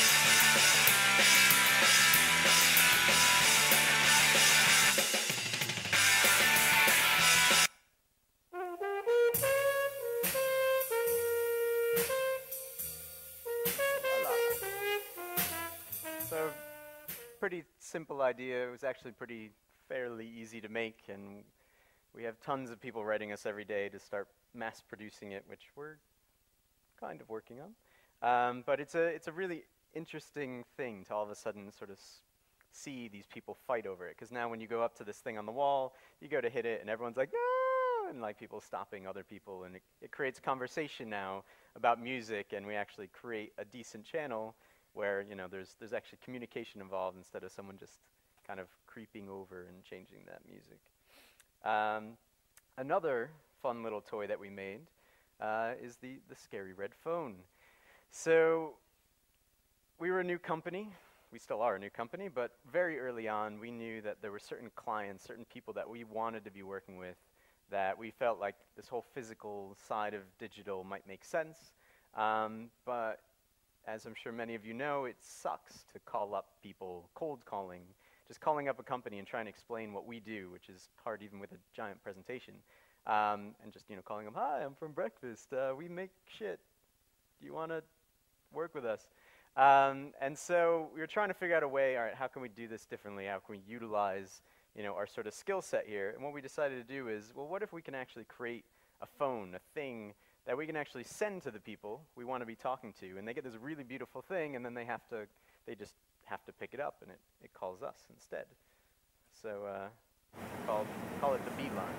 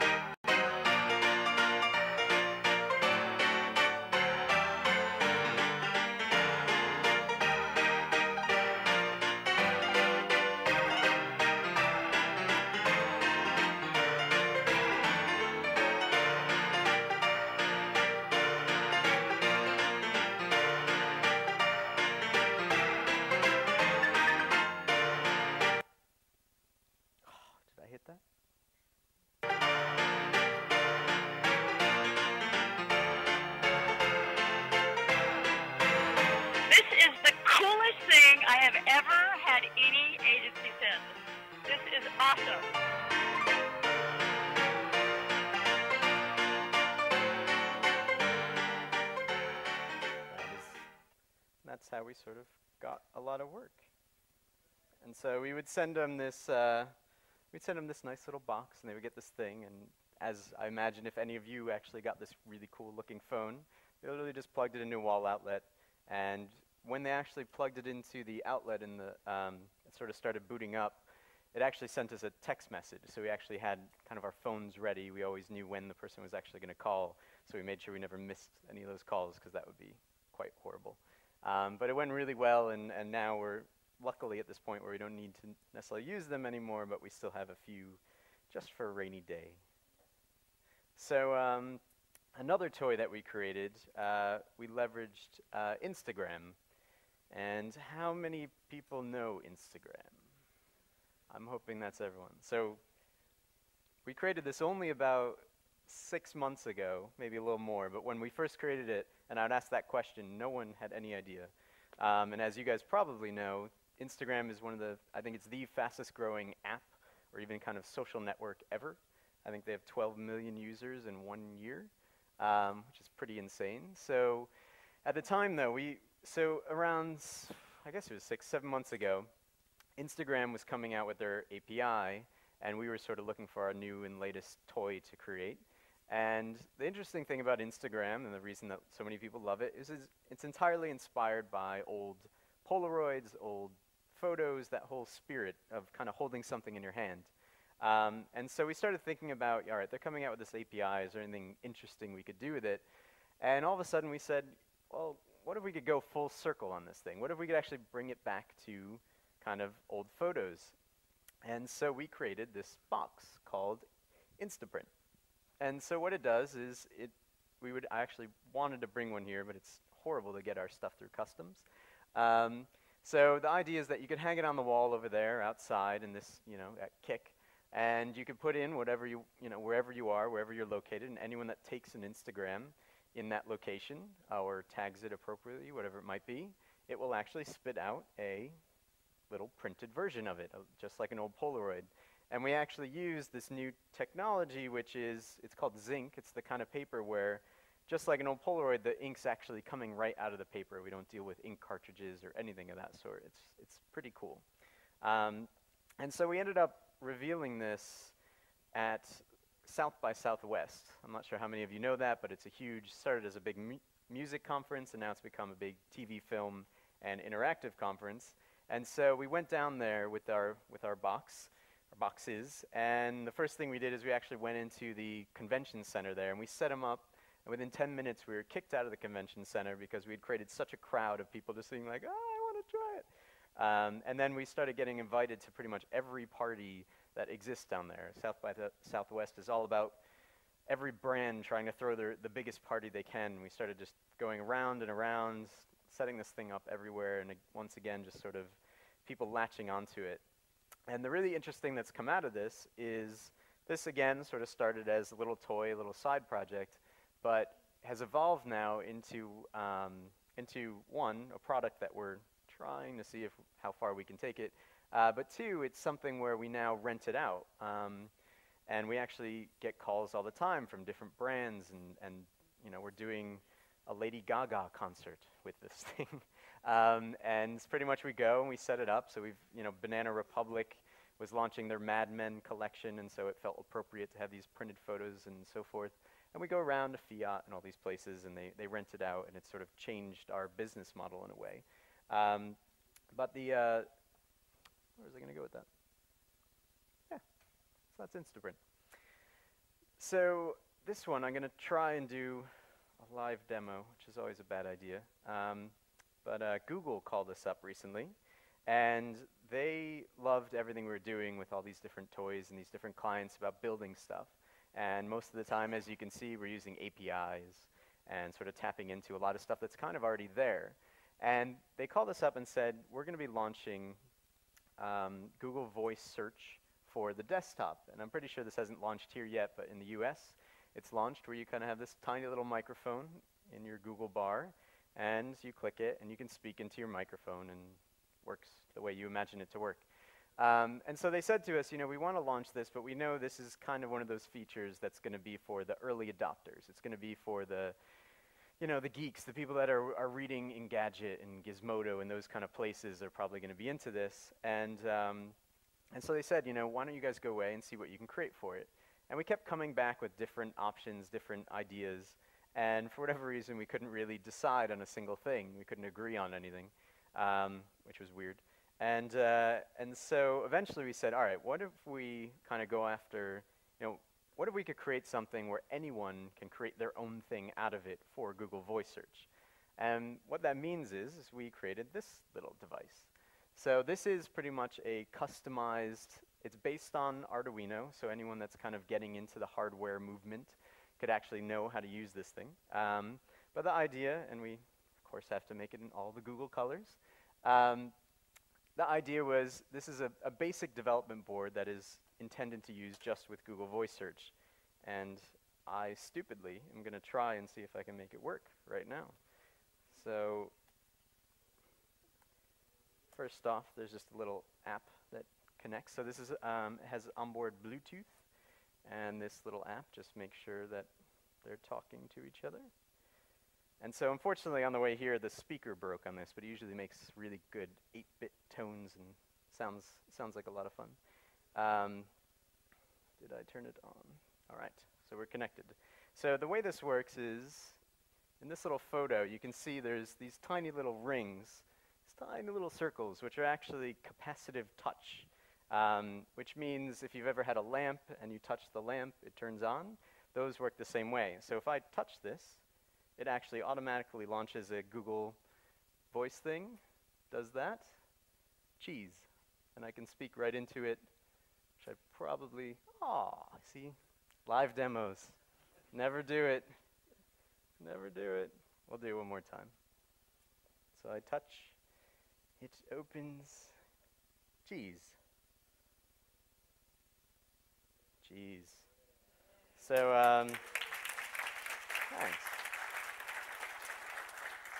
So I should show you as well. It's got like a little, has a bunch of little lights on it that should be reacting to sound, but they're kind of just dimming a little bit. You probably can't see it from there. Turn off.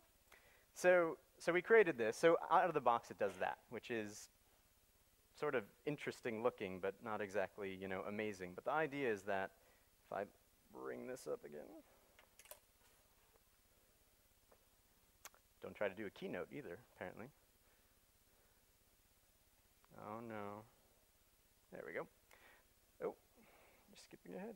So out of the box, it did pretty much what I just showed you.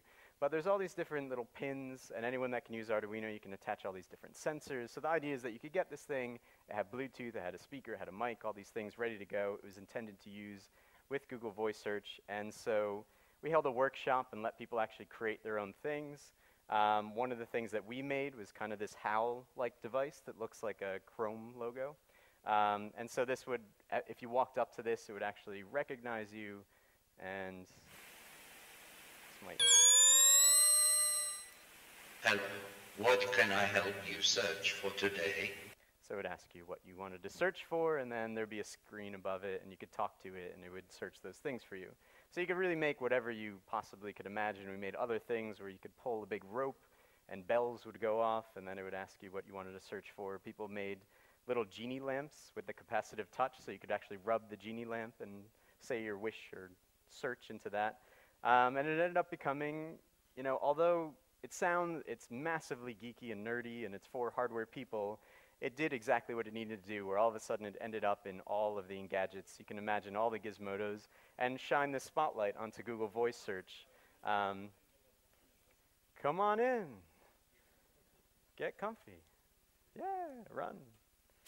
You missed all the good stuff, but, you know, it's fine. And so on top of it, just like Arduino is open source and so forth, we uploaded all of the code, we uploaded all the schematics, and anyone can go and download this stuff if they have the nerve and actually create one from scratch however they want to. And we wanted it to be a completely open thing, so now there are people actually out there mass producing these on their own and sort of passing them around. So that was fun as well. And sort of the last project I'll show you today is kind of a bit of a weird one again, and it's for a place called Grind. And Grind is a new attempt at a shared workspace. So breakfast, we teamed up with Behance and Cool Hunting and a agency called Co, which I'm not sure if any of you are familiar with in New York. And the four of us and a few other small shops, we all came together with the idea of launching a new shared workspace for freelancers and contractors. So people that, at least in New York, pretty much spend their entire days in their bedroom coding or designing or editing, or they go to Starbucks is pretty much their one alternative. There's a few shared workspaces around New York and other places in the country. There might be some around here.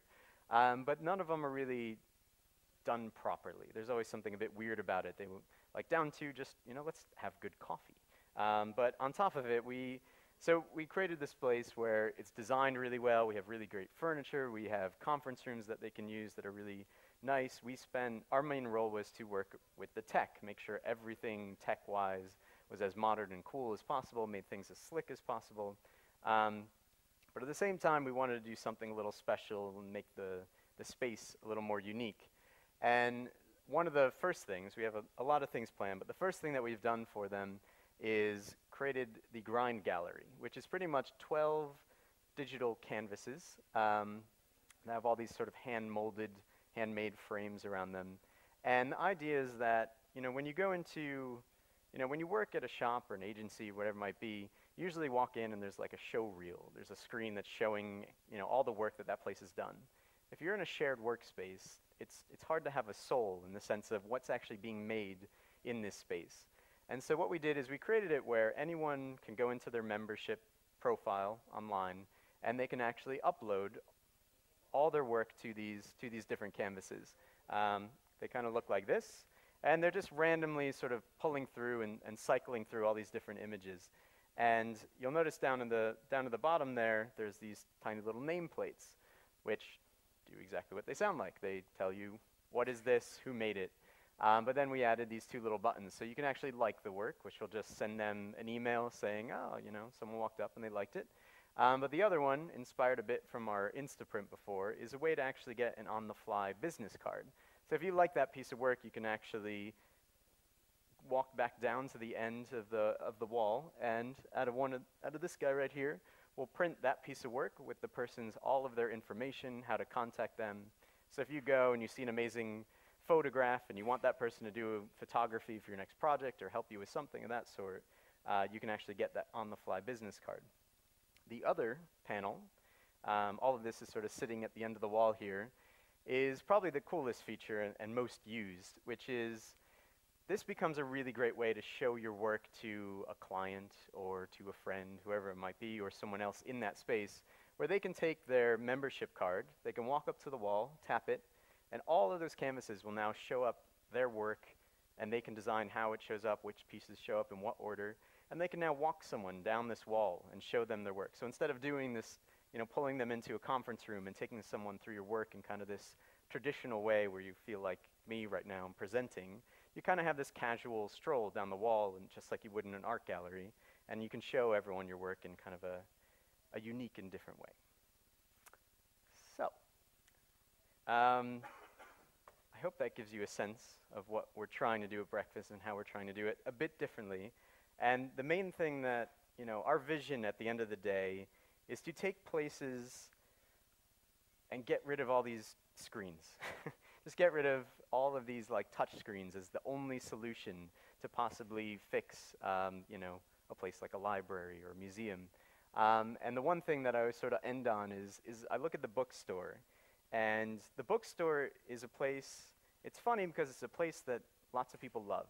People love going to the bookstore, whether large or small. There's something either quaint about the small ones, but even the big ones with their good lattes and all of that, and just hanging out and picking up whatever you like. People like bookstores, but they are dying, as we all know, and it seems kind of crazy to think that they will be around for another 20 years, just the way that things are going. But at breakfast, we've actually designed a way to fix this. We sent Barnes & Noble a phone, and they actually threw it away, which is heart-wrenching.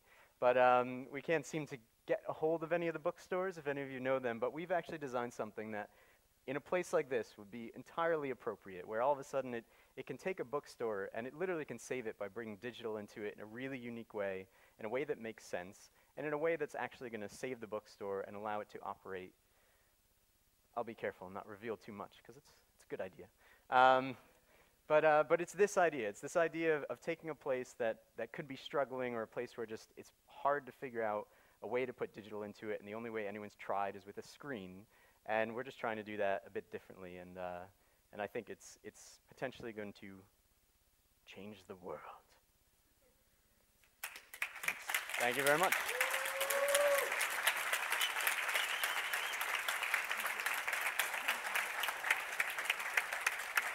Yeah. I don't know if there's questions or anything, or it's up to S'il y a des questions, donc n'hésitez pas. I've yet to see anyone ask a question.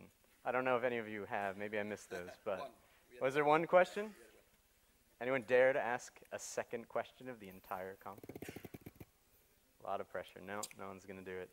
Oh, hey, you win a prize. Water? What was that? When on Android. So I didn't make Instagram, which I always get this. But out of this whole thing, we've actually met the guys who are behind it. There's actually only 4 guys, which is amazing for them as well. And they are working on the Android version right now. So, soon? Any other? Oh, look at this. Sure.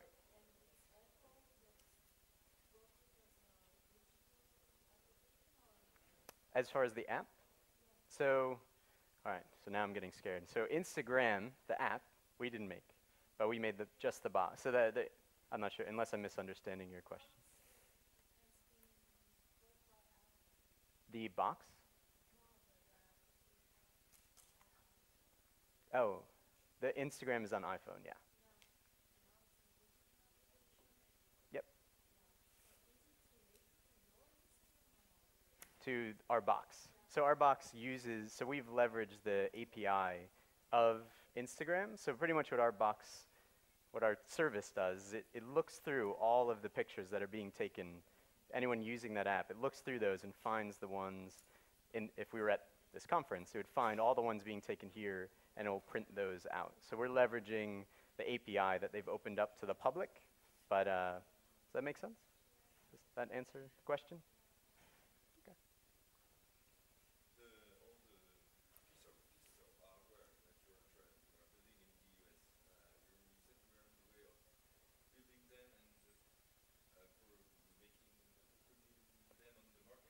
Yeah, it's trying. So taking a product, so pretty much everything we make is it's a prototype for sure. It's a one-off. And what we've learned out of a lot of these is we get thousands of emails or whatever it might be about all the different ones, and we're realizing we're crazy not to make them products. So as of right now, none of them are products in the sense that no one can buy them anywhere. But we're sort of looking into, all right, which ones make sense.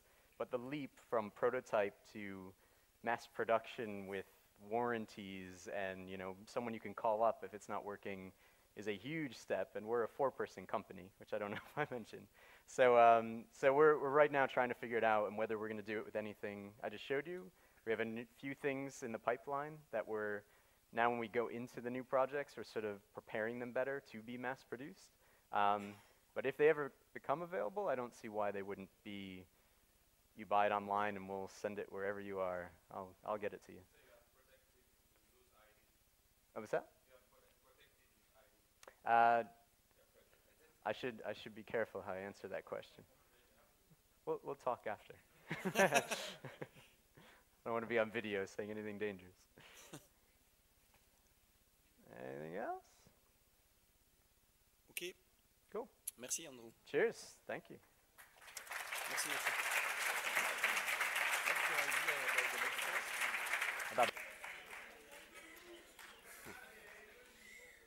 Bonjour tout le monde. Donc voilà, nous allons... non, pas tout de suite. Nous allons annoncer les résultats du concours, du contest qui a été réalisé pendant 24 heures durant ce KIKK Festival. Tout d'abord, je voudrais féliciter la qualité du travail qui a été fourni par les participants. On a vraiment réussi à atteindre un niveau qu'on n'imaginait pas. C'était vraiment très agréable pour nous, membres du jury, de pouvoir parcourir tous ces projets. Je voudrais aussi remercier justement le jury qui a aussi pris le temps de tout analyser. On a vraiment bien réfléchi sur la manière dont on allait remettre les prix, sur les équipes qu'on a voulu mettre en avant. Et donc je ne vais pas vous faire patienter encore plus longtemps, je vais directement commencer par cette merveilleuse remise de prix. Alors, je vais commencer par la mention spéciale du jury, c'est le prix partenaire. C'est l'équipe numéro 20, les Slingshots. Est-ce qu'ils sont dans la salle?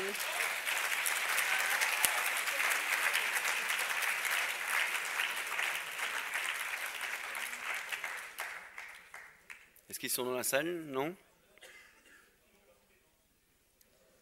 Donc, voilà. Il n'y a pas de connexion.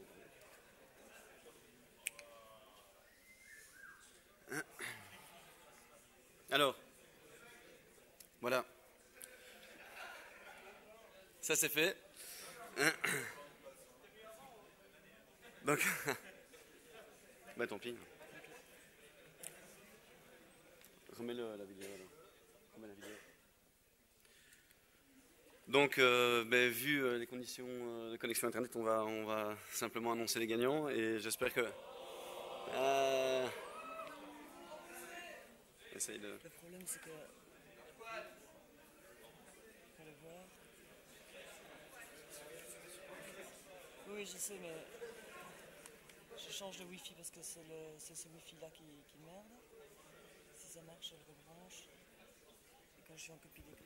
J'en profite pour dire que on a encore modifié l'horaire. La conférence de Julien de l'Edbac, elle va se faire juste après la remise des prix, pour lui donner des conditions un peu plus optimales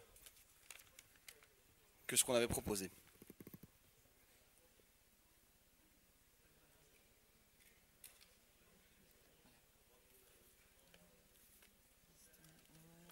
Est-ce que l'équipe 20 est dans la salle ou non?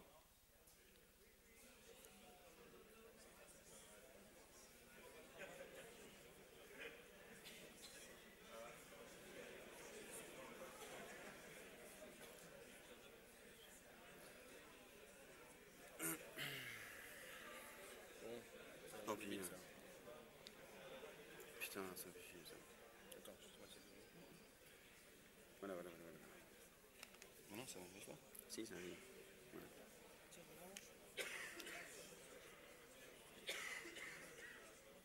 Attends.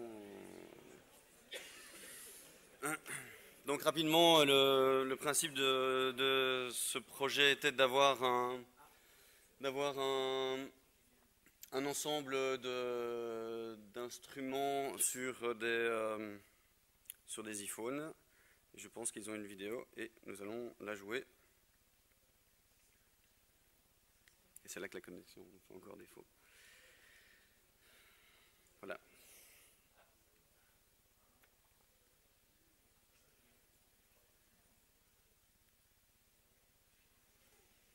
Voilà. Il n'y a pas de son.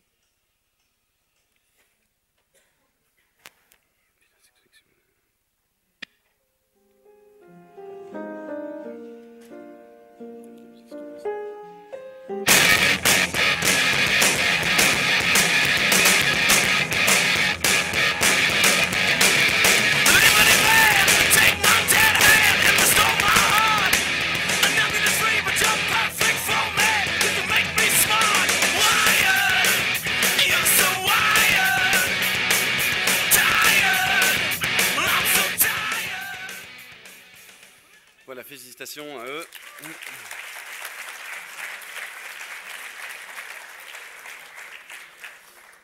Donc, ils ont gagné un chèque partenaire de 800 € et 6 livres de la librairie en ligne carotte.be. Voilà. Nous passons ensuite au prix technique. Et les gagnants sont l'équipe 12, Abracam.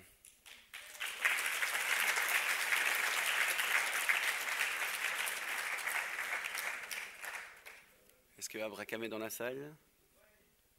Allez, venez sur scène.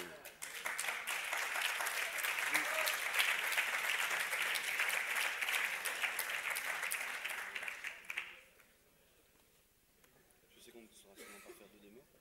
Je sais pas si on peut, enfin essayer peut-être, mais... on va essayer de faire une démo. Et vous avez une petite minute pour présenter votre projet. Ça va être dur ça. Je veux dire parce que, ouais. Rapidement. Du multi. Bon, bah, on me demande de faire une démo, je m'essaye. Donc ça c'était le check 10. Oups.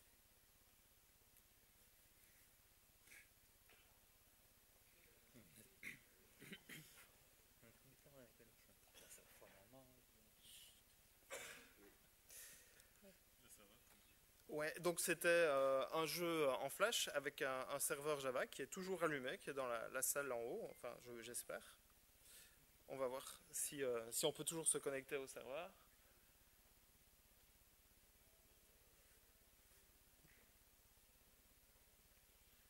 Ah, j'ai passé le titre, zut. Donc Your Name, c'est bien. Et voilà.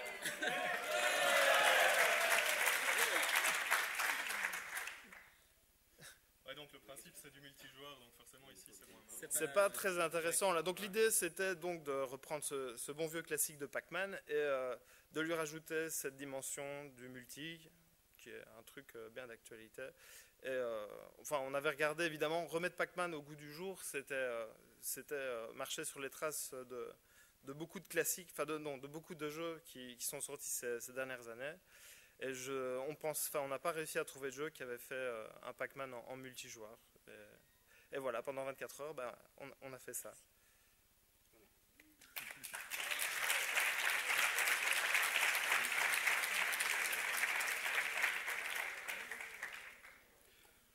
Donc, ce qu'ils ne vous disent pas, c'est qu'on a testé, on peut jouer à plusieurs et se manger l'un l'autre et tout ça. Donc, il y a plein de trucs. Côté fun, bien sympathique sur l'application. Merci à vous. Donc, vous avez gagné une Creative Suite Adobe Web qu'on vous remettra. Vous pourrez aller près de l'organisation pour réclamer votre prix. Voilà, félicitations.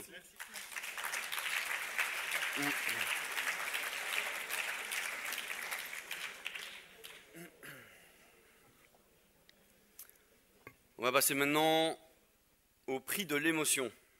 Donc,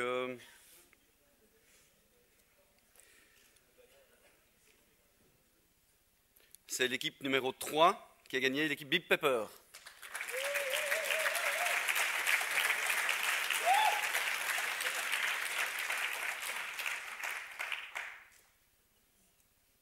Est-ce que l'équipe est dans la salle? Venez sur scène.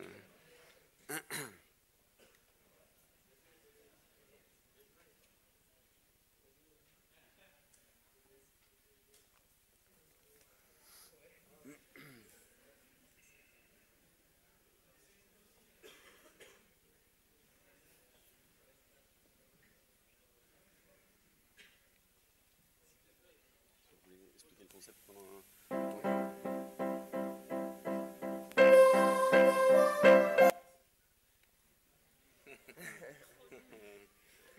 Alors,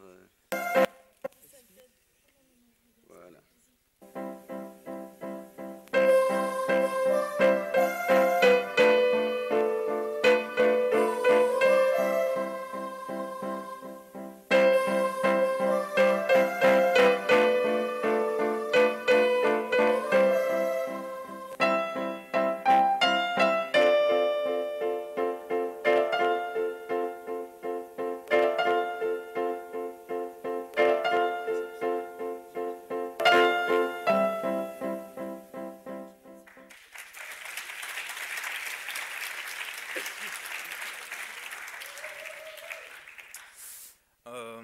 Donc en fait, le principe de base, enfin, comme vous l'avez remarqué, c'est remplacer la tête du participant par une tête de bébé, donc qui s'incruste vraiment sur le visage, dans l'idée d'une perte d'identité, d'un retour en arrière sur le fait de rajeunir, mais vraiment principalement sur cette perte d'identité, mais tout en étant présent physiquement, en se regardant, mais en voyant clairement que ce n'est pas nous en fait. Donc ça c'est vraiment la grosse base. Il y a une recherche aussi sur le logo, donc l'escargot. Pourquoi? Parce que l'escargot a la capacité également de se régénérer. Donc on est parti sur cette idée-là de retour en arrière pour le logo. Pour info, pour la suite, donc elle est téléchargeable sur les différents supports Mac, PC, enfin Windows et Linux. Et voilà. Et il faut principalement une webcam. Il faut absolument une webcam, sinon d'office ça ne marche pas. Donc voilà.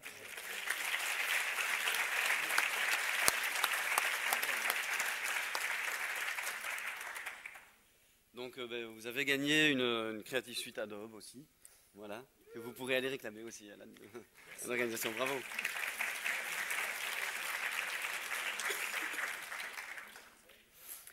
Nous allons passer maintenant au prix de la créativité. Il nous reste 2 prix et le débat était assez long, mais c'est l'équipe numéro 7 qui a gagné. Alors je n'ose pas prononcer leur nom, c'est Ivan Piquedog. Voilà. Bravo.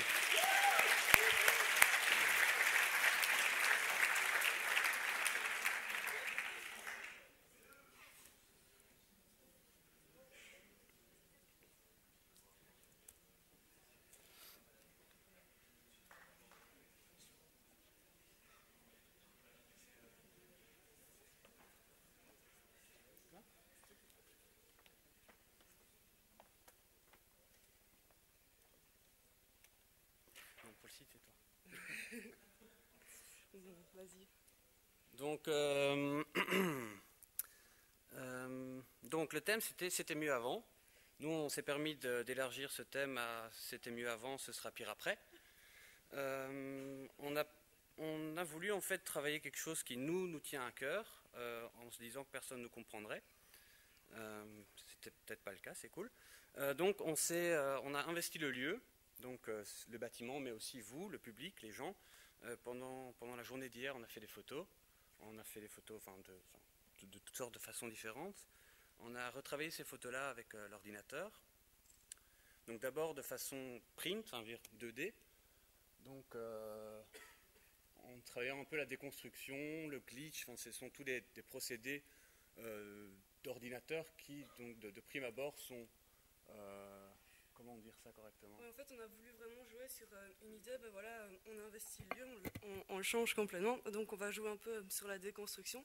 Et nous, à la base, on est en art numérique, on travaille essentiellement avec de la programmation, donc on a regardé un peu comment on pouvait partir de quelque chose d'esthétique et de trouver de l'inesthétique dedans, à travers la programmation, c'est un peu ça. Partir du a priori moche, on va dire, de ne pas contrôler, et d'essayer de trouver quelque chose de beau là-dedans, en fait. Il faut dire qu'on n'a pas beaucoup dormi, du coup, pour expliquer, c'est un peu chaud. Alors, en fait, on a travaillé en 2 étapes. On a d'abord fait une recherche photographique où on a essayé d'envahir le KIKK d'un point de vue architectural et tout, puis on est passé à plus une installation où là, on pouvait déconstruire. Il faudrait peut-être que tu expliques. Donc là, ça part aussi d'une image, sauf que là, on a une utilisation donc, du spectateur. Et donc ça génère ce genre d'image. Maintenant je trouve que en image ça donne pas forcément super bien. Donc on va plutôt montrer la vidéo. C'est pas la vidéo, c'est pas le travail en soi. La vidéo c'est juste montrer comment ça fonctionne. Normalement c'est censé être une installation. Voilà. Et donc vous avez une projection sur un mur, une image, mais on pourrait en mettre 20 000. Il y a une webcam et une personne physique ou plusieurs personnes en fait, ça peut tout à fait fonctionner. C'est ton site qui plante. Ouais, c'est ça. Mais on peut pas le mettre en full screen du coup. Enfin, soit c'est très bien comme ça. Voilà. Donc, ouais, mais on peut pas le mettre en full screen quand même. En fait, l'idée c'est vraiment, voilà, vous vous êtes baladé toute la journée, vous avez été confronté à l'espace qui est le KIKK, puis après, vous avez la possibilité de reprendre l'architecture et de complètement la déformer avec votre corps. Et l'image se superpose en fonction de vos mouvements. Donc en fait il y a un dialogue entre le spectateur, donc ici, une personne avec sa main qui est détectée par la webcam et qui contrôle donc l'image. Donc il peut faire bouger l'image, qui se répète, qui se déconstruit, qui génère d'autres formes. Donc il y a le dialogue du corps vers l'ordinateur et il y a en quelque sorte, on peut dire, une réponse de l'ordinateur qui, par le positionnement de l'image, va générer des sons. Et c'est un peu comme si il y aurait le dialogue du corps et le dialogue traditionnel, mais dans une langue qu'on ne pourrait pas forcément comprendre, que moi je trouve très très jolie, mais que la plupart des... D'ailleurs, je remercie tous les gens qui ont travaillé toute la nuit et qui ont entendu ça toute la soirée, parce que c'était pas forcément toujours agréable. Voilà, ok.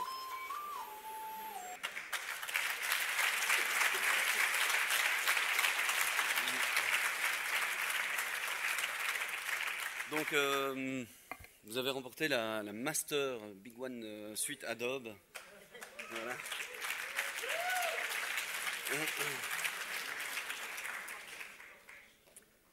Et enfin, le grand prix du jury. Ils vont remporter un voyage au Festival Off à Barcelone.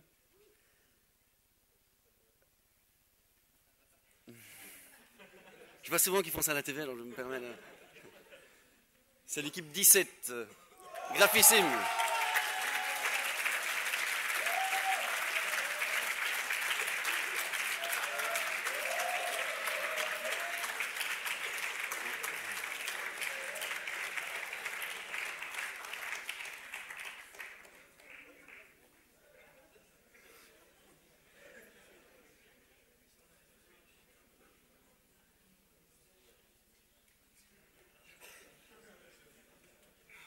Félicitations. Merci. Bon Clément, tu parles hein. Je vais lancer le... C'est trop dur à expliquer. Je crois pas que ça va tenir. Devant par terre peut-être. Je pense pour l'explication, c'est... On va le laisser parler.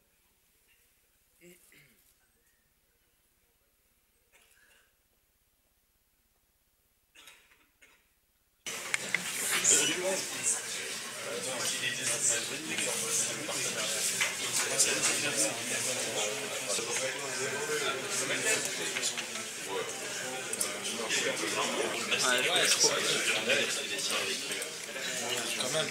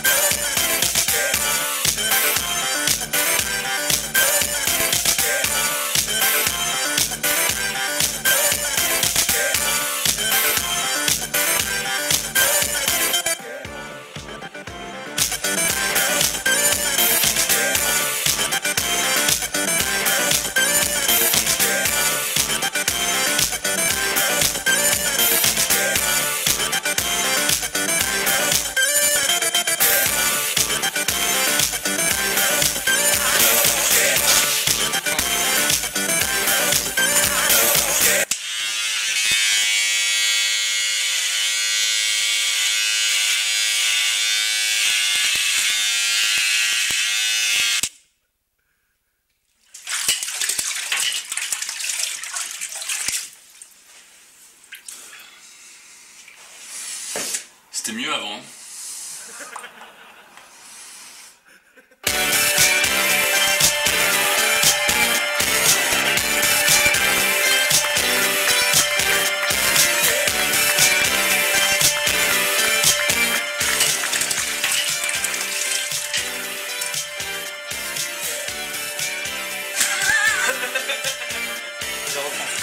Mais bon là, raccord plus.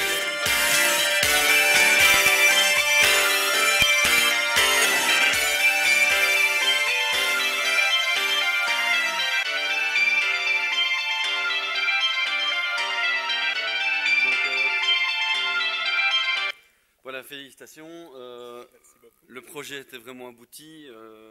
Vous ne voyez là qu'une partie du travail avec des photographies, des compléments, et je vous laisse présenter la suite. Oula. Votre expérience en fait, donc l'histoire, ça commence quand on arrive au KIKK, on cherche une idée, on cherche un... Ouais, enfin, moi je suis pas super bon pour expliquer. Franchement, c'est très complexe, on n'a pas dormi, on est crevé. Bon, bah, juste félicitations. Désolé.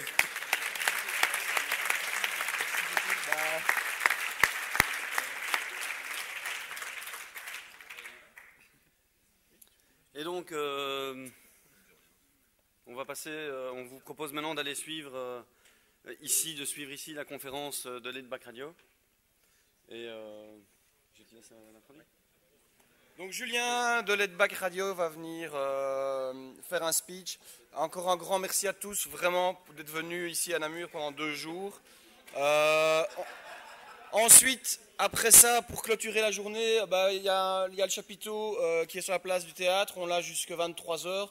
Je vous invite à s'y retrouver tous autour d'une shop pour discuter un peu de ce qu'on a vu pendant ces 2 jours. Merci à tous et bienvenue à Julien.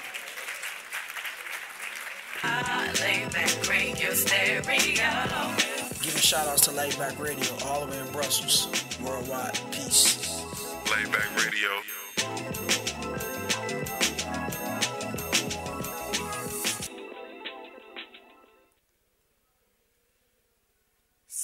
Cette intro a été enregistrée par un producteur de Detroit et a été mixée par un DJ croate.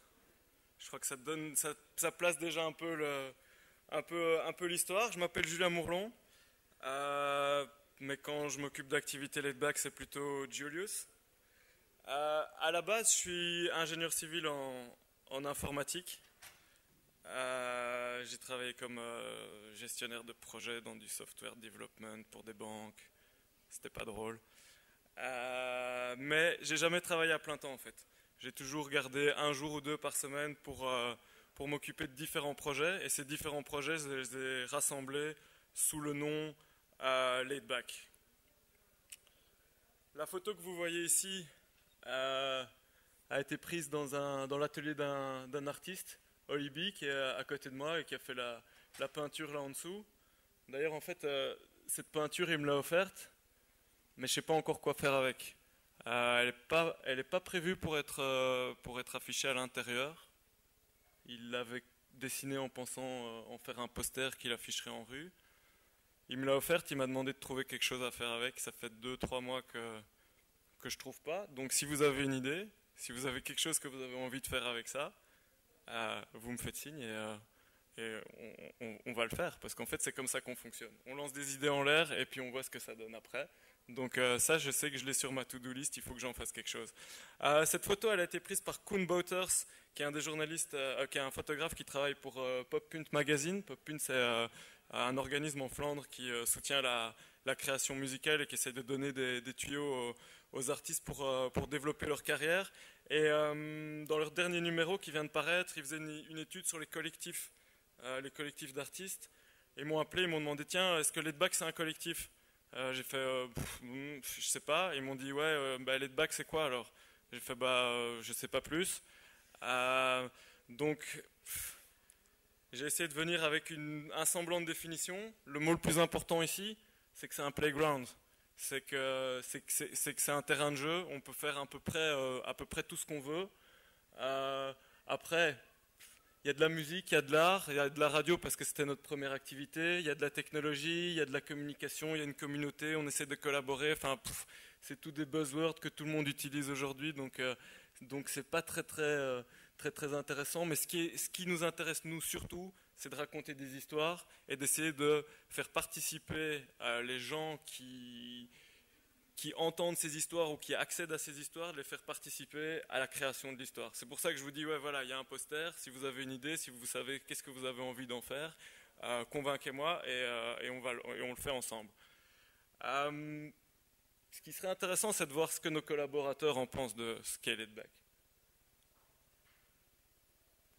We have a really crappy way to present ourselves, and is to say that we are a collaborative content production and communication agency. But that sucks.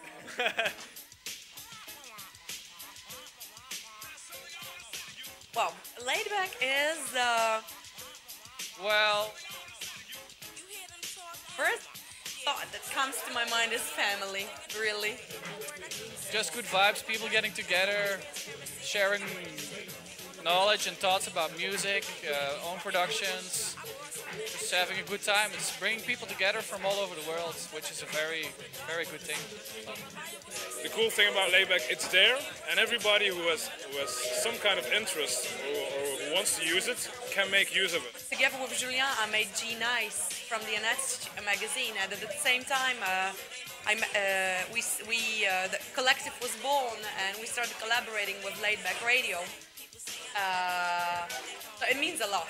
No, it means a lot because I think they are so pure in the music selection.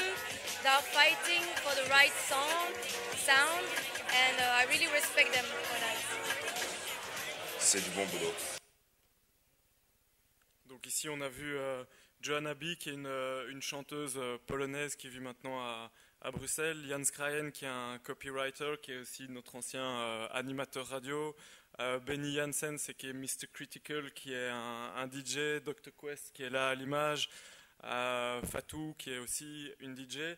Cette vidéo a été enregistrée à Londres en mai passé, lors d'une soirée qui a été organisée par Mixcloud pour nous, en fait pour la release d'une compilation qu'on a sortie, Release Party.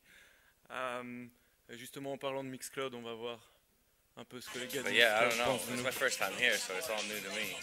You know, yeah. You know, we need these people to support people like me, so you know, just want to give thanks to them.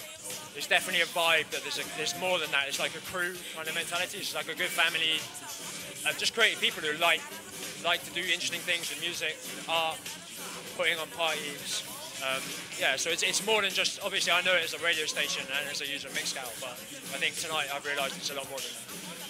I feel like Laidback is so important for me, so important for Mixcloud, but at the same time I don't know enough about Laidback because I don't know Julien. I've met him once in my life. Today it's the second time I met him, but he's the single most important person that uses Mixcloud for me, because he uses it in exactly the way that we intended the platform to be used, and he brings DJs from around the world who have a passion for their craft, a passion for their art, and they upload incredible content. They share it, they have a really good engagement, a really good audience. They appreciate our technology, we appreciate their content, and we've got a really amazing partnership. It's like a stamp of, like, you know, your stamp you put on good meat, on quality meat. That's about the same for Laidback. It's like a stamp of quality, but also for vegetarians. Donc voilà, je crois que le dernier intervenant, Lefto, a assez bien résumé le truc. C'est qu'à partir du moment où on a une sorte de label de qualité, ça je lui laisse en juger, mais ça nous permet de faire à peu près tout ce qu'on veut.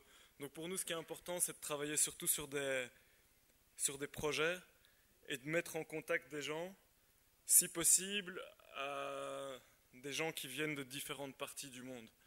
Quand Nico, le fondateur de Mixcloud, dit c'est seulement la première fois qu'il me rencontre, c'est seulement la première fois qu'il me rencontre physiquement, mais à un certain moment, quand Mixcloud a lancé leur service et qu'ils nous ont demandé d'être l'un des premiers testeurs sur leur plateforme, on était sur Skype pratiquement 1 à 2 fois par semaine, et voilà, je lui faisais du retour, je lui donnais des features qui moi m'auraient intéressé, qu'il intègre dans son service, et aujourd'hui je suis vraiment content de voir la direction que Mixcloud a pris et de voir que pas mal de features qu'on a discuté, et je suis sûr qu'il y a d'autres personnes qui ont remonté le même feedback que moi, mais pas mal de ces features sont aujourd'hui intégrées dans le projet. Cette soirée à Londres, c'était l'occasion pour nous de rencontrer et de faire la fête avec certains de nos collaborateurs, puisque vous pouvez voir que dans la liste des pays, voilà, on travaille avec des gens qui viennent d'un peu partout, et donc c'est pas tous les jours qu'on a l'occasion de les rencontrer. Le projet Laidback en fait a commencé, enfin avant que ça soit Laidback, on travaillait à un magazine papier qui était basé sur la culture hip-hop. On a tendance à dire que la musique qu'on écoute quand on a 15 ans, c'est la musique qui va nous suivre pendant toute notre vie, parce que c'est la première des musiques qu'on choisit dans un sens. En ce qui me concerne et en ce qui concerne la plupart de mes collaborateurs, la musique qu'on a écoutée quand on avait 15 ans, c'était du hip-hop. Aujourd'hui, nos styles musicaux sont diversifiés, ont complètement explosé, au point que la tagline de notre projet, c'est Old School Flavor. Donc toutes les écoles peuvent trouver leur place, tous les genres musicaux peuvent trouver leur place dans les bacs, mais c'est vrai qu'on a cette étiquette qui parfois nous colle un peu trop à la peau, à notre goût, mais voilà, on la supporte, c'est de là qu'on vient. C'est aussi du monde du magazine, du monde du print qu'on vient, ce qui a été une rencontre assez importante pour moi, puisque ce magazine m'a permis de rencontrer un des graphistes avec lesquels j'ai fait énormément de projets par la suite, Ali Nassiri, de l'agence Digital Park. C'est d'ailleurs lui qu'on voit sur la cover. Ce magazine est sorti en 2001, donc vous avez un peu l'ambiance post 9/11 là-dessus. Malheureusement, on a dû arrêter le magazine, ça nous coûtait trop cher de l'imprimer. Ça nous a fendu le cœur. Aujourd'hui encore, on aimerait vraiment bien recommencer un magazine sous une forme ou sous une autre. Enfin, peut-être que ce qu'on a créé est un magazine digital dans un sens, mais c'est très important pour nous de garder un lien avec le monde réel, avec le monde physique, de ne pas faire des projets qui n'ont qu'une existence dans le monde digital. C'est pour ça que vous allez voir par la suite qu'on presse des vinyles, on sort des posters, des t-shirts, des choses comme ça. C'est super important pour nous de garder ce lien. Heureusement, au moment où le magazine s'est terminé, on a été invité par une radio locale bruxelloise qui n'est pas FM Bruxelles, qui était Radio Vibration. En avril 2002, ils nous ont demandé si on ne voulait pas transposer notre contenu, qui est notre contenu du magazine, vers une émission de radio. Ce qu'on a fait avec grand plaisir, mais ce qu'on a fait d'une manière un peu spéciale, c'est-à-dire que ça aurait très bien pu être moi, producteur, animateur, DJ ou whatever, qui rassemble le contenu chaque semaine et qui vient présenter mes choix musicaux, mais ça n'a jamais été ça, simplement parce que j'ai pas la vibe pour faire ce genre de choses. L'idée, c'était d'inviter chaque semaine un invité différent en studio et de lui laisser carte blanche, de lui laisser le choix de la musique, le choix des histoires qu'il avait envie de raconter. Nous, ce qu'on lui offrait, c'était le confort technique, je dirais. On était là, on lui faisait son mix, on s'arrangeait pour que l'émission soit broadcastée sur la FM. Maintenant, la FM, c'est vraiment cool. Se rassembler avec ses potes une fois par semaine en studio, c'est un très chouette moment. C'est aussi un fameux boulet, parce qu'une fois qu'on accepte de faire une émission, il faut être là toutes les semaines à l'heure fixe, et c'est 52 semaines par an, et on l'a fait pendant 8 ans. À un moment, il y a une certaine lassitude qui s'est installée, lassitude d'autant plus grande qu'on avait commencé entre-temps à développer des projets online. Et on s'était rendu compte qu'online, on bénéficiait d'une beaucoup plus grande interaction, de beaucoup plus de retours. Enfin, il y avait vraiment une émulation qui se créait. Plus, le gros problème de la radio FM, c'est que c'est local. Donc, nous, on avait envie vraiment d'atteindre ce réseau international. Et pour ça, le digital, le online, c'était le meilleur plan. Je vais juste vous laisser, ça ça me brisait le cœur parce que quand je l'ai entendu en préparant l'émission, ça m'a vraiment fait quelque chose. C'est la dernière intervention qu'on a faite sur une radio FM. Vous allez voir que c'est vraiment... I'm a pain in the ass when I'm hosting a radio show because I'm always interrupting the guy who's hosting it.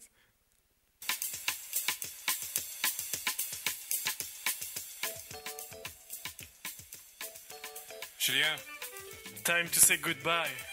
But this is a goodbye like we never said before. Yeah, that's. I mean, it's goodbye and see you online. Yeah. Let's put it that way. If you missed the Laid Back Show, ldbk.eu. Yeah, and we have new plans for shows in a new format on a different platform. It's just not on the air. Yeah, fingers crossed. And we're saying goodbye with the Laid Back anthem. Yeah. The Luigi Ensemble. With Scrabble. Another great story. We don't have the time to tell it. No. But it's online. Yeah. Let's keep this... And time to say thank you. I think you have a list of people here. Yeah, we mentioned a couple of people before. Nivine, Marie-Ange, excusez-moi. Also, thank you to Koen, Bruno and Jeroen from FM Brussels for giving this opportunity to lay back for the past 8 years. It was a pleasure working with you guys. It was actually 3 years and a half on FM Brussels. Previously, we were on other radio stations. Okay, but nonetheless, thank you. Thank you. And also thank you to all the people who mailed in picks of the weeks, and keep on doing that because those get in the rotation on the online player. And as far as FM Brussels is concerned, please do check out the shows by our colleagues and good friends Onda Sonora, Back to Niceness and the Superfly ladies. I mean, they really cover everything that we covered for the last couple of years. There's plenty of good music on FM Brussels, but you're gonna miss us. Of course. And I'm going to miss you. Yeah, me too. In the studio. But I'll see you wherever. And let's just finish off with the last. Stay tuned. Ouf, dur. C'était il y a un an. Dernier show sur FM Bruxelles. Depuis lors, on a gardé des bons contacts avec les différents autres animateurs. Donc, dès qu'on a une news à faire passer, on sait qu'on peut toujours aller toquer à la porte et faire un petit tour dans le studio. En parallèle à ça, c'était début 2008, j'ai commencé à faire pas mal d'investigations sur qu'est-ce que c'est la radio en fait, parce que la radio FM c'est juste de l'audio et à mon sens il manque quand même beaucoup de choses. Et j'ai fait des expériences sur la plateforme Radionomie qui venait de se créer à cette époque-là. Et j'ai eu la chance de travailler avec un consultant en nouveaux médias qui s'appelle Fabien Tillemans, qui m'a fait faire un exercice que je déteste. Moi, je suis plutôt un ingénieur, je suis plutôt un gars qui aime construire des choses. Théoriser, c'est vraiment pas mon truc.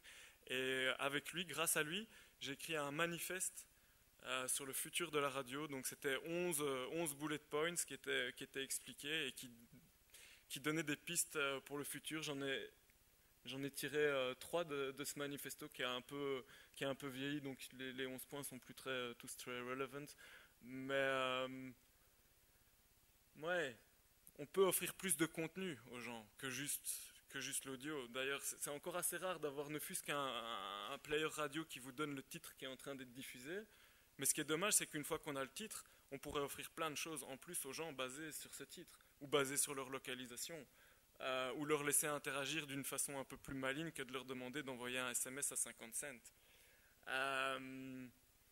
Donc, c'est vraiment ça. On a le flux audio, ça restera toujours le principal truc de la radio, c'est le flux audio qui a un avantage extraordinaire. C'est que comme Nico l'expliquait ce matin, ça vous permet de faire d'autres choses en même temps que vous écoutez la radio. C'est le seul médium qui permet vraiment le multitasking.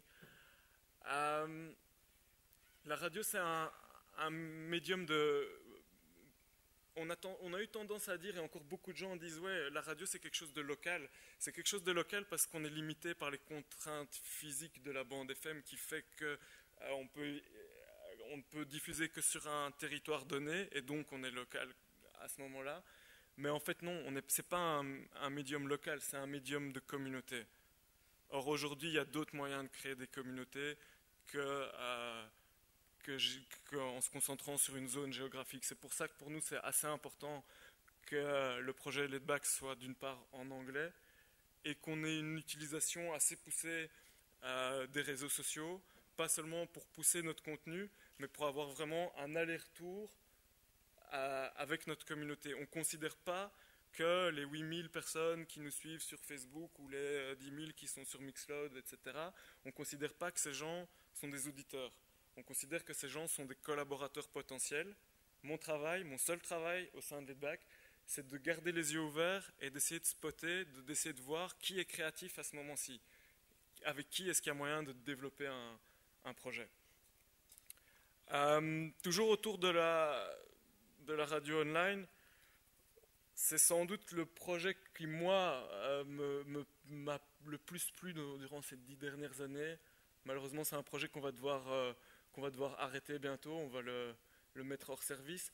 Mais c'était le développement au-dessus du service radionomie d'un player qui... c'était un prototype, on n'est vraiment pas allé au fond de l'idée, mais c'est un prototype de player radio qui était accessible via un clic directement sur votre desktop, donc pour accentuer la proximité, et qui vous donne...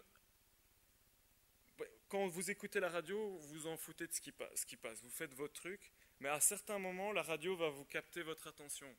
À ce moment-là, vous vous tournez vers le player, et ce qu'on essaye, c'est que le player ait quelque chose à vous offrir qui vous étonne. Et alors ici, voilà, on a la biographie, qui est juste une query dans l'API de la STFM pour les techniciens.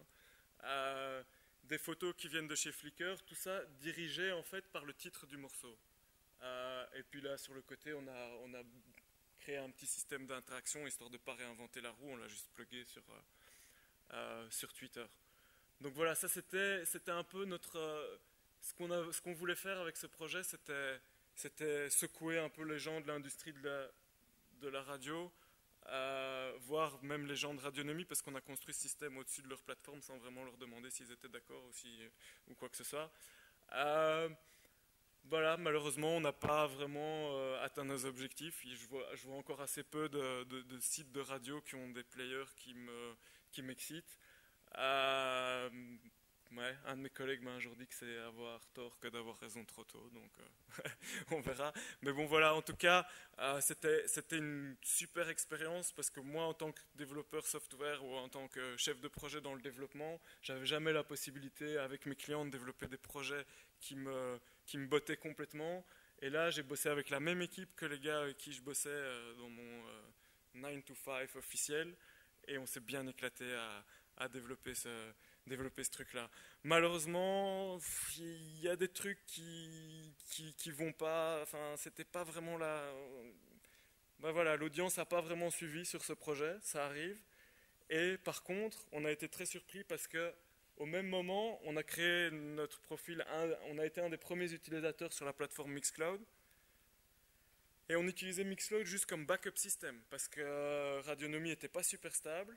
Ça plantait souvent et on avait envie de pouvoir dire à nos auditeurs, ouais les gars, quand ça plante, vous pouvez switcher. Il y a aussi des émissions qui sont on demand, qui sont archivées sur Mixcloud. Et donc voilà, quand ça plante d'un côté, vous pouvez aller de l'autre côté. Et sans vraiment chercher à atteindre cet objectif-là, Mixcloud est devenu notre plateforme la plateforme sur laquelle on a le plus de visibilité, ou le plus d'interaction, enfin, la plateforme sur laquelle il se passe le plus de choses aujourd'hui, sans qu'on l'ait vraiment planifié. C'est aussi pour ça que j'ai du mal à dire qu'est-ce que c'est Laid Back, puisqu'on lance des trucs, on voit si ça marche pas, on continue, on change. Et voilà, aujourd'hui, je ne sais pas ce qu'on va faire en 2012. Je sais qu'on va faire quelque chose en 2012, mais je ne sais pas encore qu'est-ce que ce sera. Donc c'est assez difficile de résumer ça mieux que ça. Ouais, voilà, aujourd'hui, Mixcloud, pour nous, on met plus ou moins 3 à 4 émissions d'1 heure par semaine sur cette plateforme. Ici, j'ai repris un mix. Bon, les chiffres sont toujours assez peu intéressants pour nous, d'autant qu'on ne monétise pas notre audience, donc on s'en fout que s'il y a une personne ou 1000 personnes qui écoutent.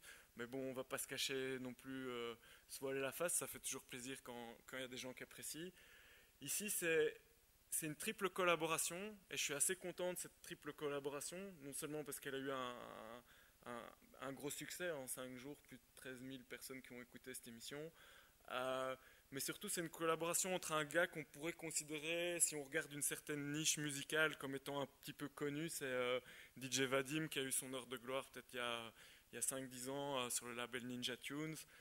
Un gars qui vient vraiment de chez nous, qui est Mr. Critical, qui est probablement un des meilleurs DJ soul funk ici en Belgique, qui a toujours gardé un low profile jusqu'à il y a plus ou moins 6 mois, époque à laquelle il m'a contacté, il m'a dit ouais, j'aimerais que tu fasses un peu de com sur moi, j'ai vraiment plein de contenu et j'aimerais que tu me pousses un peu. Et c'était vraiment un honneur pour moi de pouvoir enfin travailler avec quelqu'un que j'avais rencontré 10 ans auparavant et qui n'avait jamais vraiment eu l'envie de sortir du bois.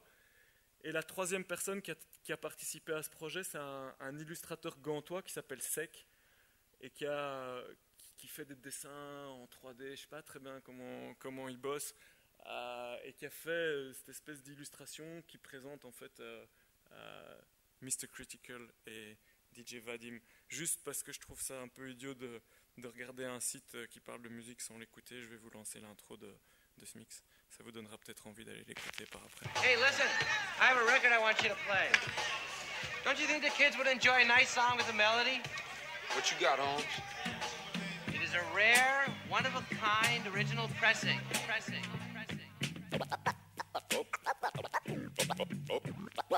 Okay, let's begin. True, doom rolled on through with a whole crew that stole on you for holding old brew. Who told you? Even if it's crap, mind your own business. They raps ain't got no gift like a lonely Christmas.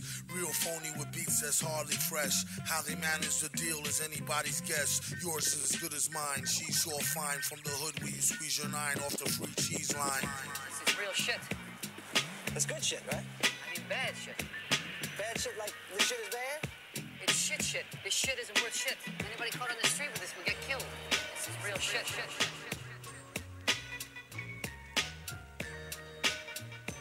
Hi, this is Lee Fields. And if you're not listening to LDBK Radio, you're really not listening to a good radio station. You got to listen to LDBK to listen to quality.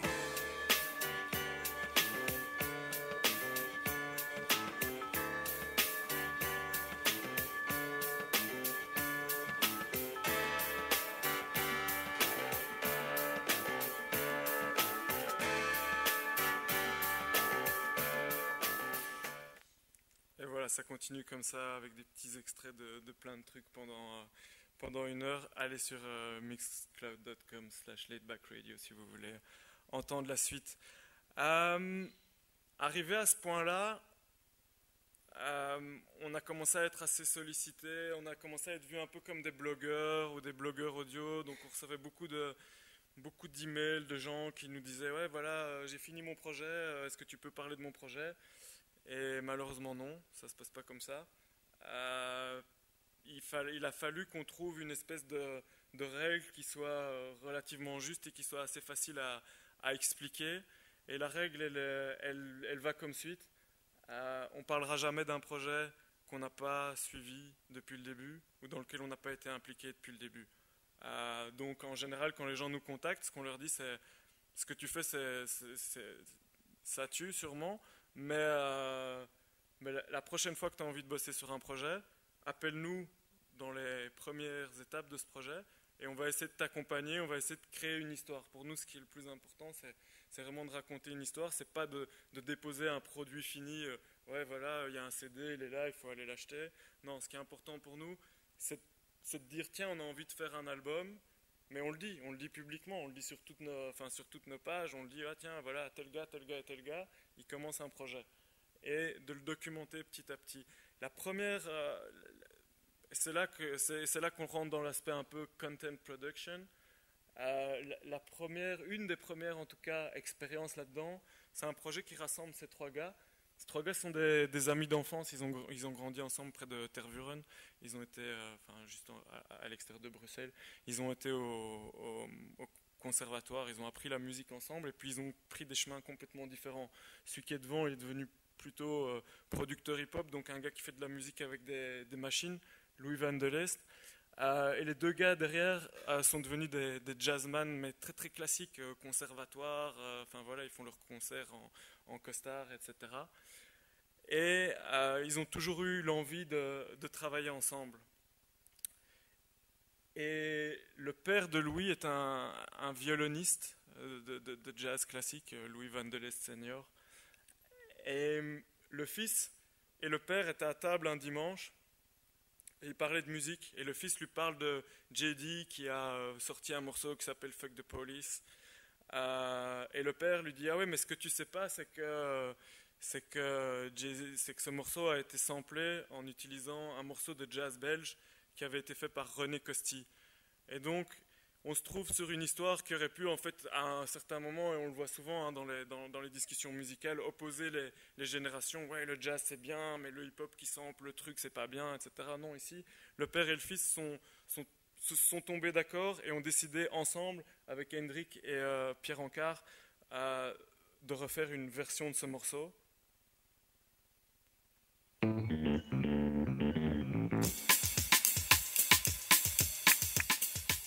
Version plutôt jazz bossa. Et donc voilà, on avait envie de raconter cette histoire. On a juste écrit un article sur le blog en disant ouais voilà quelques photos, dont les photos que vous avez vues ici, la petite histoire du lunch le dimanche, un lien pour télécharger le morceau. Et pour nous, a priori l'histoire elle pouvait s'arrêter là. Quelques personnes ont téléchargé le morceau et voilà, on était contents. Puis il y a quand même eu un petit buzz autour de ce morceau et pas mal de comments qui venaient s'empiler dans le blog. Et à un moment, il y a quelqu'un qui commente et qui dit « Ouais, mais les gars, vous devriez sortir ce morceau sur un disque. » Et je regarde l'adresse email avec laquelle il a enregistré son commentaire. Et je vois qu'il travaille pour Jazzy Sport, qui est un label de musique japonais. Donc je lui réponds, écoute gars, si quelqu'un doit sortir ce disque, bah, c'est bien toi, tu vois. Nous, on n'est pas un label, on n'a pas la vocation de devenir un label, parce que c'est ton core business de sortir ça.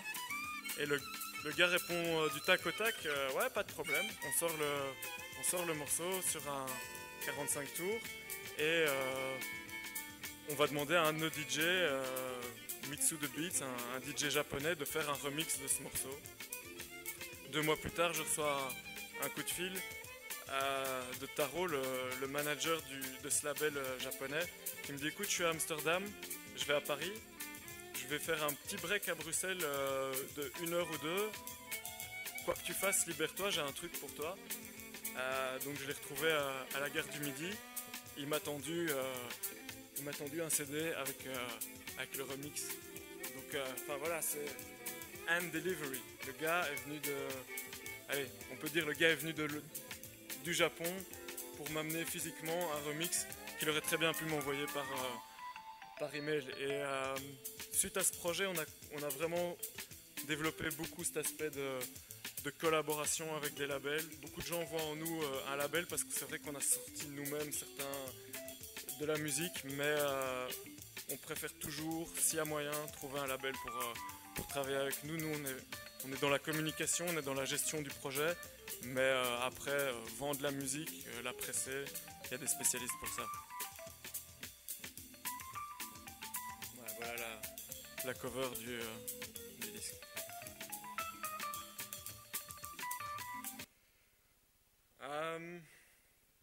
Et on a continué comme ça à entourer, à encourager pas mal de gens qui avaient des projets. Ici, c'est un projet qui rassemble Oli B, l'artiste que vous avez vu sur la première photo que j'avais montrée dans la présentation, avec un producteur espagnol qui s'appelle Miguel, son nom de scène c'est Strand. Miguel, c'est un gars qui bosse à la Commission européenne dans les hautes sphères, chargé de gérer tout ce qui est les crises économiques pour le 6 minutes, alright. Donc voilà, c'est un gars qui représente assez bien notre génération en fait. C'est un gars qui a un boulot qui lui demande énormément de temps, quel qu'il soit, mais qui a une passion sur le côté, qui est musicien, qui est presque musicien professionnel. Quand il vivait en Espagne, il faisait des documentaires pour la télévision, des trucs comme ça. des bandes originales de la musique pour les documentaires. Perdu le fil. Ouais, voilà, il a des skills qui sont pratiquement professionnels. Il ne les utilise pas professionnellement, mais il a quand même envie de pouvoir avoir une production artistique qui, même si elle a une visibilité restreinte, devrait être de qualité, quoi. Et donc c'est vraiment ça notre rôle dans ce genre de truc, c'est de l'épauler et de lui amener le support qu'il faut. Donc il est venu chez nous, il a fait écoute, j'ai 2 morceaux, je veux les sortir sur un disque, il faut trouver quelqu'un pour me faire le graphisme et pour me donner, pour s'occuper de l'aspect visuel. Et il me fait, la contrainte c'est, j'ai pas envie d'investir trop d'argent là-dedans. Donc ce qu'on a décidé, c'est, de nouveau, on s'est mis autour de la table, on a décidé, ok, on va faire des cachets. Et ça nous a permis de presser le disque en question.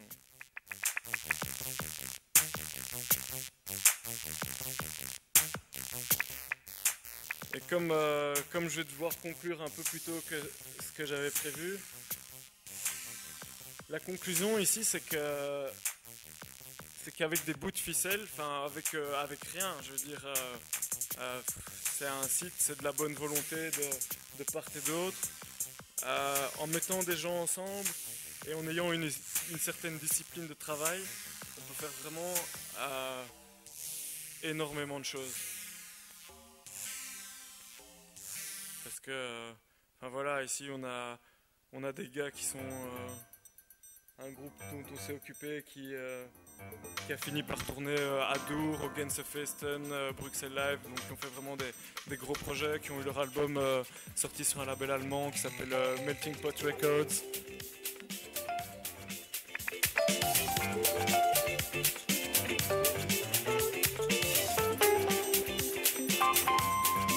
On a sorti l'année passée justement cette fameuse compilation qui rassemble 25 artistes de 9 pays différents, qui a démarré en fait avec une peinture même pas taille humaine quoi, de notre logo qui a été commissionné par un ensemble de mes amis, ils me l'ont offert pour mon anniversaire. Puis j'ai dit ouais mais c'est le logo Laidback, je peux pas le garder juste pour moi, il faut que je le repartage. Donc on en a fait l'emblème de la compilation qui a été qui a été gérée par Pierre de Skatsen, qui était notre stagiaire, j'aime pas utiliser ce mot-là, parce que un collaborateur, c'est un collaborateur. C'était son idée, il était étudiant en music management, music business, whatever, et il me dit, écoute, on va sortir une compilation, on va le faire en crowdfunding, c'est notre communauté qui va financer cette sortie. Comme vous voyez, on n'a pas atteint notre objectif, mais on avait été un peu gourmand. Mais malgré ça, avant la sortie du disque, le disque était break-even.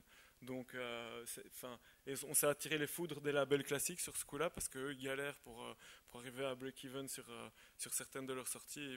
Ils étaient là, ouais, mais putain, les gars de Laidback, vous la jouez facile, quoi. Mais non, c'est pas la jouer facile, c'est la jouer juste différent parce que ça nous a obligés, pendant les 6 mois que le crowdfunding campaign a duré, de toutes les semaines tenir notre communauté au courant de ce qui se passait, quoi. Ouais, voilà le logo, voilà la tracklist, voilà les artistes, on vous présente chaque artiste, on fait des mix, donc on les a embarqués dans une histoire, et c'est pas un CD qu'ils ont acheté ou c'est pas un t-shirt qu'ils ont acheté, ils ont acheté leur ticket d'entrée dans une histoire, et toutes les semaines ils étaient tenus au courant, ils recevaient les morceaux, les trucs en streaming, machin, et le point d'orgue de tout ça, c'était effectivement la soirée à Londres.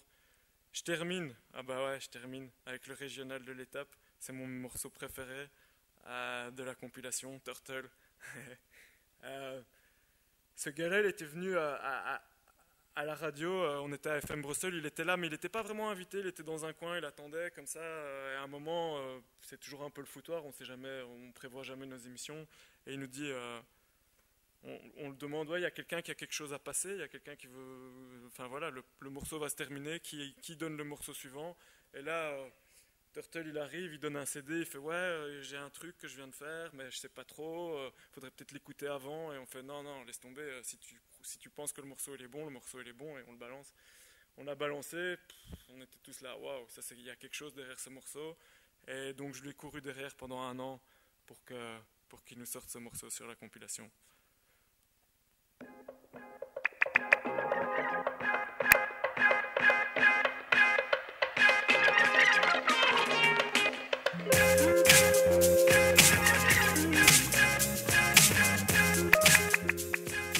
clip pour son morceau.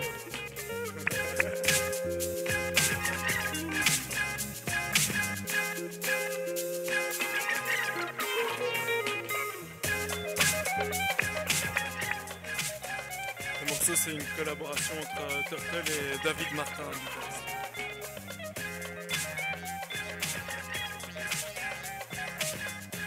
Au niveau de nos prochains projets, on a la sortie d'un album de jazz avec une chanteuse qui s'appelle Johanna B. On a aussi une sortie qui va être assez particulière aux alentours de la Noël. Ça va être un disque de musique classique qui nous vient tout droit de Brooklyn, un truc assez spécial, mais ça, ldbk.eu si vous voulez connaître la suite de l'histoire. Merci.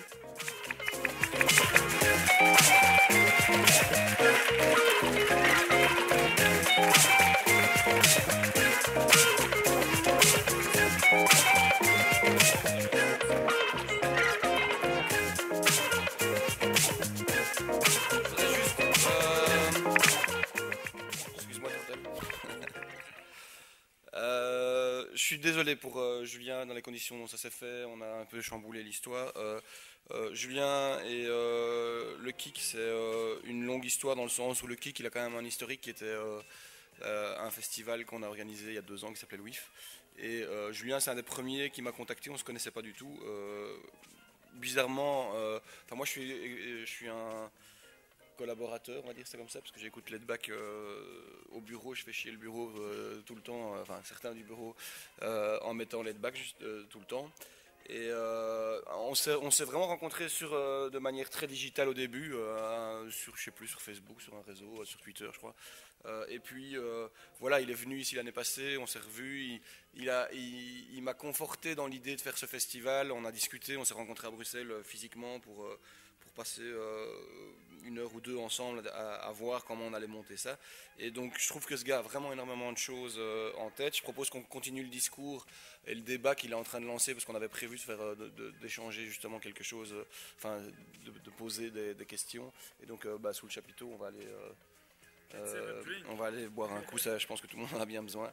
Je voudrais remercier Virginie qui est là. Sans la fille qui est là derrière, elle peut venir sur scène. On n'aurait pas réussi à faire le festival non plus. Elle nous a, ça fait 2 mois qu'elle bosse sur toute la logistique et tout l'organisation de ça. Je voudrais bien qu'on l'applaudisse parce que ça me ferait plaisir. Et alors, il y avait... Je crois qu'on peut applaudir Gilles aussi. Ouais, c'est là. Et alors il y avait plus de 40 bénévoles qui ont travaillé sur le festival. Il y en a plein qui ont pris congé, il y a des étudiants et à l'année prochaine on va le refaire, c'est certain. Ciao.